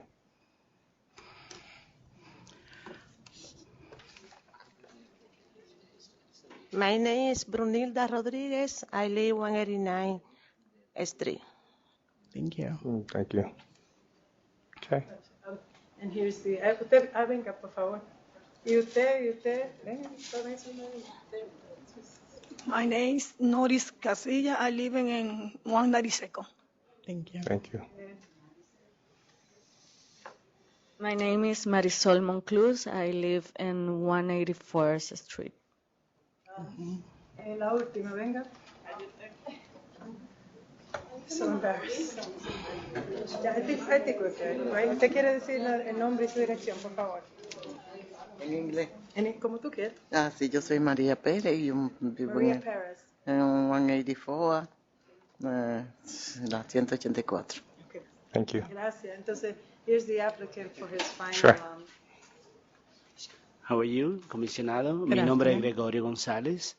Soy un hombre de familia. Tengo una esposa y 4 hijos. Nunca he dicho quién soy, si no lo he demostrado. Por eso estamos aquí. Todas estas personas nos están apoyando en el proyecto. Can I translate? Yes, because. My name is for Gregory Commissioner Kim. Gonzalez. I'm a family man. I live in the community. I'm here because I wanted, and with support of of my own application, because he wanted to show you who he was. And termina. Okay. Lo que quiere decir. Ok, y quiero hacer un aclarando sobre la firma.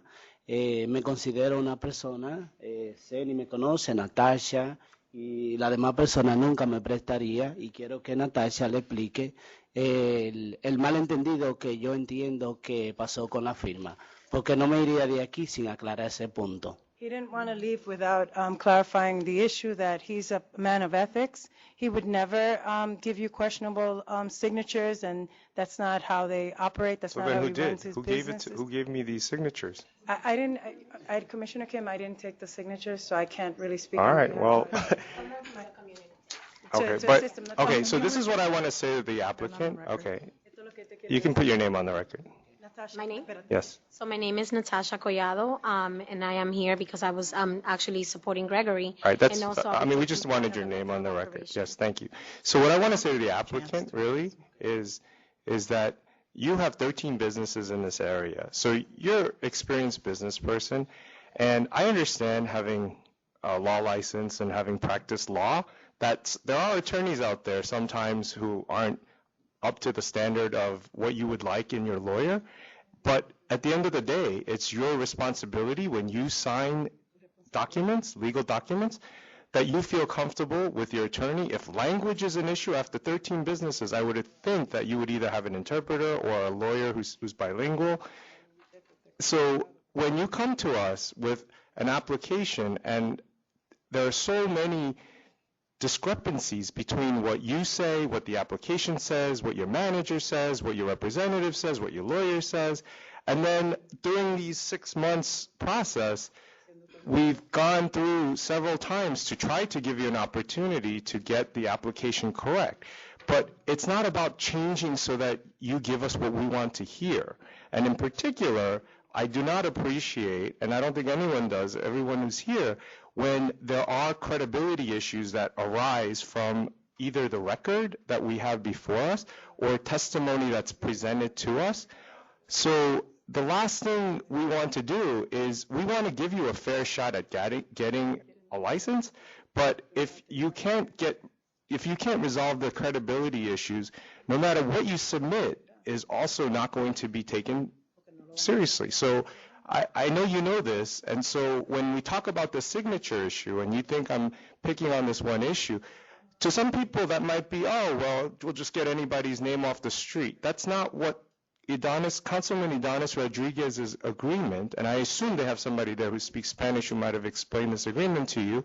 It says from the above premises. They want signatures from the people who live there, not people from 184th Street or wherever else. People on the street, they wanted it from the people in the building, and they gave you ample opportunity. They gave you enough time to go get it, and that was partly what was going on here. So if you are going to apply again, we want this to be a very clear understanding that we're not going to go through this charade again. That's all. Ms. Collado, did you want to address the board briefly? Yes, briefly, of course, because we've been here the entire day. So my name is Natasha Collado, and of course I have a bachelor's degrees in hotel management, and I managed hotels for the last 20 years. Currently, right now, I'm actually managing Silhouette Restaurant Lounge, which I know, and I'm sure you guys know, that it has a extremely good record with the SLA. Because they don't have any adverse. Because I think at the last board meeting when we took it up. So, I want to say that we don't operate as a club, but that's totally different. It's irrelevant to bring Silhouette now. Right. But I want to say that, it's important to obtain a liquor license when, as a manager and a general manager and a food operation, director, I sit and I do numbers and I do food costs. We understand. I mean, you need to be able to pair, some cocktails in order to actually get more, more dollars into your business. Operating food, alcohol is a complement to food. And proteins are they're expensive. It costs the business owner $2. Let me interrupt you. Giving us particulars on the restaurant business isn't what hampered this application. It was the information that Absolutely. was provided. And I'm sure you run an establishment. Absolutely. You know if misinformation is provided, everything Everything goes wrong. So you know that when you apply, I don't know if you were participating when that location applied for a license, but you know the information you provide will give a clear view of what Absolutely. method of operation you're going to have, and the board relies on that representation to be, in fact, what the applicant is promised to have. Absolutely. So in this situation, that was done very badly. Absolutely, The and I totally the agree. Communication between the applicant and his representation, obviously there was something lacking there. We can only go on the basis of what information was provided. I suggest that the applicant goes back, revamp that application, go before the community board, and then come back to the authority. But what's concerning to me is if he's relying on individuals to represent him, that is not being accurate and proficient. Absolutely. So Also, he I has just to revamp that. Yeah, I just want to bring it real quickly. I know you guys are tired, and so are we. Commissioner Green, Commissioner Kim. I know Gregory for a few years now, and I can vouch for him and say that he's an honest man. Well, you What should have done happened Your with the credibility is signature? on the line too. It's whoever submits the paper. So I think I had no idea of this paperwork. It's who I collected don't think the we're getting signature. anywhere beyond this. I But think we have a lot of people waiting. Yeah, we're going through information over and over again. He knows what he has to do. If you can be instrumental in that application process, I suggest you assist him, because what he's had representing him now has done a disservice, and it's taken up a lot of time. Absolutely. Well, thank you very much. I hope that you reconsider his application in the future. Thank you. Have a great day. You Thank too. you. Thank you. Thank you. Next item, 1310, Azui Trading Services. Right. There is 1310.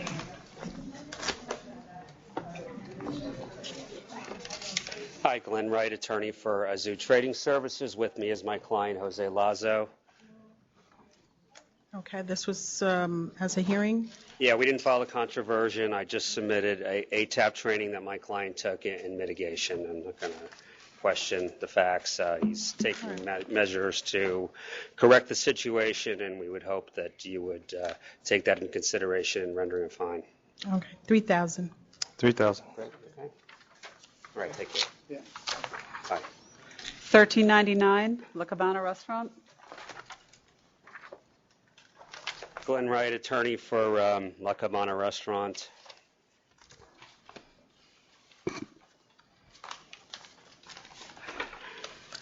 With me is the owner. This is actually a sole proprietorship, Arcilia. Let me interrupt you. Did we hold this over for a controversion? Yes. Yes. I this is have what not received it. This was the whole transcript. It was voluminous. It came to you guys? It did. I submitted a 16-page legal memorandum with exhibits and It a was over transcript. 200 pages. Yes. I didn't attach it to this It's because a it was lot too to big. carry. Okay. I mean, should we put it over again to? I would think so. Yes, because I don't have Yes, I don't have it in front of me. All right. I don't have it. I apologize. I believe I'll be here on the 30th, so the 30th Okay. still has room.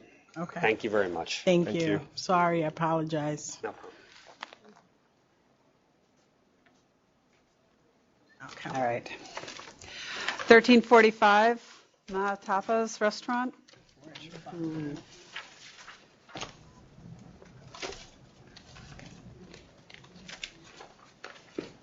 I think that was what Ms. Preston signed in for, Yeah, you can just add. but she was, This is the Maha's Tapas 1345. Yeah, I don't think the licensee signed. the licensee is not here. Do you want to just vote on it and move on? Or? Yes, I'm ready to vote. I have 3,500. Wait, hold on. 30, 1345. 1345? Yeah. How much? I have 5,000. How much? 3,500? Yes, because this was. Nuisance abatement?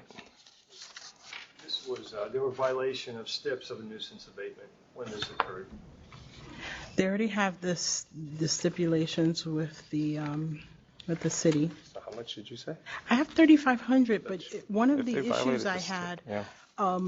with not giving them 5,000 was they did provide, now they have a scanner that they're implementing based to the stipulation. But they violated a stipulation. Oh, but I read they did have a scanner. Okay. They had a scanner when the violation occurred. Right. All right, I'll go to 5. 1378, Pure Hospitality Group. 1378. Thank you.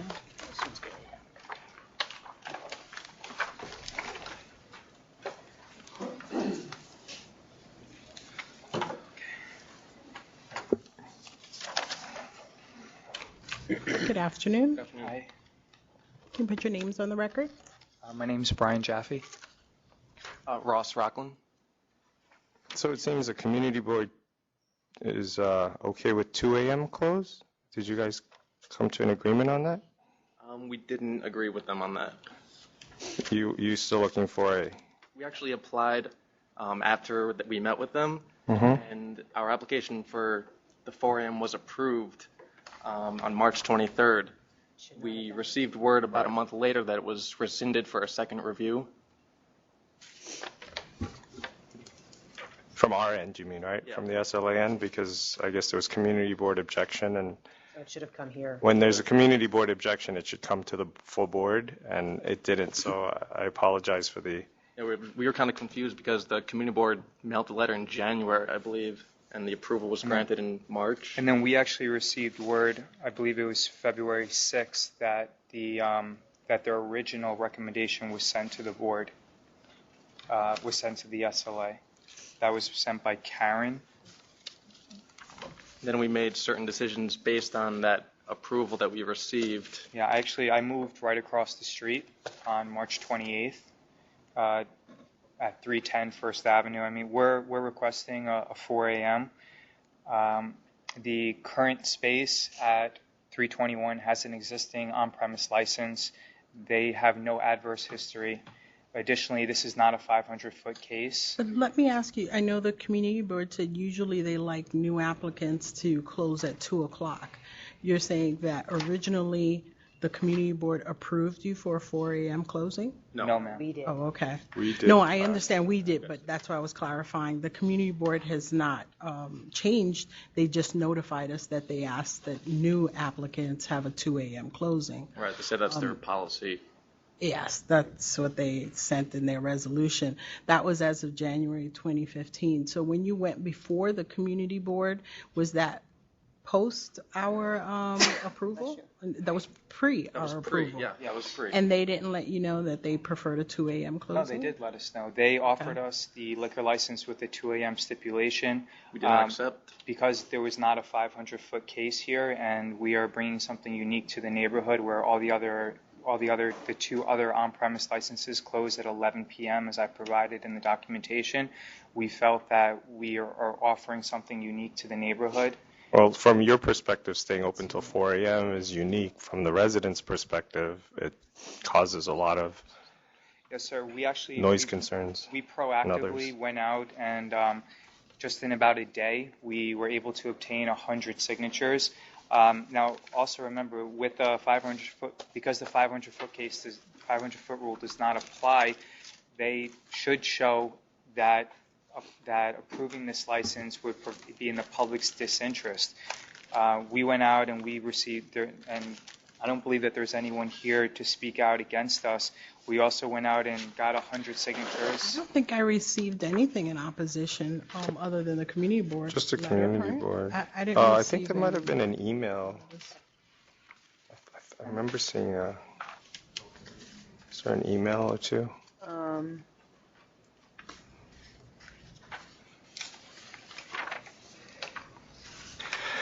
Are all your products going to be organic, even your spirits? We are going to feature organic spirits. I don't want to say that every single spirit is organic, but that's certainly a main feature that that's critical to our concept. I'm actually trying to push for no high fructose corn syrup and no soda. The implementation of that might be potentially difficult. Ross, he's currently working as a manager in the industry, and then we met with another high-profile operator, and he gave us some people to follow up with. We would like to make it as healthy as possible because we're going to be working there at least 12 hours a day. I moved right across the street. Both of us are fully committed and invested in the business. We're self-financing the venture, and I want to feel comfortable eating the food that in the place that I'm going to be working at. Because when you say unique, one of the things I was hoping was that actually everything would be organic, even your spirits, and being that you're going to have a full bar, and I mean, the main focus is like pizza and, you know, the sides, like salads and things like that. I'm just concerned about the amount of food and to be open till 4 a.m.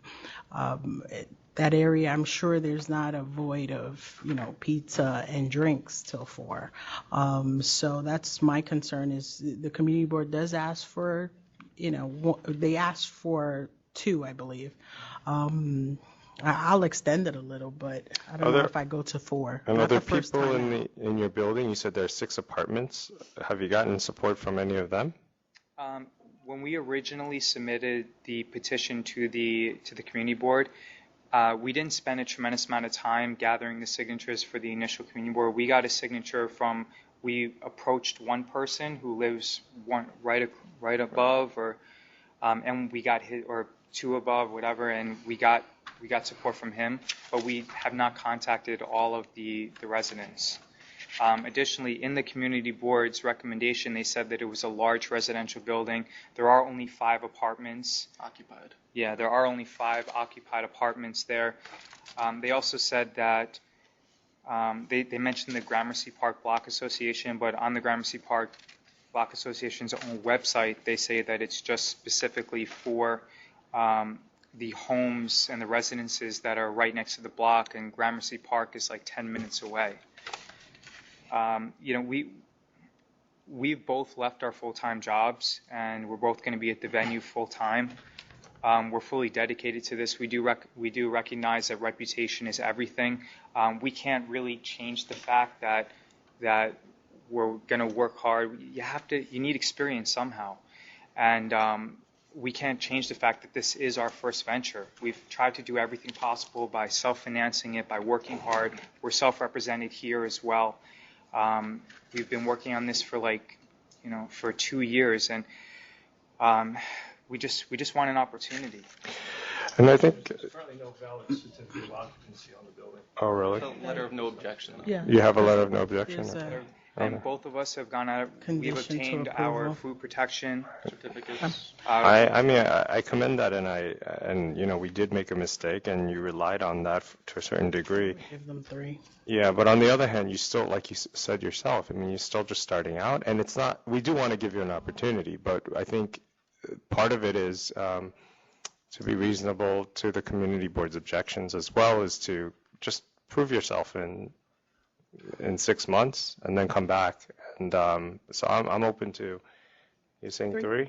So I'll do 3 and then come back in 6 months and we'll consider what you have. Is there because the venue is really small, is there the possibility that we could have a 4 on Friday or Saturday? I mean, even to stay consistent with earlier today, the place that was going to stay open and proposing to be open until 24 hours, the community board recommended. Yeah, but that's 1 a a.m. total different area. Right, but there was an extension there for till 2 3. hours. Right, but the community board recommended 1 a.m. That's all I'm going for is 3 o'clock. And have Friday, Saturday. The problem I have too is, you know, you're on First Avenue. There's not a lot of venues right on 18th. I think you're across from, what's that, Stuyvesant? Yes, Stuyvesant. Yeah, you're across from Stuyvesant. There's nothing really else on the other side of the street. So my concern is that you're new applicants as well. I feel it's a compromise to go more than the 2 o'clock. That's what the community board was asking for. And if you're doing a good job, 6 months. 6 months you can return and ask for that extra hour. Yeah, I mean, there was an existing OP license there, and, you know, we'll go till 3 a.m. and 6 months later, just come back. I think you'll find that it's a reasonable Yeah, I think suggestion at this time. 2 quick questions. Sure.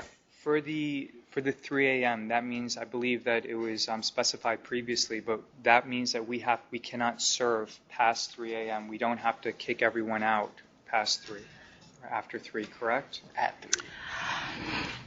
The hard part is you're gonna like swipe all the drinks by 3 o'clock. Yeah, If we're somebody's just gonna sitting tell the there bartenders and that they're unable to serve past 3, no new orders. it's a risk that you're Or taking. let's say we cut it off 2:45. I mean, we'll give some leeway there just to make sure that. Okay, I mean, it's you know, up to you. yeah, It's your responsibility to make sure that you stop serving at 3. That's Now, not a if you're going to stay open, that's totally up to you. Yeah, and but if you you run end the up risk of getting a violation before the 6 months, then we're talking a completely different story. So it's up to you. I mean, but Understood. And then.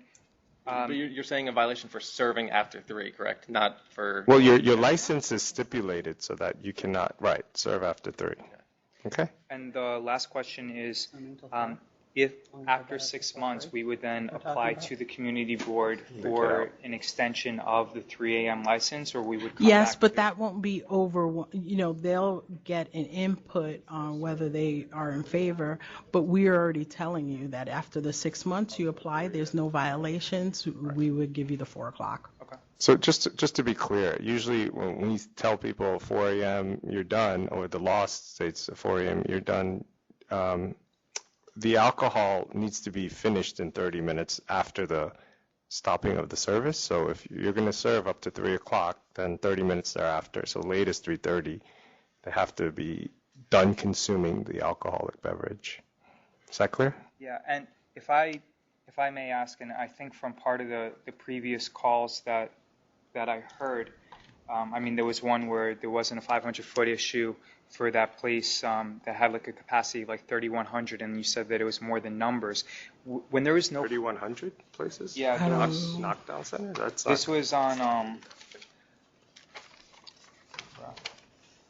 this was on May 5th, DMI Inc. for Flushing. You said that the biggest concern is the Right. 3,100. That is knockdown. Oh, that's actually on today, later today. Yeah, that was. We haven't made any 500-foot rule. decisions. Yeah. My question is, if the law favors the applicant when there's no 500-foot rule, where it's in the community boards, they have to put forth tremendous effort to show that it's in the public's disinterest. Why, when the 500-foot rule doesn't apply, why are we then? But at least with the interest of what the community board is actually implementing is not denying you. It's implementing an hour. There's no stipulation or there's no law telling us we have to approve it till 4 a.m. every application that is not within a 500-foot. There's no rule to say that we're obligated to grant you whatever you ask for if it's not a 500-foot case. So taking into consideration the area and the concerns of giving a full liquor license to individuals who have not been licensed prior, I think extending it to 3 o'clock more than what the community board would, I think that's some consideration. You're actually getting an hour more than what they had stipulated versus sticking to 2, because Commissioner Kim would not have gone for 4. So we came in the middle ground. But if you want me to go to 4 and him go to 2, then you would be back at 2 a.m. I think it's fair, and I appreciate the consideration, and we're going to work hard to show you that we're solid operators so that we can get our name on additional licenses in the future. And in 6 months, you shouldn't have an issue. Remember, Commissioner Kim, you said 6 months. I said 6 months. Do you want to come They'll in tomorrow remind me. with the license so you can get back and? What was that? Want to come in tomorrow to pick up the license? Yes. All right. Thank you so good much. luck. Good luck. Appreciate it. Good luck. 1405, Tahana Productions.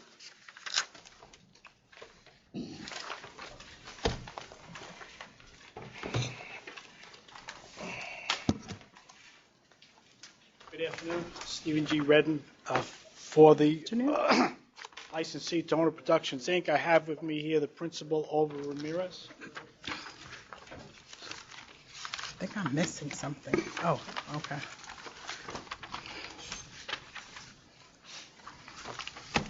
Okay, we asked for the licensee to appear because there's no food and there's not an operating kitchen. Yes. What the licensee plans to do at this point, Your Honor, I mean, Commissioner, is that we have now have brought the license with us today. We plan to surrender it for safekeeping. This establishment is going to be closed. We are in negotiations with a couple of buyers that are going to change the method of operation, they say, put in a restaurant.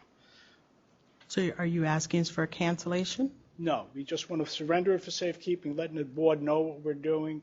If the board wants to have other proceedings, that's fine. We're going to continue with our negotiations. We're just asking today that the board accepts our offer. Your offer is, The offer that we put in back in May was $10,000. okay, and you're surrendering it today? Yes. Okay. For safekeeping, yeah. I cancel them. And it's not Safekeeping. gonna, you're not gonna remove it? Why would you not surrender it? Oh, we are surrendering for safekeeping. We have no intention of, No, I know, but surrender it completely, because if you put it in safekeeping, you can always come in and take it out. So what I'm asking is, as a condition, surrender the license. okay, I was unaware that my client had the option just to surrender it. I thought if he surrendered, that would result in a cancellation. If we could surrender it and it's held open for a year, is that the way it works? No, if he surrenders it, he's not taking the license out at all. Okay, so our offer So is, your option is to have it in safekeeping, so you can remove the license specifically. well, when he doesn't intend to open again, he's just trying to, we want to tell our buyers, we told them, look, we're surrendering for safekeeping. We have a contract, you put in your application, there is an active license, only it's here for safekeeping. wanna try to sell it? And they can put in their application. If they get approved, we close. Why? Because they want to have a temporary? Yeah, I think so, yeah. They can still have a temporary, can't Not they? in the 5 boroughs unless it's a transfer, unless they're purchasing an existing license and it Yes, would have that's to what be they're trying to active. But do. even in safekeeping, it wouldn't work because the location had to have been open and operating at least 30 days prior to the filing. So whether it's in safekeeping or surrender. Or surrender. But if they were to do the sale tomorrow or within the 30 Within the days, 30 days, then that would, yes. do you plan to do So that? whether it's surrendered or safekeeping, that would still apply. The So 30 surrendering days, it, all right. yeah. Well, our current buyer is telling us that they can do this deal all cash and they close in 2 weeks. I see. That's what the real impetus. All right. So if you're willing to surrender the license, because obviously it's not going to impact whether they're going to get a It will not temporary. impact, as long as they were open and operating 30 days prior to Yes. filing. So if you're willing to surrender it, I'll accept the 10,000. Okay, I just want to make sure, because I don't want to ill-advise my client, if we just surrender it today and our deal doesn't close in 30 days, our buyer then would not be able to get a temp? He's going to have to wait to get a full license? Is that the way? He could not. He could not, well, he couldn't even if it was in safekeeping. Yep. It wouldn't have any effect because the location wasn't open and operating with the license. Either way. That's what the statute requires. But does Okay. your client want, if he's trying to sell the location and it does not get sold, does he want to take out his license and operate again? They have to do that to preserve And his see, investment. and Not going that, to accept the current no, offer. no. How long does he have if the doors are closed to do it? What I'd like to do is say, we're going to bring this license in, surrender it within 10 days. We can make your acceptance conditional on doing that within 10 days, and I can coordinate with the buyer. What's our alternative? Yeah, it will be cancel and bond. I'll revoke and Well, bond. it's kind of an amendment to it's another Because- offer. It's a new offer. But a hearing. Yeah, okay. The doors are not going to be open again until there's a So new, surrender. until a new buyer Surrender, comes in. they have I just 30 don't want days to go to sell it, right? tie the buyer's Or hand they- and say, hey, temporary. look, you surrendered. But- it. Well, again, and It's there's going no to saying be, we it's going to would- take us 6 months to get a full rather than a temp.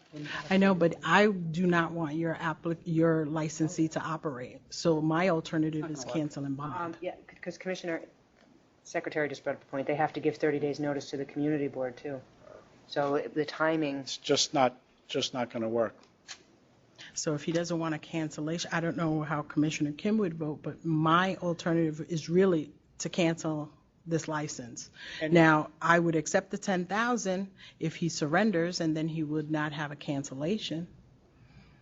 But either whether he surrenders or the license is canceled, they're not entitled to a temp.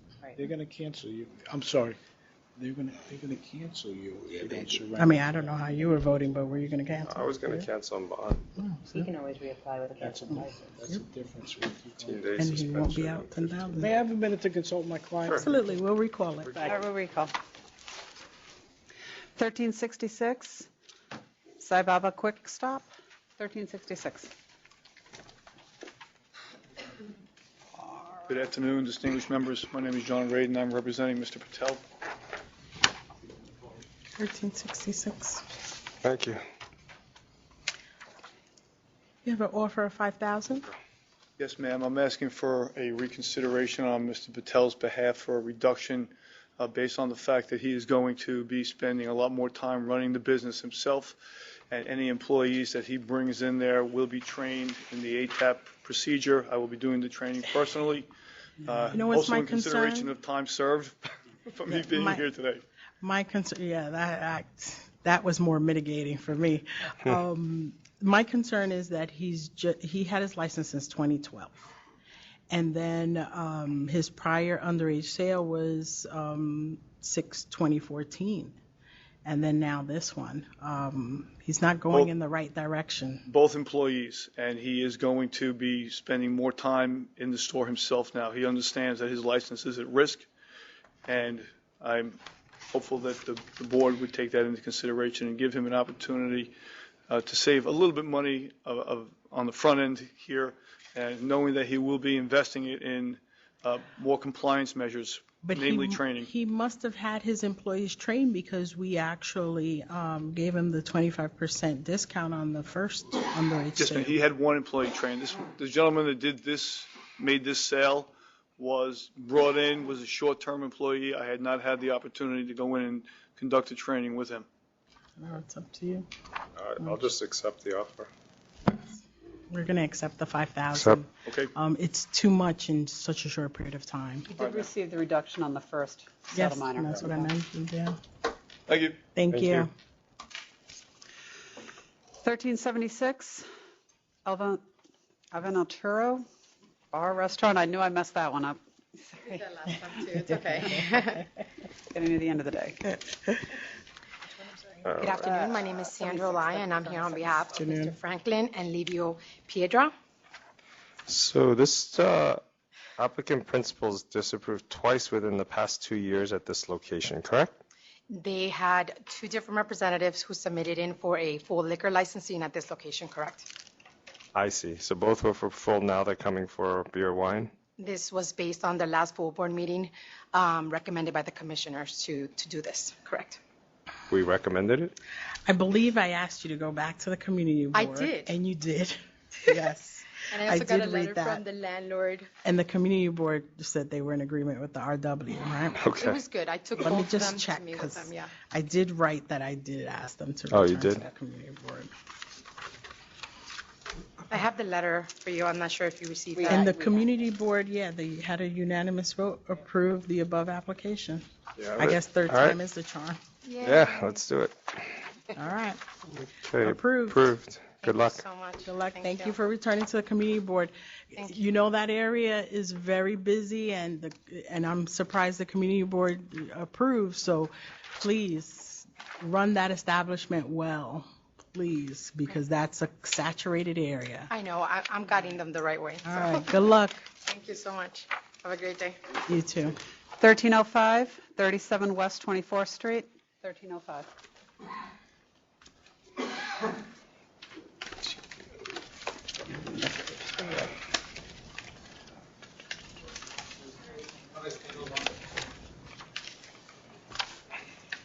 Good afternoon.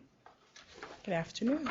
This is an offer of compromise to resolve the charges, but there is a member of the public here to speak against those. Okay. Offer of compromise. Okay. Good afternoon. Good afternoon. My name is Cormac Flynn, no relation. I am a lifelong resident of West 8th Street. I currently live at 33 directly across from the licensee. I am the current co-chair of the West 8th Street Residents Association, and I'm appearing here today on their behalf. The licensee in question I know you often hear stories, and I'm not going to belabor you with emotional stories about noise and everything. I just want to say this. The licensing question, we met with them when they first applied for their license. They got ours much later than anyone else on the block, in part because the area had long been a nightclub, and we were concerned about grandfathering here at this board, but mostly because they made a set of commitments to the residents, another set of commitments to the community board. Some of these commitments were verbal, some of them were in writing. They involved how they were going to handle security, how they're going to handle their door, the physical arrangement of their space, which doors they were going to use, how they're going to handle parking, how they're going to handle transportation, and numerous other things. They have failed to uphold a single commitment that they made in that time. Now, in a short time, because it was 2012, they've been licensed and they've had an they extensive did pretty well history. for the first 18 months. Yeah. And then I understand the management changed slightly, so maybe that's part of it. It's not, I'm sure you all know, infrequent in my experience. And my block has, since my association was formed 12 years ago, gone from 1 license to 16. We're not a NIMBY group. Most of the applicants have our support in the end. And it's not unusual in our experience after places open, even with the best of intentions, you have trouble living up to some of the commitments you made. That's not the case here. These commitments are more accurately described as betrayed, as spurned.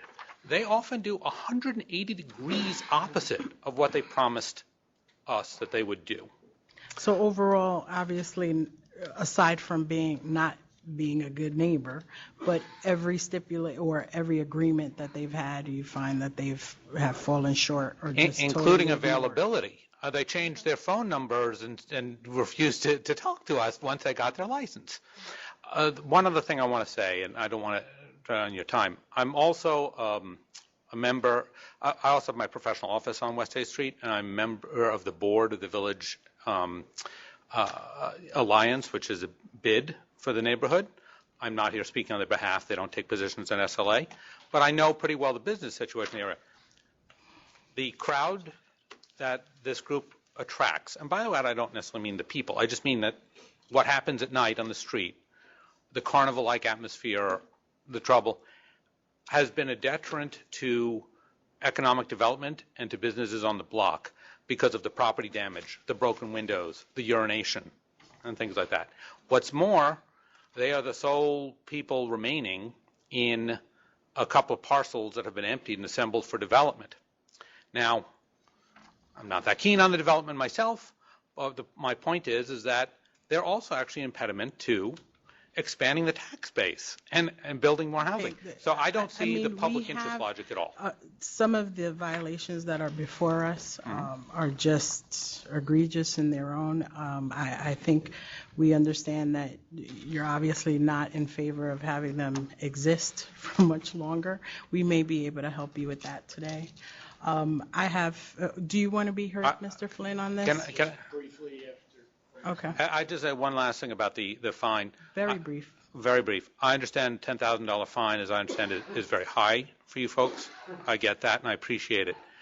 I think in the face of, they have the lowest rent probably of any nightclub in Lower Manhattan.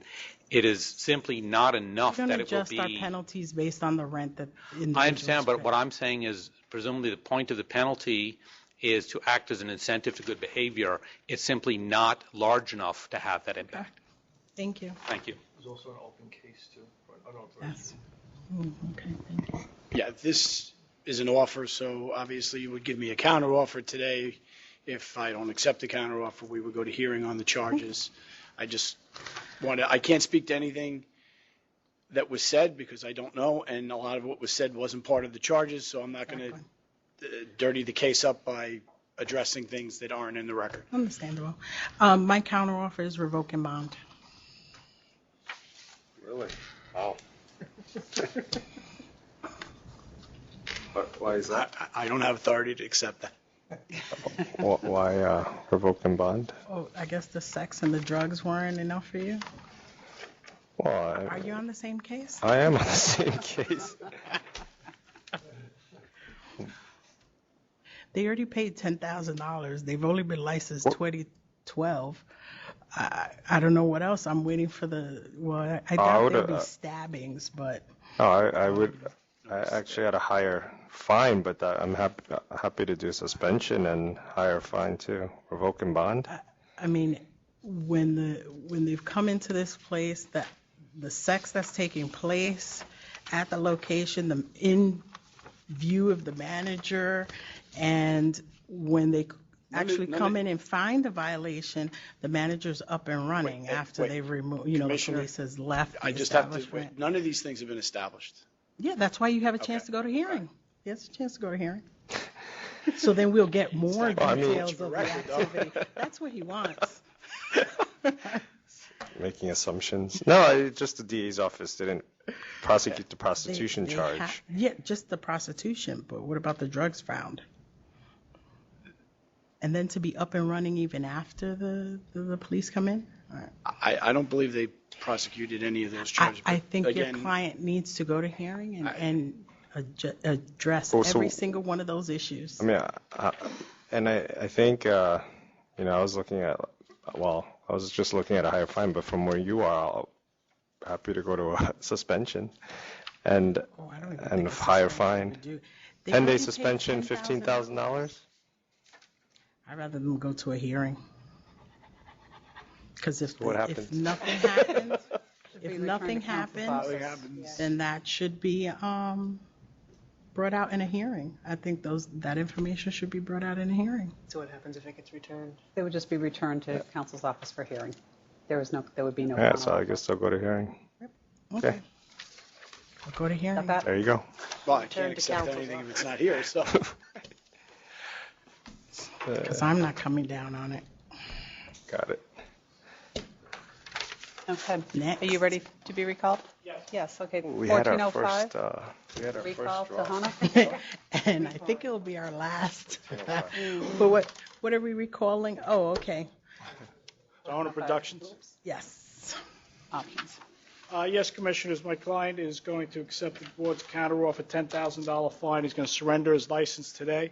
I would just ask if it's possible to have charge number 7, improper conduct, dismissed and sat. Usually we offer a letter of warning. Usually we don't. So we'll do a letter of warning for that We'll one. do a letter of warning for that one. That's fine. Yeah, it just might have collateral consequences, that's all. Okay. So you're going to surrender the license? I have the license here. He's executing it right now. Okay. I'll accept the $10,000 and surrendering on the license. I accept. All right, so just to clarify, it's accepting the offer. The offer was surrender and $10,000 on Yes. charges 1 through 6. Yes. And charge 7 will be Letter of warning. a letter of warning. Okay. Because I don't want to dismiss it. It should stay as part of the record. Yeah, but it will be at the. Go downstairs to the 4th floor. You can leave it with Yes. me. Oh, you can Oh, leave yeah, it. Oh, because please. they're gone. Yeah. right? Yeah, it's gonna go Yeah, there they're- anyway. Surrender Gonna the go- original The window license is down. closed at 1. Well, it's okay. Go to me anyway. She's our surrender unit. I could do that, I guess. The next item is 1398 DMI Knockdown Center. Mr. Flynn, I can mail it to you. Do you have a business card? Give me a business card. I'll make a copy and send it to you.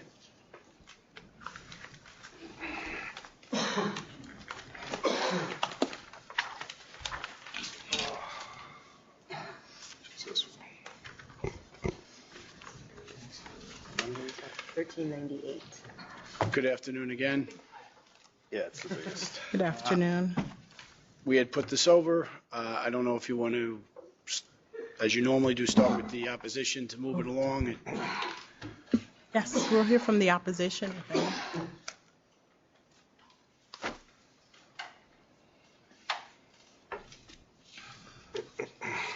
Good afternoon, Commissioners and SLA staff.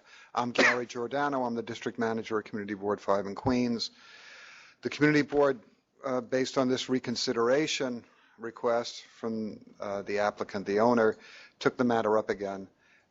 We gave it to our Land Use Committee since it is a major issue for us how factory land, large factory land, should be used. The Land Use Committee met, and I think I gave this all to you in writing. Yes. I think it was May 26th. 5 members voted in opposition to the proposed cabaret liquor license, 2 in favor. It went to the full board on June 10th, and the community board members voted to support their land use committee's recommendation, recommending denial of a cabaret liquor license, 29 rather, to 12. So although the recommendation last year was 40-0 in opposition to the proposed cabaret liquor license for 3,100 individuals, or up to that. Some board members changed their mind, but the overwhelming majority Is to deny. were still opposed. Okay, thank you. Okay. Mr. Flynn. Anyone else? Oh, sure. Can you put your name on the record? Sure. Hi, my name is Emily Welder, and I live in Ridgewood, Queens. And Memorial Day weekend, my wife and I walked to Maspeth from our apartment, which is located near the Fresh Pond M. It's about a 20-minute walk to the Knockdown Center in that area. And we wanted to talk to people that are directly impacted by the Knockdown Center and their license. We didn't knock on doors. We just talked to people that we ran into on the street. And many were shocked to hear that they were trying to get a reconsideration for their license. There had been no outreach from the center to talk to them about it. And we asked them to sign our petition that, stated that they were still against it. Okay. And they were all too glad to. A few weeks prior to that, we had gone to the Knockdown Center, and we were welcomed by the proprietors. They spent a lot of time with us talking about the procedures and protocols that they have in place. But the reality is it doesn't change the fact that we've got 3,100 people coming into our community to drink. Would you be okay with a lower number of people? I don't think so. Ridgewood is not that kind of community. Maspeth is not that kind of community. Glendale is not that kind of community. And it's going to have a huge impact on our community. The 104th precinct is already taxed and overwhelmed with the current concerns and demands of our community. People are going to be pouring into pregame, and there's no. Just so you know, the police precinct supported it. They do. They do support it. But as it stands right now, our precinct is already overwhelmed with the demands that are currently in our community. And right now, we do not have 3,100 people flooding into it to drink and party. I understand that. And that is a problem. The signatures that you mentioned, they were just of, passerbys? They were just people in that, directly across the street, and within the Maspeth community that we were bumping into on Memorial Day weekend, barbecuing and talking to them. We sent those the petitions in to the State Liquor Authority. I don't know if I've seen them. But how many signatures did you have? We collected 30 just from, our walk. Okay, of talking we'll put to people. Those in the record if we've received them. Parking is already at a premium in that neighborhood. Transportation is tough. There is no transportation really around the Knockdown Center. Okay. A lot of this we went over. Yeah. What was asked of the board is to hold it over for reconsideration for them to go back to the community board, and the community board is still denying the application. So that's why we were asked to hold this over and see if there was any agreement with the community board. So a lot of those are in the record. Awesome. And we'll hear from Mr. Flynn. Thank you. Okay, thank you so much. Appreciate it. Thank you.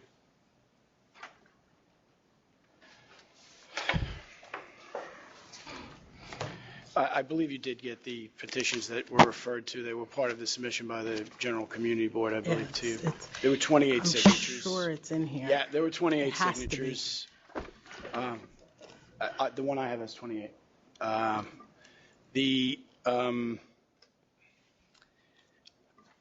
The Community Board resolution was as they presented it to you at a 29-12 vote, and they've essentially go back to the original resolution.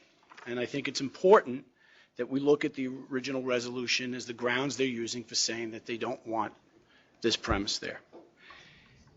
The first point is that they want to use this for manufacturing, regardless of whether or not the the owner of the site wants to use it. This isn't somebody leasing it. This is the owner of the property themselves, and it's an as-of-right use.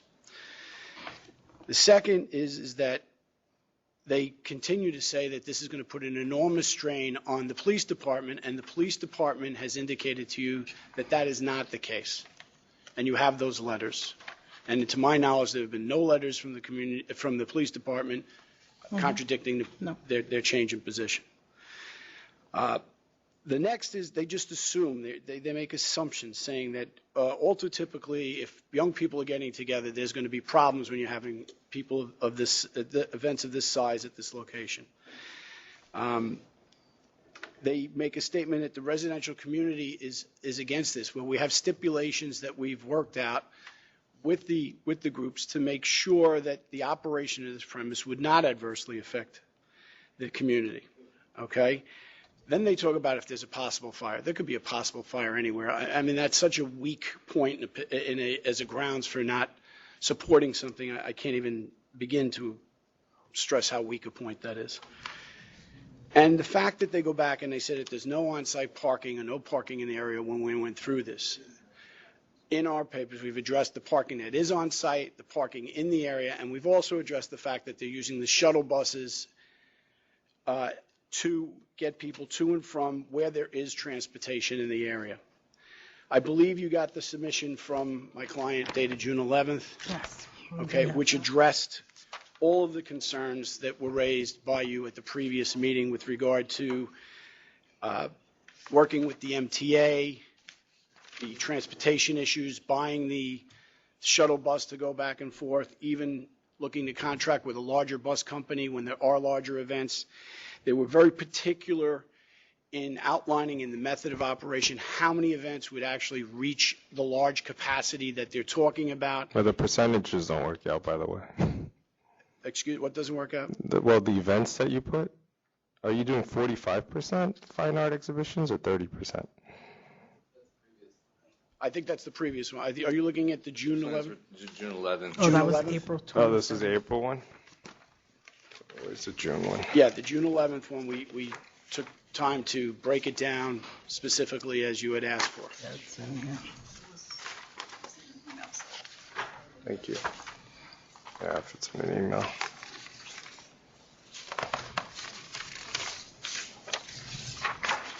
Okay.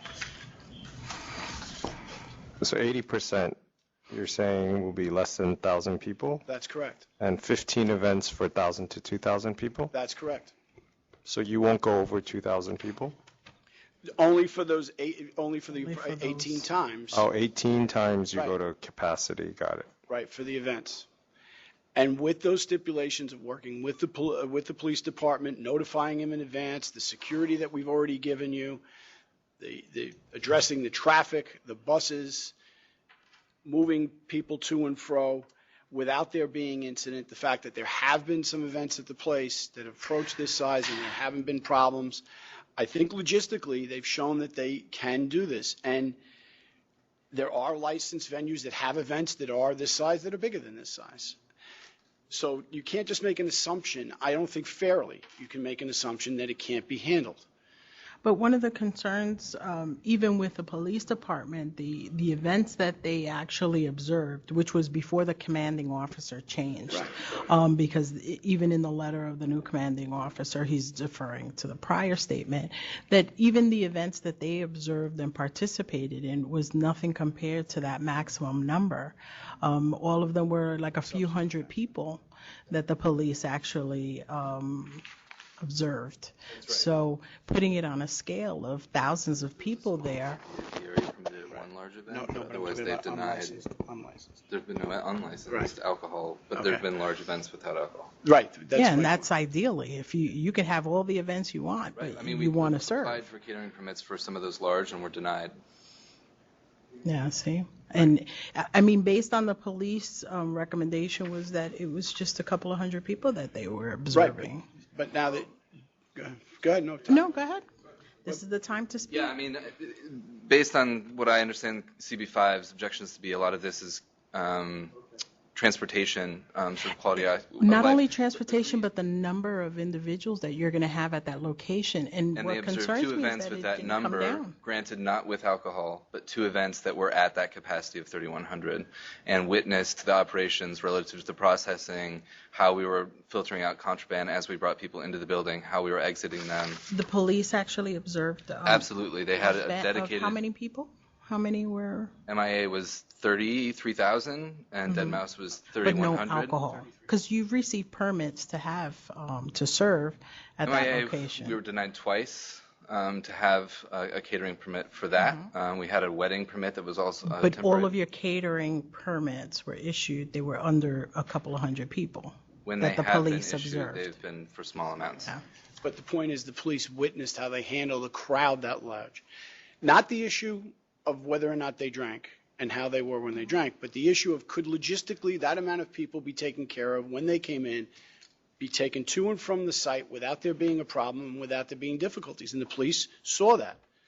And the police didn't see that as a problem. They said that they handled the crowds well. And But the dynamic of having all those individuals, I think to manage 3,100 people, maybe not all of them will drink, but just based on the analysis of the police department, they're looking at how you're processing people in and out of that premise, and they said you did that very well. Right.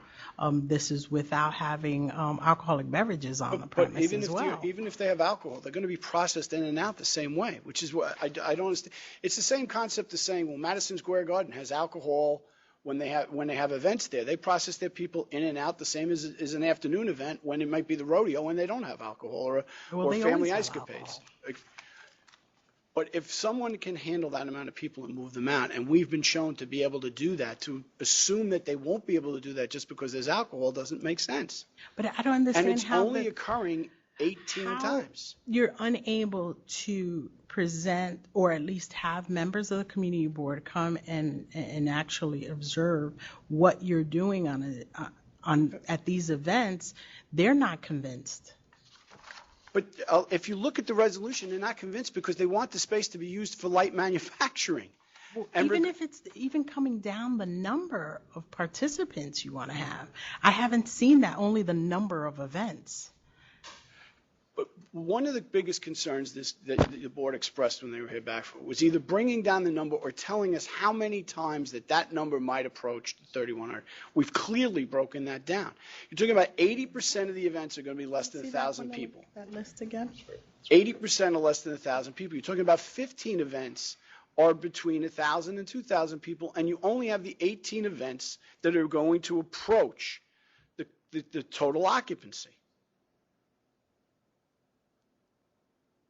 And the crowds are leaving. Not all your events run late. So the crowds are going to be leaving. It's not as if this is a nightclub you have in Manhattan where they're pouring out in the street between 3 and 4 a.m. because that's not the case here. These events aren't going to those hours.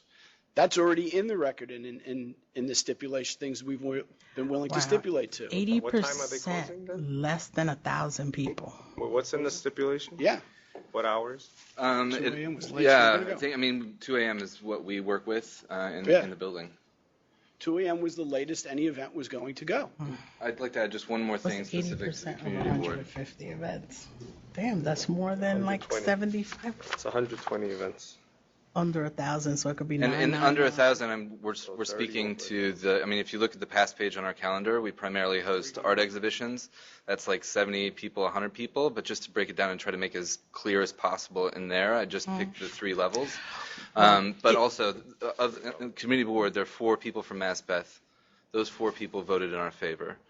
The chairman of the Building and Land Use Committee voted in our favor. My criticism would not be specifically towards you as an art exhibit, but we've had many places come to us recently that art was going to be their focus, and it ends up not to be. But I won't use that as a judgment against your particular operation. And also a lot of 20 years of work in that field. I think from all the events that we've had with permits, it's clear that that's the type of. Just to clarify, when you say for events 800 plus, there will be additional shuttles hired. What does that mean? What's the formula? I mean, those are the Juniper Park Civic Association and ComEd's words that we're agreeing to. And they're saying if there's a larger, so we have a shuttle that we bought, a 2015 Sprinter. Right, I saw that. So what does that mean? So then 800 plus means we contract and we add an appropriate number. What's an appropriate number? I want the actual number. In the past, we've hired 3 30 passengers. 330. What, your 2015 Sprinter seats 10? 8? 10. 10? But I'm saying 12? we would contract and add additional shuttles. So then 330s, it's 0.7 miles, and it's about a 10-minute for one bus to touch 330. both. So, okay. So for every 250 patrons, you're thinking of 130 seat Sprinter or shuttle, approximately. I'm sorry, can you restate the question? Yes. So my question is just that if you have 800 people and you're saying you would, for that kind of an event, you would put 3 30-seat shuttles, right? 800 plus, we would, if Yes. it was going to be, if we had sold 1,200 tickets, I mean, yes, we would have an appropriate number of shuttles. No, but Mike, yeah, I'm trying to get to the appropriate number. Well, so You keep if- telling me appropriate number. What is the appropriate As number? the number grows, they Because you add put it in this, it's in the letter, 800 plus. We'll have additional shuttles. Are you gonna have 1 shuttle? Are you gonna have 10 shuttles? Are you gonna have 50 So shuttles? if there were 1,000 people, we would have 1 30 passenger. If there were 1,000 people expected, and again, we're always. For 1,000 passengers, 1,000 people in attendance, now you're only having 1 30-seat passenger shuttle? You just told me 3 for 800. Okay, I'll back up and say Red Bull Music Academy in June of last year, we had about, I think it was 1,350 people in the building, and we had 2 30 passengers operating on that event. And that functioned. There was not a line on our property. There was not a line at the train. The other precinct that has the corners around the train was. So you don't really have a plan. We do have a plan. No, but I mean, you got to tell me. Aren't you going to have a? When we did Wayland Seymour 2 weeks ago, or no, last week, they gave us exact numbers because they're looking at. What was the maximum capacity? 1,000 people, I think, right? And this is Williamsburg, right under the bridge. They gave me an exact number. If we have this number of people, we're going to have this number of security or valet or shuttle. Here, you're just telling me, oh, well, if we'll look at it, 1,300, well, maybe we'll have 2 30-seaters. And if we have 800, we'll do 3. If I have 200, I'll do 1. Let him answer the question, because Sure. what he did was it was confusing, because what he did Okay. was he went by what happened when they had 1,300 Right. at one point and 800 Right. at another point. So now specifically answer the question. Okay, so we would always operate our shuttle. Over 800, so let's say 800 to 1,500, we would have 2 additional shuttles operating, each at 30 passengers apiece. And then we would And add. what are you going to do with your 10-seater Sprinter or 12-seater Sprinter? It would still. That's always always going to be going, operating. yeah. Got it. Okay. And then I think we would add something like, two per 500 people, 2 additional shuttles per 500 people. And again, we're always controlling ticketing, and so we would have a very good idea of exactly how many people are going to show up well in advance, and we would be able to make these plans. Additionally, we think that the MTA will agree to add additional service on the B57, which stops directly in front Well, you of don't our know that place. yet, right? Well, we don't know that You yet. don't know that yet. No, but that's what I want. If you're telling me 1,500 people, and then you said 500 for every 500 you're going to have a 30-person shuttle, then 1,500 means 3 30-seat shuttles plus your regular 12 Sprinter, right? Yes. That's what you're telling me? Yes. Okay, got it.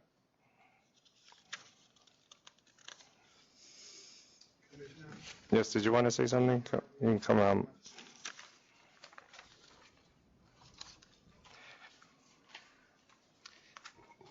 In our opinion, I think the opinion of the great majority of community board members, 3,100 people is just an unreasonable plan, an unreasonable request for our type of communities. First of all, there's residents who live right across the street on 54th Place. There's an entire residential community south of Flushing Avenue. Once you get past the strip of stores, immediately across the street from this location. It's an industrial business zone. It's in a designated industrial business zone, and the city council is now discussing provisions not to allow these type of establishments any longer in industrial business zones, certainly, if not many of That the isn't currently the manufacturing law, business. right? I'm sorry? That isn't currently the law? Not quite yet. Right. But I sat here all day, and I would bet that for what I heard, everything put together wasn't 3,100. We had 4 or 5 catering halls that closed up in our community board area. Altogether, they were not 3,100 people. There's nothing to benefit the community with regard to this. This is all going to be enticing people from other places overwhelmingly to come to this venue so that a lot of money can be made at the cost of the community.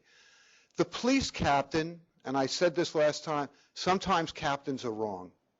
And I think the police captain made a big mistake writing that letter in January, but he didn't say he was for it. He said that he no longer objects to them applying for a liquor license. That as far as he went. The new captain basically said, I'll deal with whatever I have to deal with. Any police precinct captain who's at all thinking rationally is going to understand that if you have 3,000 people, you're going to have to provide significant amount of police protection no matter what, or at least patrol no matter what, because God forbid some things go wrong, what's going to happen? So this puts all the pressure on the community. Now you ask them to go to the community board. I have seen nothing of what they're talking about. An absolute zero of these events, what percentage of the events would be X number of people. I have seen nothing. What they gave us at a community board meeting was simply a glossy. This was the outreach that I saw. So you didn't see this letter dated June 11th? I guess it was just addressed to us. None of this. I've not seen any plan whatsoever as to how many events they're forecasting. I think the entire request is unreasonable. It's of no benefit to the community. It's just a moneymaker. And what about everybody spilling out into the community? What about the fact that it's completely a residential area on the other side of the street?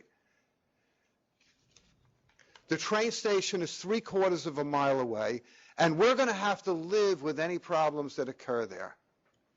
And yes, they've had some events, and they control them, from what I know, pretty well, but 3,000 people under the influence of alcohol with a train station 3/4 of a mile away, and now you're talking about how many shuttle buses they can bring.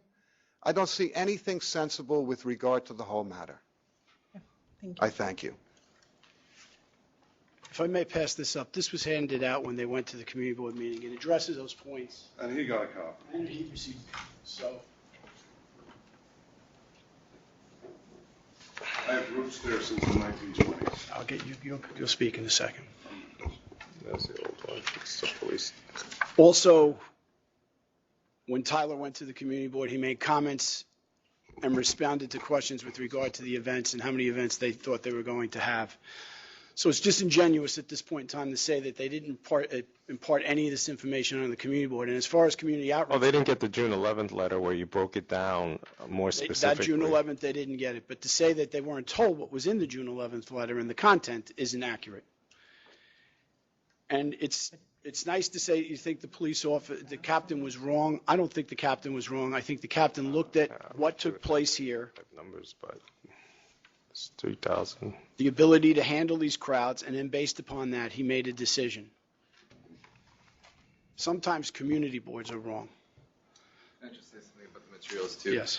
The ground plans there that show the movement of people, that was specifically, the Chairman Arcuri from the community board specifically asked us to include that and talk about that because he thought that how we were handling crowds and our ability to hold our capacity on our property and not on any sidewalks was a primary concern of the community board, and so that was a specific response to a specific question. In your submission, you have 150 events. We'll give you a chance. Are you going to have any events that are just the exhibit and no alcohol being served? Or are all 150 events are going to be specifically you're serving? I mean, I think, we've been having gallery openings, art shows, and things to that effect. I don't think that that's going to be a heavy drinking crowd, but we would like to have wine available at those types of events. There's community events that we've done 2 kids' days. I don't think we would set up our bar or have the bar open for that. There's like we did an egg dyeing workshop, and we probably wouldn't have that wouldn't really be appropriate to that event. But like a Saturday afternoon art opening that goes from 2 to 7, I think we would have some drinks available, yes. But not all events would always have alcohol.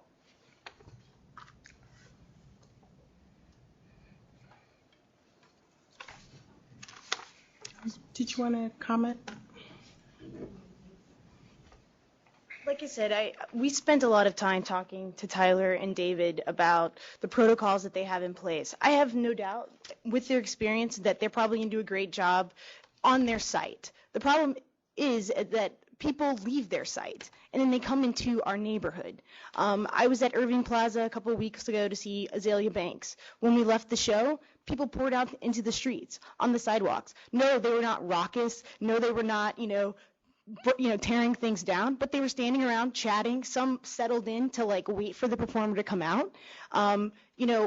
They're taking the contraband, at the place, but the contraband comes into the neighborhood, they dispose of it before they head into the place. People that we talked to said that they witnessed people taking stuff before they went into these events. We spent hours that day talking to people from this community, and they told us that they were very, very upset about it.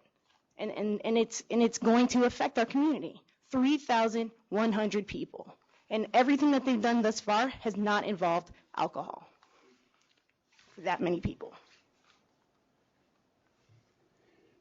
Again, I don't know how far away. I know Ridgewood's the next community over. I believe this one, a 20-minute walk is a substantial walk. It's over a couple of miles away. Okay, we've given you an opportunity to address us. Okay. I'll answer any other questions that you might have with regard to this, but I think we've gone through it all. Questions? I don't know if I have questions. Or concerns. It's just the numbers. It's like I was hoping to see that some of the numbers of the events would come down. I think some of the, Commissioner, let me just address that question, because since we began this, they've come way, way down. Basically, when we started, if you remember, it was 5. We immediately dropped it down to 31 when there was a concern from the community. Then there was a question of that we would have these events all the time up to 3,100. That they've now been dropped all the way down to just 18. Between 1,000 and 2,000, it's 15. 80% of your events are less than 1,000, and most of those, they can't give you the exact numbers, but most of those are a few hundred-person event. So I think that in this... But it's 80%. 80%. Under 1,000? Yeah, 80% of them. That's 120 events exactly. under 1,000. Out of 150. Out of 150, you said, right? Right. Out of just give or take 1 or 2 people. Right. 120 events under 1,000, 18 at full capacity. And then it would be 12 at the 12 between, right? Instead of 15, if your numbers are exactly 12, on the head. Right. 12 between 1 and 2. I can give a specific example. Right now, we're contracted with Carnegie Hall to present West Side Story in March of next year. That'll be 3 performances. They'll have seating for 750 people. I think you understand, though. I don't think the community's worried about Carnegie Hall. They're really worried about the Live Nation raves and concerts and 3,100 people. I don't think it's not your art events either. 500, 600 people. I think. I understand. I was just trying to speak to the 80%. I think that's where we're struggling with as well. It's and that's why we've tried to curtail it down to the minimum that we know that we would have and bring it to that number, which in the scheme of things, you're looking at the percentages here. You're seeing that it's a little roughly over 10% of the events would reach maximum capacity, and a little under 10% would be between 1,000 and 2,000, and they're willing to stipulate to those figures. And along with all the other things that they stipulated with the civic associations and have told you here. And that combined with the license and bonded security, the additions they're making with transportation, should assure everyone that with these numbers, they will be able to take care of it without adversely affecting the community. And the last thing is there are criteria you have to consider in making this application, but it is not a 500-foot hearing. And I think that's something we've heard, 500-foot hearing all day long, and the criteria you have to follow. But that is not the case in this situation. The burden doesn't shift to us. It's not a 500-foot case. And I think we've really worked very, very diligently to get these numbers down to numbers that make sense on a percentage basis and on an actual number basis. You're dealing with 10% that might reach, a little over 10% that might reach capacity, and a little under 10% that would be in the middle block. But the vast majority of these events under 1,000. Where I'm at is still the events under 1,000. Yes. If there's no ballpark, like if it's between 5 and 6, that's something, but it's anything under 1,000. All right, well, we can get more specific with But that. don't get more specific. How do you feel about 120 events? 120 events of less than 1,000? No, I do. I would like to see some more specifics because I think we're talking about events that will be, the major big events, they are what they are, but the smaller events, I think they can, to minimize the impact. And this is all outdoors. No. It's a large. No, but you have a portion of it that's not housed. There's almost 3 acres. It's over. It's 31,000 square feet under roof in the building Right. assembly with not including backup house. So the building is But large. you're not going to have performances outside, though, right? There's all under. You're restricting everyone to be under one roof during whatever event, and no one is to access any of that property at any time. You're just funneling people in and out. There are 2 patios outside for when they're gathering before they go into the event and everything else, where they would have alcohol service before they go in. But once you have the people inside, there's a holding area. We even talked about this, which was raised before. There's a holding area inside the gate, inside the property for the people to queue, and there's also parking there. But what I was asking is, no one will have, members of the public will not have any access to any of the outside space. Well, You're funneling everybody in and out. In the approach, they will, but no. Once they're Wait. building, there's patios, and if I understand it Yeah. right. Yeah, that's the outside. Aren't Yeah, your there's- patios outside? That's what I'm referring there are to. two- That are on the SLA map that were at part of the original application. That are, Outside of any designated area, no. and they're right before you enter on the right and the left-hand side. Those 2 patios. So as people come in, it's a place for them to hold and gather, meet whoever they're going to meet before they go into the building to be seated or to be at an event. And the property is completely fenced. Right, and that's another thing. It's fenced, and we had approached this the first time we spoke. Don't forget, these are very, very high fences that go all the way around the property.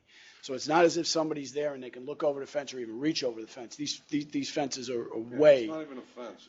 It's a wall. Yeah, it's Robinson Q decking. In specific for residents on 54th, there's always building in between any outdoor area on our spot and 54th Street. Right. There's always building, L-shaped full building, right. It's not just a fence.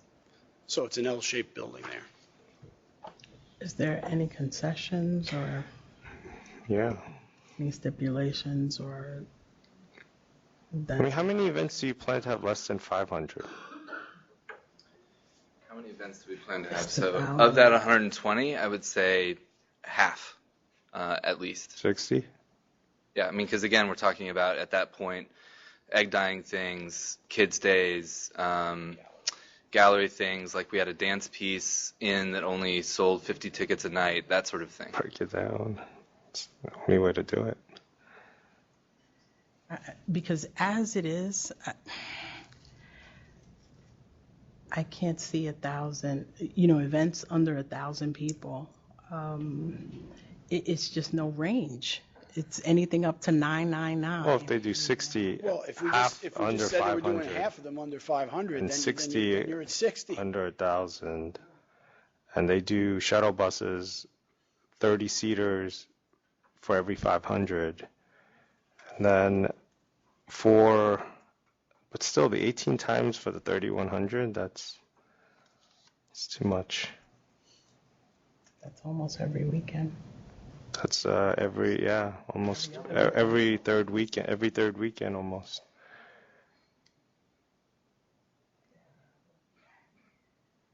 I feel good about that one. Like this, even this, I would come down, but We would be willing to drop the maximum number to 1 per month, which would be 12 for the year, which cuts that now by 50%, that number.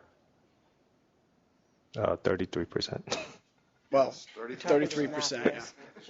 Well, 6 out of 12 to me is 50%, but that's 33%. I think you should go and look at the location. Really? Once a month. Oh, I'm just teasing. 12. Down here. Which one? Oh, for these? Well, yeah. I guess it's 12. I don't know. I'm going to go and take 12? executive session and Am I hobbling you? my issue. Oh yeah, that's so. Because my issue is even for council. I don't really for licensing. We've never actually approved something that wasn't an arena or wasn't some type of venue that the security is already established. I don't know. I think 3,100 is a lot of people. There was a similar, it was not exactly the same I number. mean, there's venues in Buffalo that we've actually done that is less people. Oh, really? This concept has been used and adopted by the authority. You did it on a catering hall on the Upper East Side, if you remember, 2 years ago with a wine and beer catering license as to how many events they For could Rose have. Group? Yes, correct. Yeah, but they were under 1,000 people. They're No, only no, I 700. said We restricted all of their events to be What I under s- 700 I people. understand. What I'm saying is the concept was used as to how many events could be within each group of people. But that which was is 700 people. And it's a different area than this, and it's a different size building. That building is And completely it's different. it's only beer and wine. I understand, but if you're looking for don't see the venues that are larger connection. than this, they're all over the city. Yeah, but I don't see the connection, at least with 3,100 individuals. And we've- I haven't, the only amount of people that I've seen that I've actually reviewed and visited the location has been arenas that have held people of, more than 3,000 people. And this is a structure that's going to house 31,000 people for what, 12 events? I mean, 3,100, sorry. For what you reduced it now to 12 events a 12 year? events, one per month. People. And And I have and nothing they to go on other than that, I'm talking about catered events with alcohol.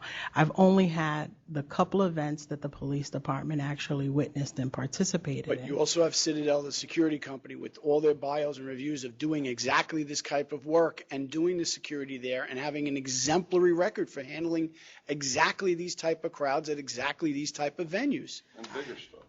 I would not even have a max of 3,100 people. I just can't see. What would you? I think What you number need to would you prove think? yourself. What would you consider? I would say 1,500 max. 15. It would have to be half the amount of people that you're, at least to establish that. But Terminal, This is gonna- you just pointed out this would Terminal be 5 is supervised. 2,800 people. I mean, you have 3 nightclubs that I know in Manhattan that are over 2,000 people. How about 2,000 and just combine these two? 12 For one every month. and 2,000. I mean, this is a place that has not received a license. Right. The applicants really have not demonstrated to be able to have a capacity of a location of 3,100 people. And this is in the No, I middle of agree. the So city. let's cut This it isn't- down to 2,000 max. This isn't like you're out, I mean, I understand the property is industrial. Right.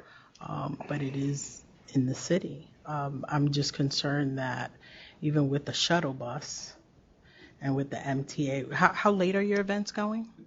No later than 2 a.m. is the latest event. Most of them are finished well before then. Well, how many will be going to 2 a.m.? Answer that question, I can't. The reason this is difficult is it speaks to deals that obviously we haven't made yet. But I would say, I mean, of all the capacity shows that we've done so far, granted without booze, they've been over between 11 and midnight. So I would say, let's say of the 12 at capacity, going till 2 a.m., let's say 5 maybe. And are all of these events over that amount would be on a weekend? Or you can't even say that? Not necessarily. That's not a stipulation we've contemplated, but 2 a.m. on a 2 weekday? a.m. on a weekday is but most of them, yeah. I mean, that would be fine. I mean, that would be fine. It's just not a stipulation that's been. Nobody asked us to do that, but if it was asked to do it to make them on the weekend, we could. Absolutely. Now I have to go through every event and like how many people on what weekday. It's up to you. Well, if we do 12 at 2,000, maximum 2,000.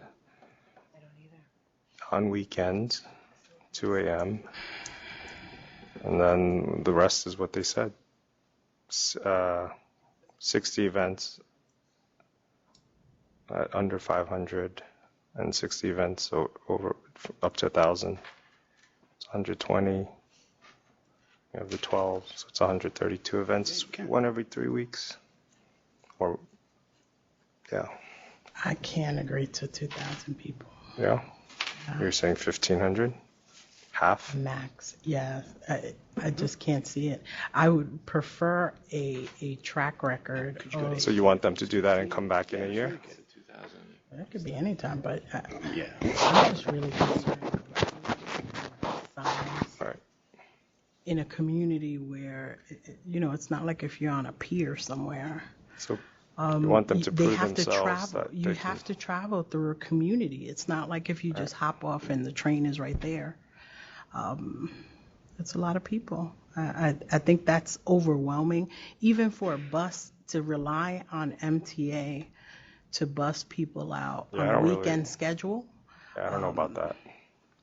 I don't know if I can count on that. Yeah, I think it's MTA is their obligation now to bus people out. Private shuttles. And even a shuttle for 30 people. And you're shuttling them to the train? To the train, and it loops. It would be 3 shuttles of 30 people, plus their 12-seater, so it's 100 seats.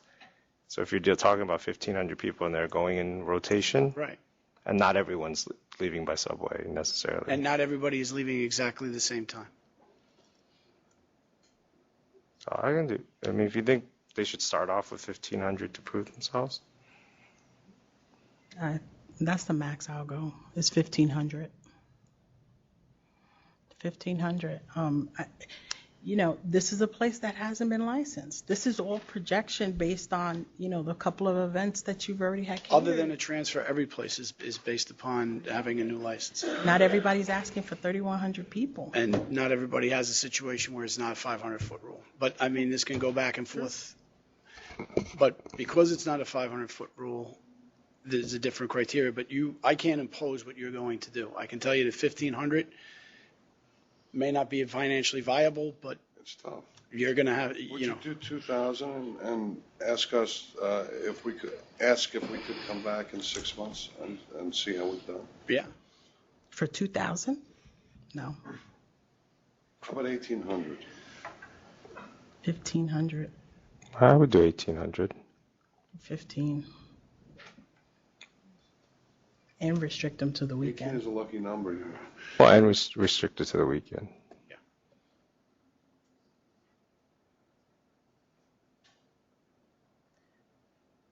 You said 1,800 for only 12 events, once a month.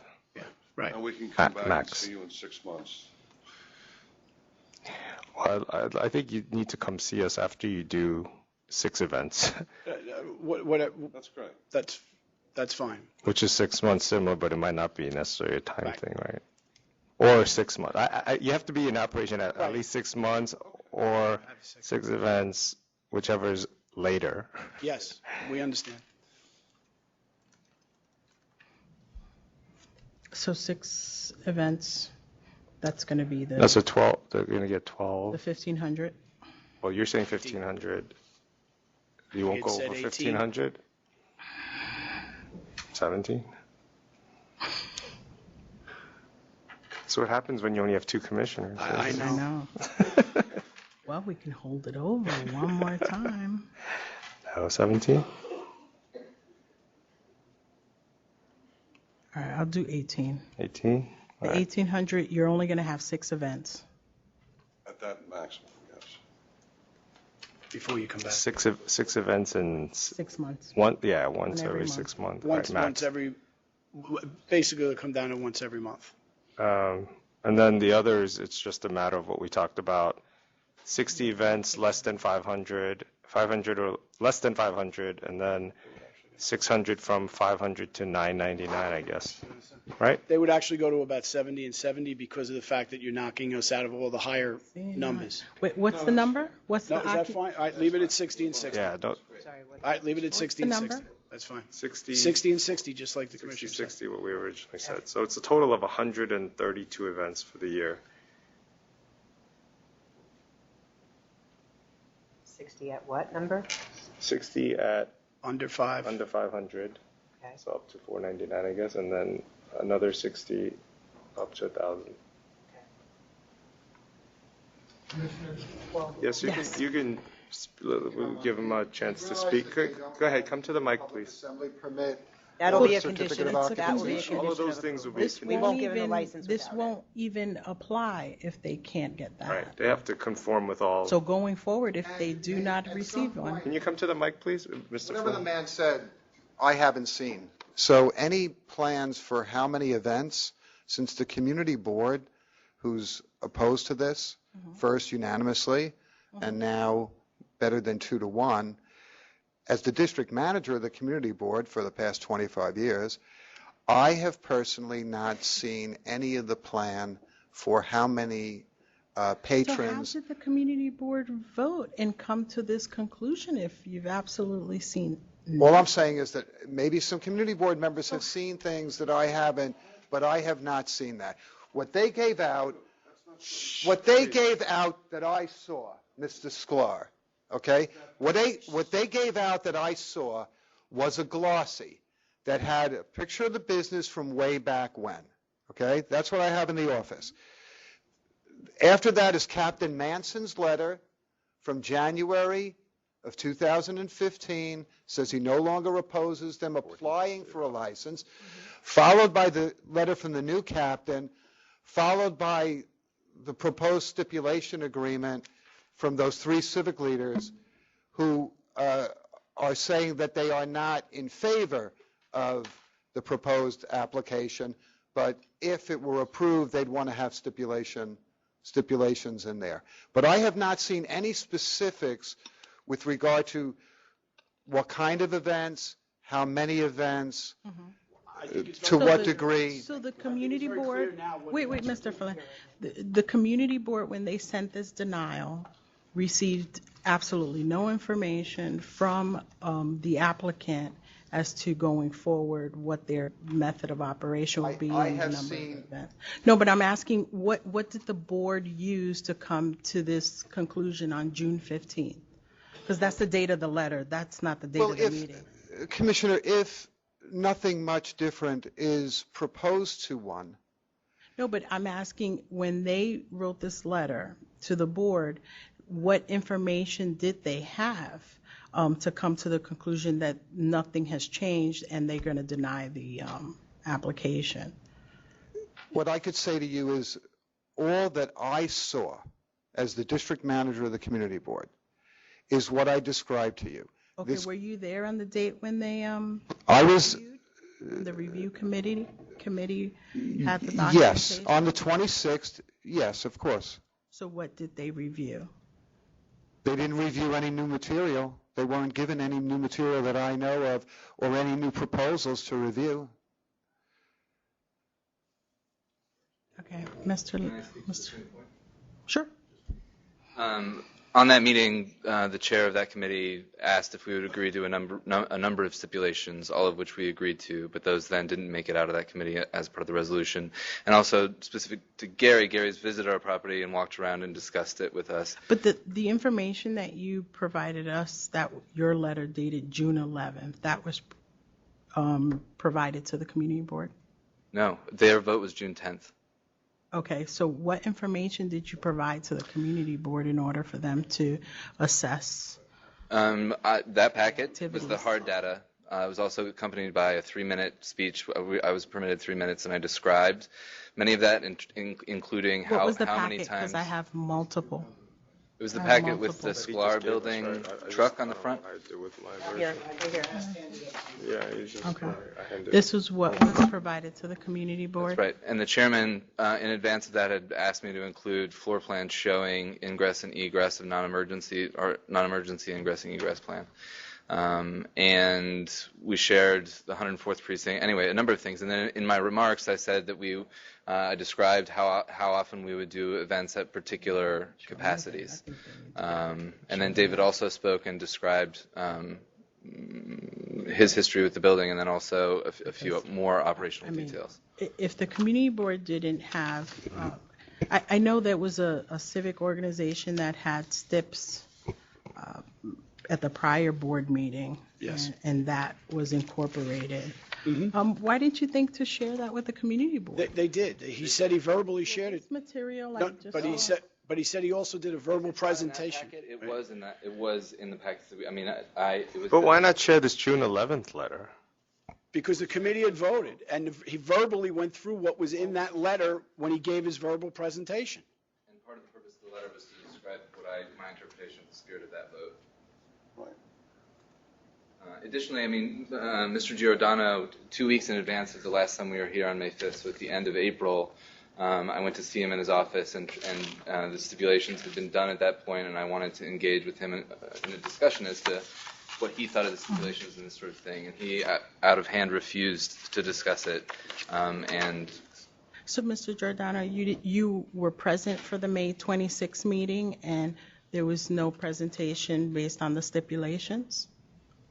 The chairperson of the committee, Walter Sanchez, presented a recommendation with these stipulations, that they be permitted to have 3,100 with specific stipulations.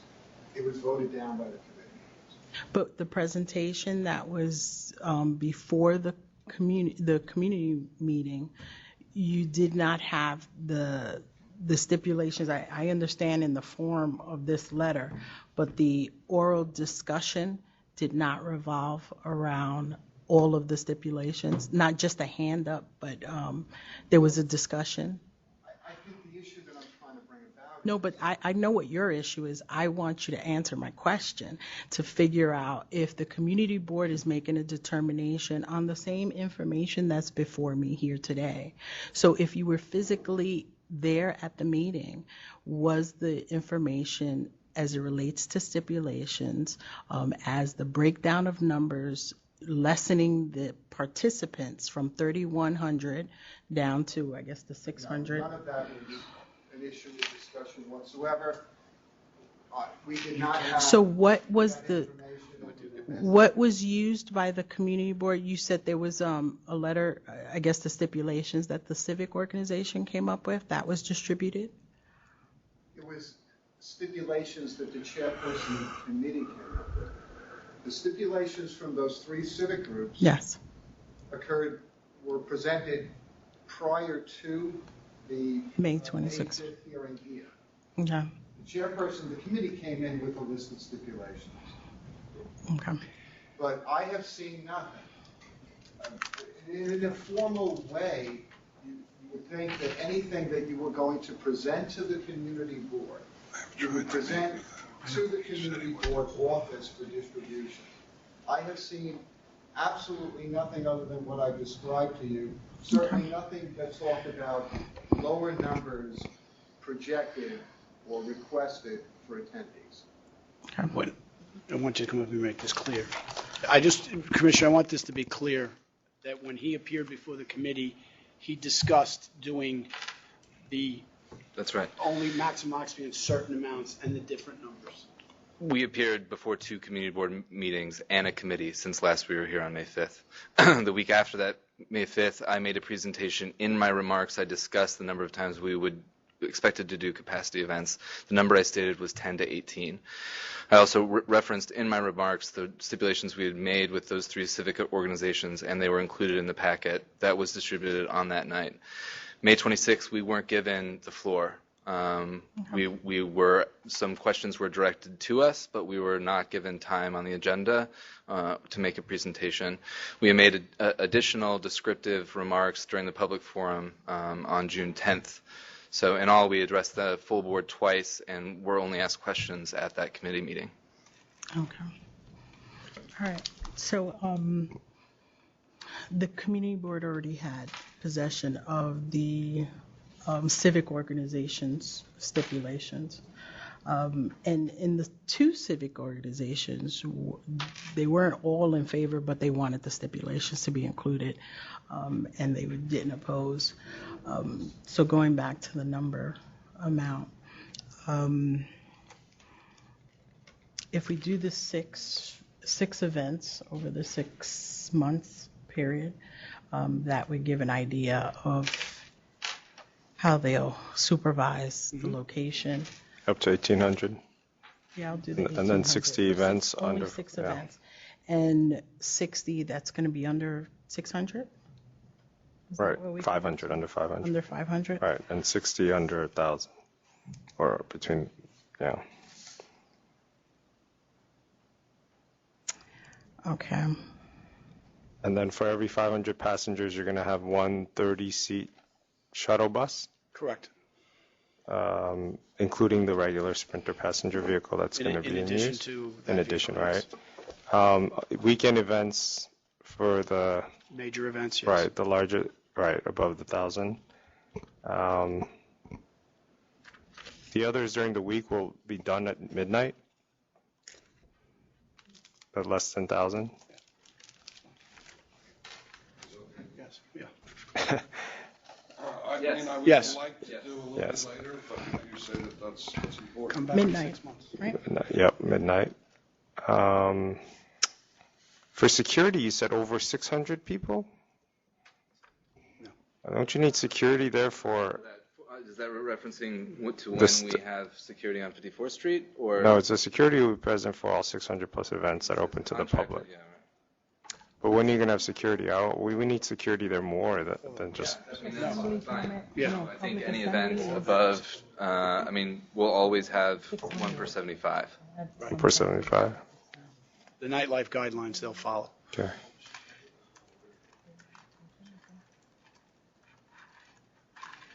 Yeah, that was the question I had.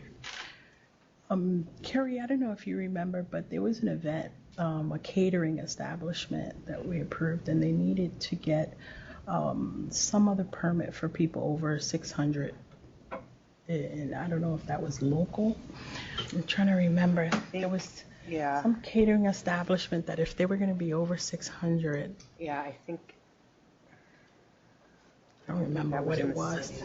Yeah, okay.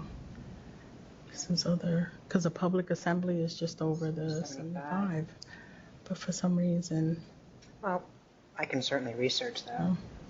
oh. All right, but that's fine. I mean, it's a condition. They have to make sure their permit. That they Yeah, have and this large events, you said 1,200 or more, but just make that over 1,000. Keep it simple, right? That's During fine. street fairs and parades. That's fine. That's the 60? No, as part of, I was just going through their stipulations because we want to incorporate all of these as well, but modify it to make it stricter based on what we've been talking about.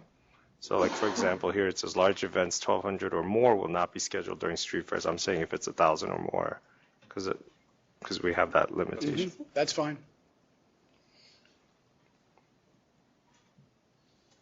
Oh, okay. Yeah, Yeah, when they're simultaneous. Yeah, and then I said for security, they're going to keep one for every 75 people, which is the nightlife guidelines. So they're going to have security, not just for 600 and over All weekly events end, by midnight. even for events up to 1,000 people? Yeah, all weekday events, midnight. Yeah, I don't. What? Midnight for 1,000 people to be departing So you want Monday through Friday, or Monday through Thursday? Sunday through Thursday.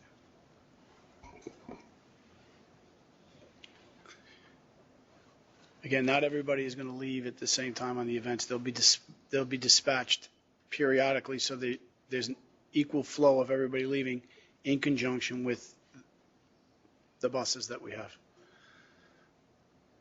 So with that number, they'll be able to dispatch everybody, so there's not a problem.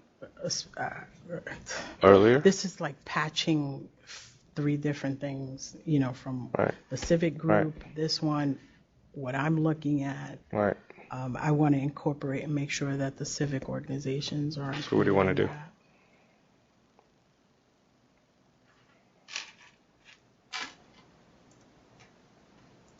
Just hold it over and look at it one more time. Sure, and then we can give the community board the June 11th letter. Yeah, so they can look at it. They can comment. You don't have to have a meeting, but to pull together all of the steps. I don't have the civic organization's letter in front of me. Do you? Do we have that specific? Jen was emailing me. What we're saying here. Civic, from what? Yeah, don't even bother to look at it. I think he has it. Someday this will all be all online, and we can just go. Wouldn't that be awesome? Yeah, just Yeah, go that's not exhibit gonna A. happen. Steps. Yeah, that's not gonna happen. Someday. Start singing now, then this whole karaoke issue will come back and bite us. True. Because I knew it was very difficult for them to get the civic organizations on board. And they were on board with the police, the precinct. These are letters of support. Do you have them, Tal? Yeah, I mean, I think that the stipulations that I copied under the June 11th letter were. So you don't have a copy of the civic organizations? Not that specific letter, Okay. but I can testify to the fact All that right. the stipulations in the June 11th letter is. It's in one of the submissions. Hold on.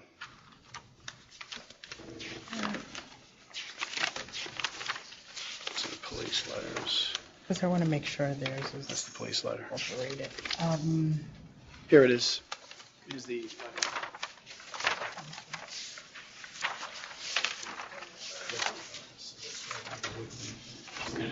Thanks.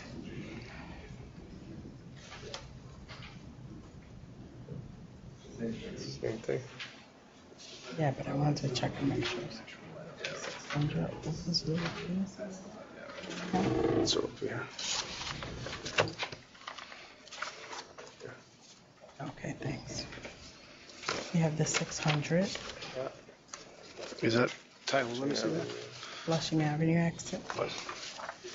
LBD1 is 15 54th Street exit doors. Private security guard will be posted on 54th Street. Shuttle bus. Shuttle bus. No artists with established history of protest. Events will be advertised as having limited parking. Okay. Events occurring on will sustain noise levels. Large events, that 1,200 is going to be changed to 1,000. Quarterly advisory committee comprised of management, local residents, and NYPD. Yeah. Yeah, I mean, I think local residents for that quarterly advisory committee will include the community board, right? Yeah. Yeah. Maximum occupancy, well, and that maximum occupancy, we're not gonna, we're gonna get, well, we're gonna say maximum occupancy will be 1,800. 18. Okay. Yeah, until we come back, right? All right, so the 1,800 for 6, the 1,000 is 60, and anything under, what's the other 60? 500. 500? Yeah, under 560. Okay. The events end at what time on the weekend? 2 a.m. Okay, and then, Midnight for weekdays. Friday, Saturday, you're considering the weekend. Or Friday, Saturday, not Thursday. People Okay. still have to go to work on all Friday. right. Night, Sunday through Thursday. Yes. All right, I'll include all the stipulations that were agreed to. With the modifications we've talked about. Because they're listed in your June 11th letter, specifically identifying the civic organization's requests. And that's from the Citizens for Better Maspeth, Communities of Maspeth, and Elmshurst, and the Juniper Park Civic Association. So all of that will, Yes, well, you have it? do you have the, I can keep this, You Mr. can Flynn? have that one. Okay. Get another one. And along with all of the stipulations in their letter.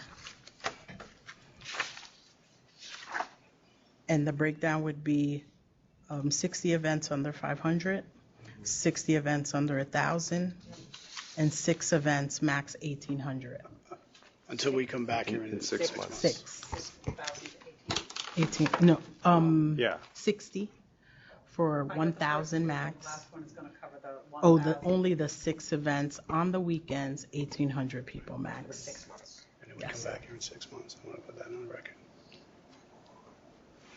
Then the shuttle bus, 30-seater. All the stipulations that are attached, both civic organizations agreement along with, So we're officially reversing your prior full board disapproval.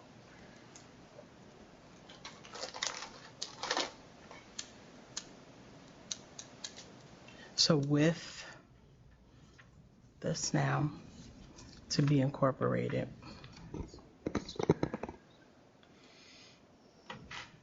You want to give them that too, or that was their copy? All I did is cross out the 31 to 18.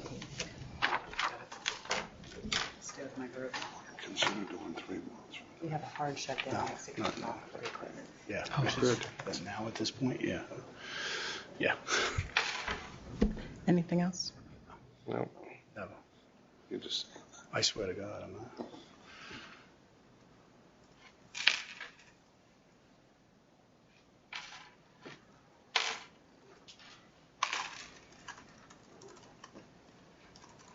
You agree?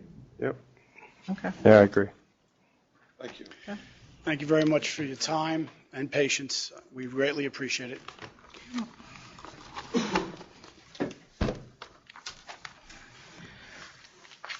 Last.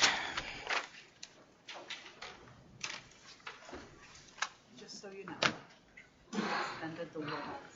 I just told them, yeah. We cannot extend it anymore. Okay. That's it. They've already gone home, so they're. Okay. Okay. Gotcha. Thank you. Next is 1293, Gato Verde. 1293. Before the board. My name is Frank Palillo, and I'm not sure you guys realize that these types of meetings just increase alcohol consumption, certainly my own. Unfortunately, not by the board members. Can we possibly get a one-day permit for these things? Charges not sustained and dismissed. What number is this? Oh, I was 1293. trying to do this for them. It's not sustained, yes. Dismissed. Thank you.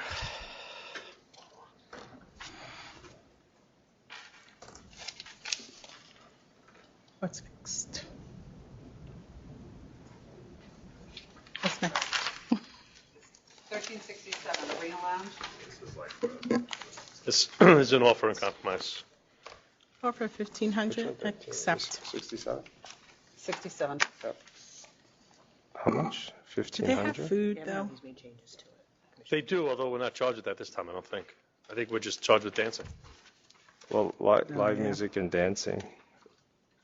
I don't know, they do have 1,500 food, is really low.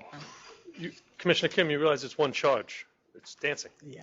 It's not a deviation from the method of operation they do one night. Music as well. Live music, too. I didn't remember the live Two music charges. part. I only At remember least the they have cabaret food, part. though, now. But it's the same charge, basically. At least they have food. It's operating a cabaret activity. No, live music and dancing are two different things. What? You're going to stick with the 1,500? Yeah, at least they have food now. With their adverse history, I had 5,000. All right. All right, I'll meet you at 3,000. Okay. Oh, this is really going well. Counter offer of 3,000? Yes. Counter of 3. Counter offer of 3. Thank you. Got it. Can we- 1307. Wait.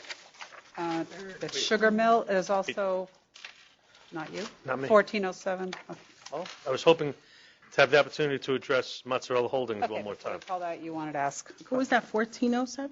1307, but Mr. Palillo is not for that item. He has a request. Oh, okay. Earlier today, you made a decision regarding Mozzarella Holdings. I most respectfully request that you withdraw that decision. Put this matter over to the next meeting solely for the purpose of discussing a wine and beer license with the members of the public present. It took us 5 months to get to this point. Construction is apace at this premises. I cannot push it back to November at this point. But even now, you would not even hear back from the community board. It wouldn't be an issue. It would be the residents. It wouldn't be the community True, board. but Since the community board takes the summer off anyway, I wouldn't have I'd have no alternative. any, But we'd be willing to come back and discuss wine and beer, only wine and beer. I will not open my mouth regarding liquor. You made a decision on that, and that's done. You mean if they are in agreement with you? No, I don't think there will be. I don't think there will be. But to be 100% honest, I never foresaw that possible decision. I apologize. I should have had a conversation with my client beforehand saying, would you consider wine and beer? When we went outside, I was told it seemed as though Commissioner Green was leaning towards wine and beer, and we would accept that. So I don't want to put 5 months on these guys unfairly. I don't know if I'll be here in the next one. It's up to you. I don't know if that's going to make a difference with the residents that came. They were really stuck on their sidewalk. The usage of their sidewalk. You're not using the and sidewalk. least, I know, but they were like, people are going to come outside, smoke, and... Commissioner Green, I think on more than one time during that discourse, you did indicate that wine and beer might be a more appropriate. I did. I think it is. And now we're agreeing with you. We're not asking you to make that decision now. Say, no, you can't. The public's not here. The MAC? You're the one who... I would grant. I would grant the reconsideration and have you come back. It needs 2 votes. You mean just to consider it? Just to consider, yeah. Fine, we'll consider it. 2 weeks. Yes. Thank you. All right. All notifications will go out, as many as I can. Okay. 6:30. 6:30? 6:30. Yes, 6:30. To discuss RW. There. For Mazzarella. Gotta go somewhere else. Okay, 1307 and 1407A, Sugar Mill Corporation. Oh, They're 2 separate items. Okay. Same place. That's why I was like... Timothy Allenwick for the licensee. The Good president. afternoon. Or good evening Mr. now. Edwards is here. Good evening. There's no food, No food at this location for quite a few violations. Back in 2013, what was it?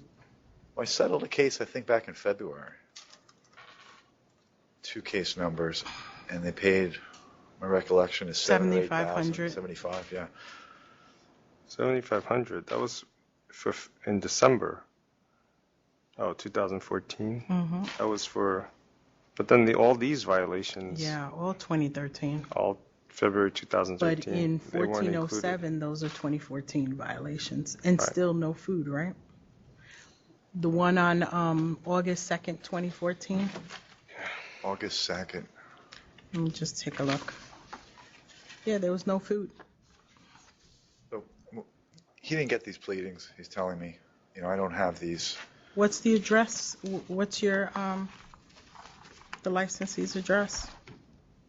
What's your home address? 916. Can you put your name on the record? Kendall Edwards, 916 Brooklyn Avenue, apartment 10C, Brooklyn, New York. That's exactly what we have. One went to the landlord, one went to the premise. They got the letter to appear today, they faxed it to me yesterday. It's just that they haven't had food for like a year and a half, and then what else do we need to do? He says they have food. So Nobody never came back to In August 2nd, you're saying nobody was there? The March operation? inspect. We've been having food I think there. we corrected it at the end of 2014.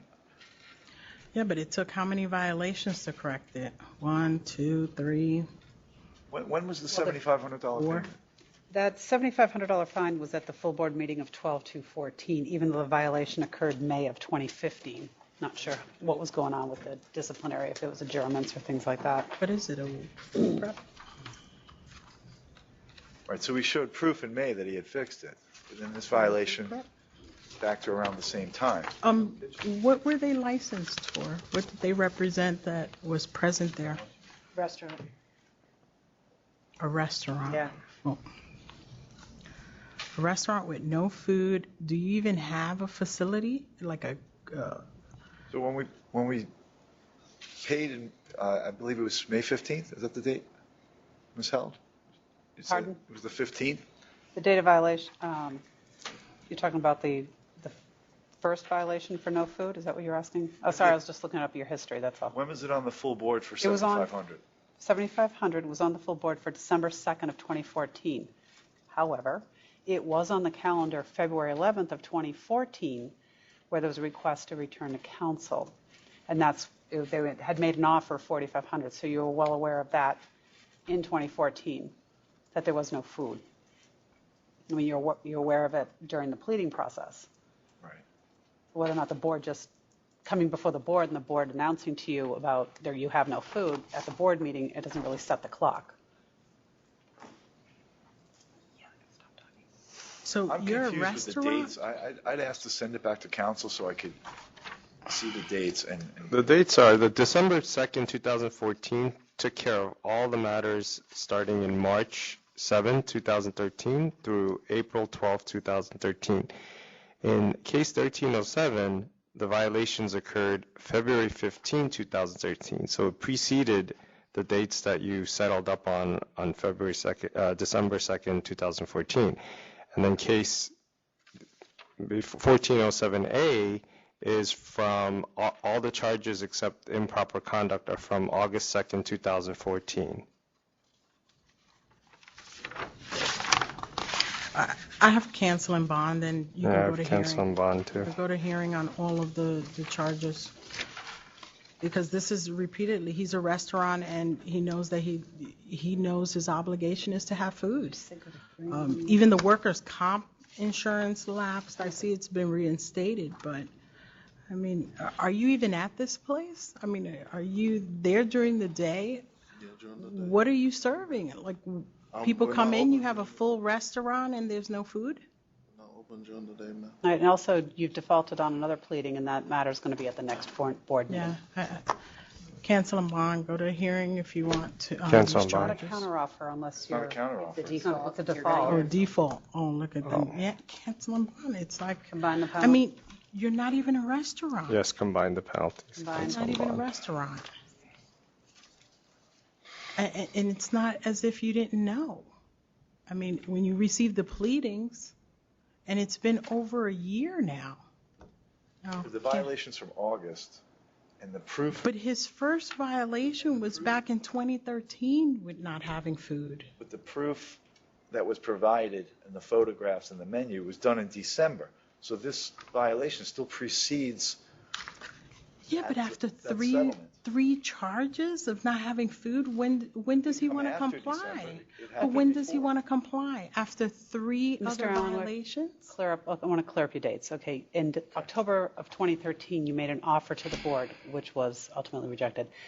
And you Yeah, that's indicated the original menu ridiculous. is now available in the establishment, they'll provide pictures, you'll have food. That was October of 2013. I mean, the other dates are in 2014 for no food. And when the 7,500 was paid in December, you said, right? But you're also arguing that in December of 2014, you paid a fine, so nothing should go until after that. And on case number 102598, the no food is in August of 2014. I think your client was aware that there's been no food. What I'm saying is we finally corrected in December. And so now a pleading comes in that's for something before December. You know, I guess they hadn't straightened it all out by then, but by December it was straightened out. Yeah, the following year. What's the charge that's coming up next week? No food? No, it's teen night. Yeah, I had 10,000 for one and cancel and bond for the second after the adverse history, so I'll just combine it for cancel and bond. I have to make a request for reconsideration when I get all the information together. Well, you can do that. 1301, 251 West 30th Street, 1301. 1301, Slate. Good 1301. situation. Good afternoon again. Good afternoon. Offer 3,500? Yes. I accept. Accept. 1302, 75 Clarkson. I accept. Offer a letter of warning, accept. 1311, Alimo Restaurant.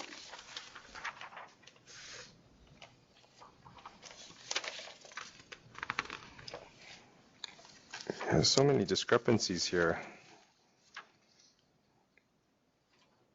The father, the son. There was an application that was prepared by an expediter that was filed and denied. They had the father's brother, I believe, signed the contract. I'm not sure, but something was off with the contract. That was denied. Do you have a new application, a new transfer? No, I'm about to file a new application. We notified the community board. I saw what went wrong in the first application. The client came to me with the disciplinary and the prior denial, except he came to me with the prior denial after 120, after the time frame had run for reconsideration. So we're filing a new application to correct it, and in between, the operation is done exactly as it's been filed with the SLA. Now, the father is the only one operating. He's the only one on the license. The new application transferring it to the new entity should be filed, I would anticipate, in the next week to 10 days. But we notified the community board, and we did not hear anything back from the community board. And his uncle had no legal reasons not to be disqualified? No, not to my knowledge. The uncle is involved with ownership of the building in some way, shape, or form, and he signed it mistakenly, the original one. You denied it based on the outstanding violations that were transferred? Yeah. Okay. It didn't say.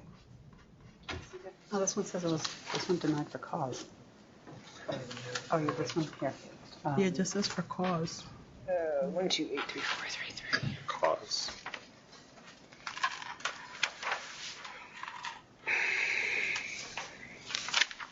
It was.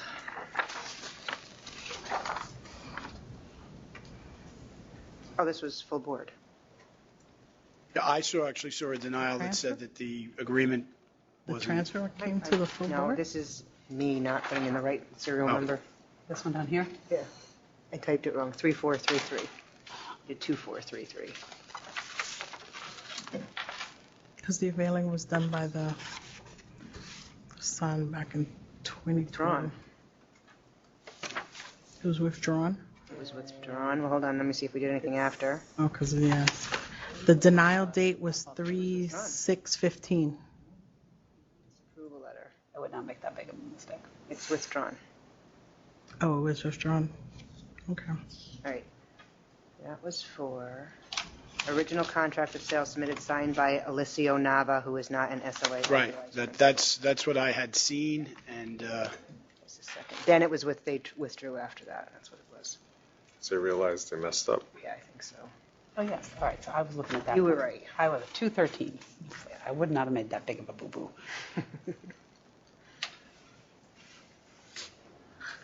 I was going to accept. All right. I I'll accept. 1328,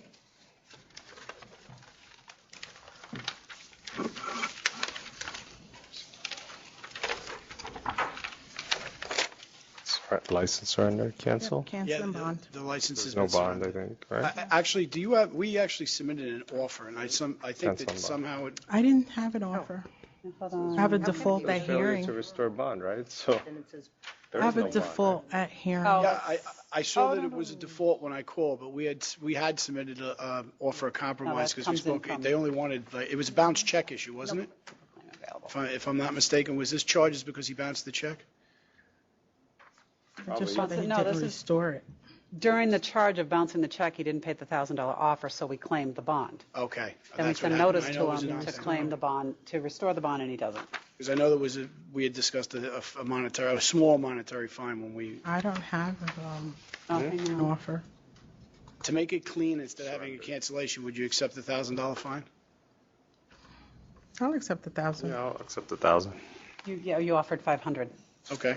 You want to accept 500? No, we'll take the Accept thousand. $1,000 now. 1,500? Spoke too No soon. wonder it got thrown out. It was only 500. 1351, LSJC Restaurant. This is also an offer.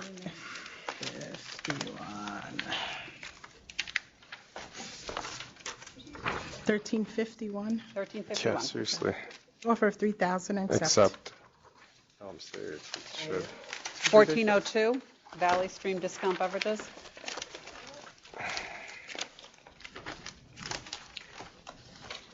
Oh, 1402.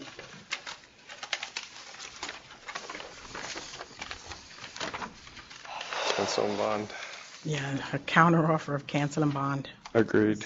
The offer was 15,000.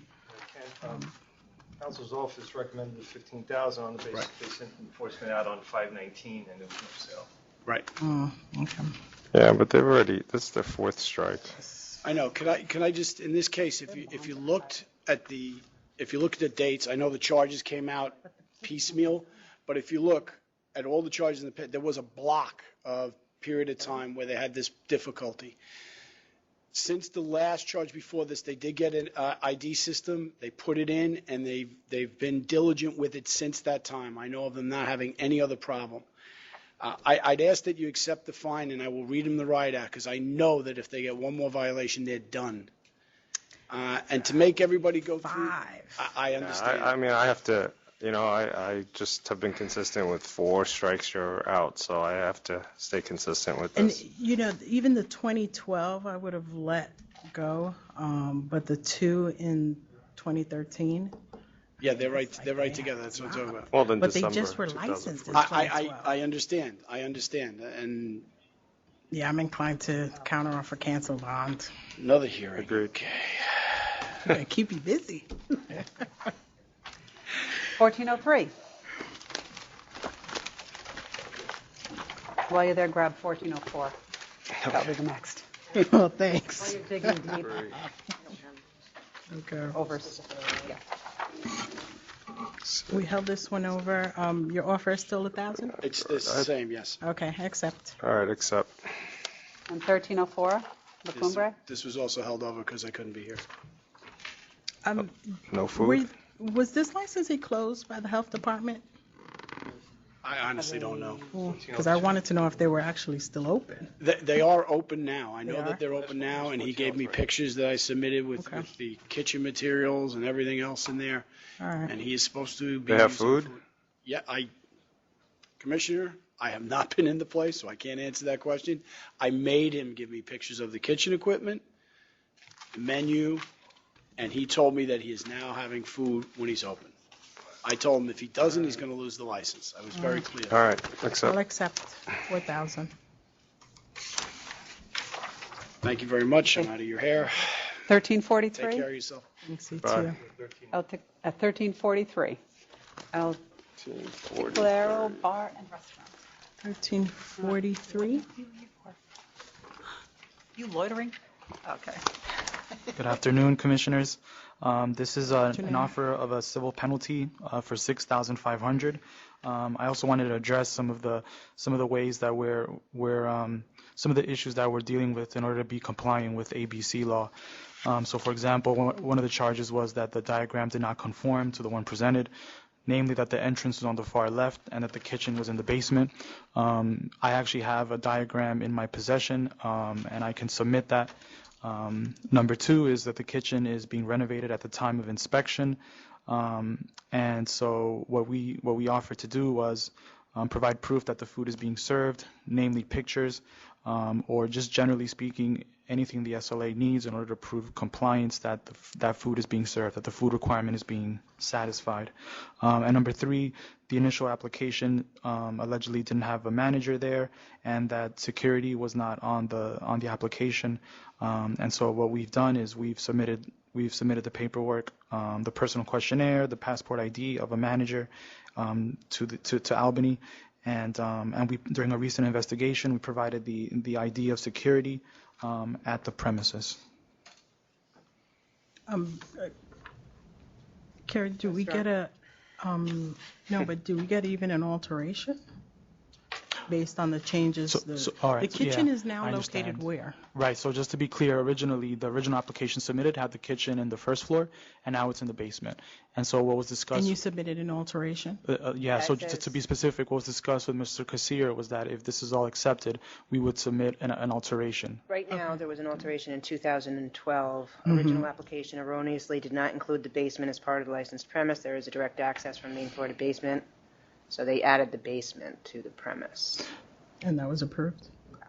in 2012. So just to clarify, because there was a misunderstanding on that, and that's why we were prepared to go to hearing in the first place. So the SLA records as they The misunderstanding stand. about providing food if you're a Oh, restaurant. no, I understand that. I'm talking about the diagram issue. Is the diagram, in other words, do I have to submit a new diagram or not? The kitchen is in the basement. Well, it was approved. You must have submitted something that. Well, that was Have showing the basement. Right? basement storage. Oh, not Okay. where the kitchen Well, is. at a basically minimum, located. There's a sink, walk-in cooler, freezer, closet and hot water heater. But it to be doesn't really safe, show stove. to be safe, we'll provide an updated Yeah. diagram, basement and first floor. Yeah. Oh, not as a kitchen. Not as a kitchen, right? It's for Okay. storage only. My understanding, an application hasn't been filed yet. Correct. Okay. Right, so what was discussed with Mr. Kassir was that it would be filed if this is all So accepted. where is the kitchen now? It's in the basement. And what are you providing? Because I see there was a fire of some kind. Well, that to be was specific, there was a gas flow issue that kept the kitchen closed And on that's the been resolved? inspection. It's been resolved, and there was actually a March operation 10 days ago, and And they what's your checked menu? everything out. What was that? What's your menu? The menu is still the same. I don't even know, because he hasn't served it in so long. I don't know what it was. I mean, we can So the menu is the we same can as when they reprovide file? we can reprovide the menu, but nothing has The one- changed in terms of the menu. I mean, if to the extent you guys need proof that there's food has Is been it a served, it's being 'Cause it says served. bar and restaurant. You know, the application could really just say bar. It should just say bar because this is not a restaurant menu. There's But a it was couple licensed as a sandwiches restaurant? Yeah, it was licensed as a restaurant. I guess my main point is that we're prepared to do whatever you guys need to demonstrate that there's food being served. A March operation was there 10 days ago, and they know that this is a requirement of the license. It should be a new license application. They didn't mark bar restaurant anywhere on this method of operation. They marked totally only restaurant. A restaurant. We approved it, and we should not have. It is not a that's on restaurant us. menu. I wouldn't know. So I would mean, say you it's should submit a new class change application. Well, to be specific, that's actually been discussed. It would be a method of operation issue with the No. community board. You mean a new application? It will be a new application, which I'm not saying shut you Wait, down wait. on this one, but I'm saying get you in compliance and file as for an on-premise liquor as a bar, because you're not a restaurant. What did you mention Okay, that well, the as- community board wouldn't? I mean, so what we had talks about, that when we went up here, we would be prepared to the extent you guys asked that we would go back to the community board and No, I just want you to provide food. if you're a that's what restaurant. I'm saying. That's what What are you going what to we're go back to the doing. community board for? Or if I have them file a new application for the Yeah, but bar, right? Is that what if you're you're talking going to about? if you're going to alter your method of operation, you want to be a bar instead of the restaurant? That's what they are. Right, They're just a bar. Yeah. If you want You want to be a bar? To increase your menu. Bar or restaurant? Hi. Actually, we do serve food too, but No, I know. One being violation of the C of O. They don't have a valid C of O for Oh. this establishment. Oh, great. It goes bigger than. There's 10 open ECB violations. All right. So when March operation was conducted last week, what was the results? Was the Department of Building with you? well, the March operation went really smooth. I only had 2 small violations with SOA. That's one I needed to update the security checklist. Not security checklist, I'm sorry. Add security onto the application. Well, that's a part of this actually. But the food I show him, actually the kitchen was fully operating, the vet was working, and there was actually. But the food you're serving isn't up to par for what a restaurant serves food. Well, I cut down a lot of my item because Right. it wasn't productive, so Yeah, but I that was just submitted. serve The one minimum submitted food. wasn't even. There's taco, But we did torta, and there's like some food, but not everything that used to be on the menu. Right, so that's why we're saying you should file a new application for a bar as opposed to a restaurant, because the food that you're serving is not a restaurant. And in here, I mean, we should have questioned, it did say bar, restaurant in the name of his establishment. and Right. that should have Yeah, been that's what I'm like. there.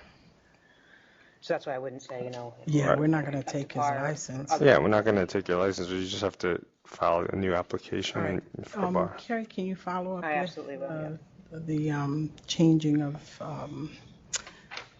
their license? Your offer is $6,500. I'll accept that. I'll accept that. Just that you got to continue to serve food, even if you're a bar, you still got to serve something. But we'll see what the next set of violations come through. But I'll accept the $6,500. Thank you. Matt, do you have a case? All right. Yeah. All right, can I just take a quick restroom break? I'll be right back. Just going to adjourn for 5 minutes, or maybe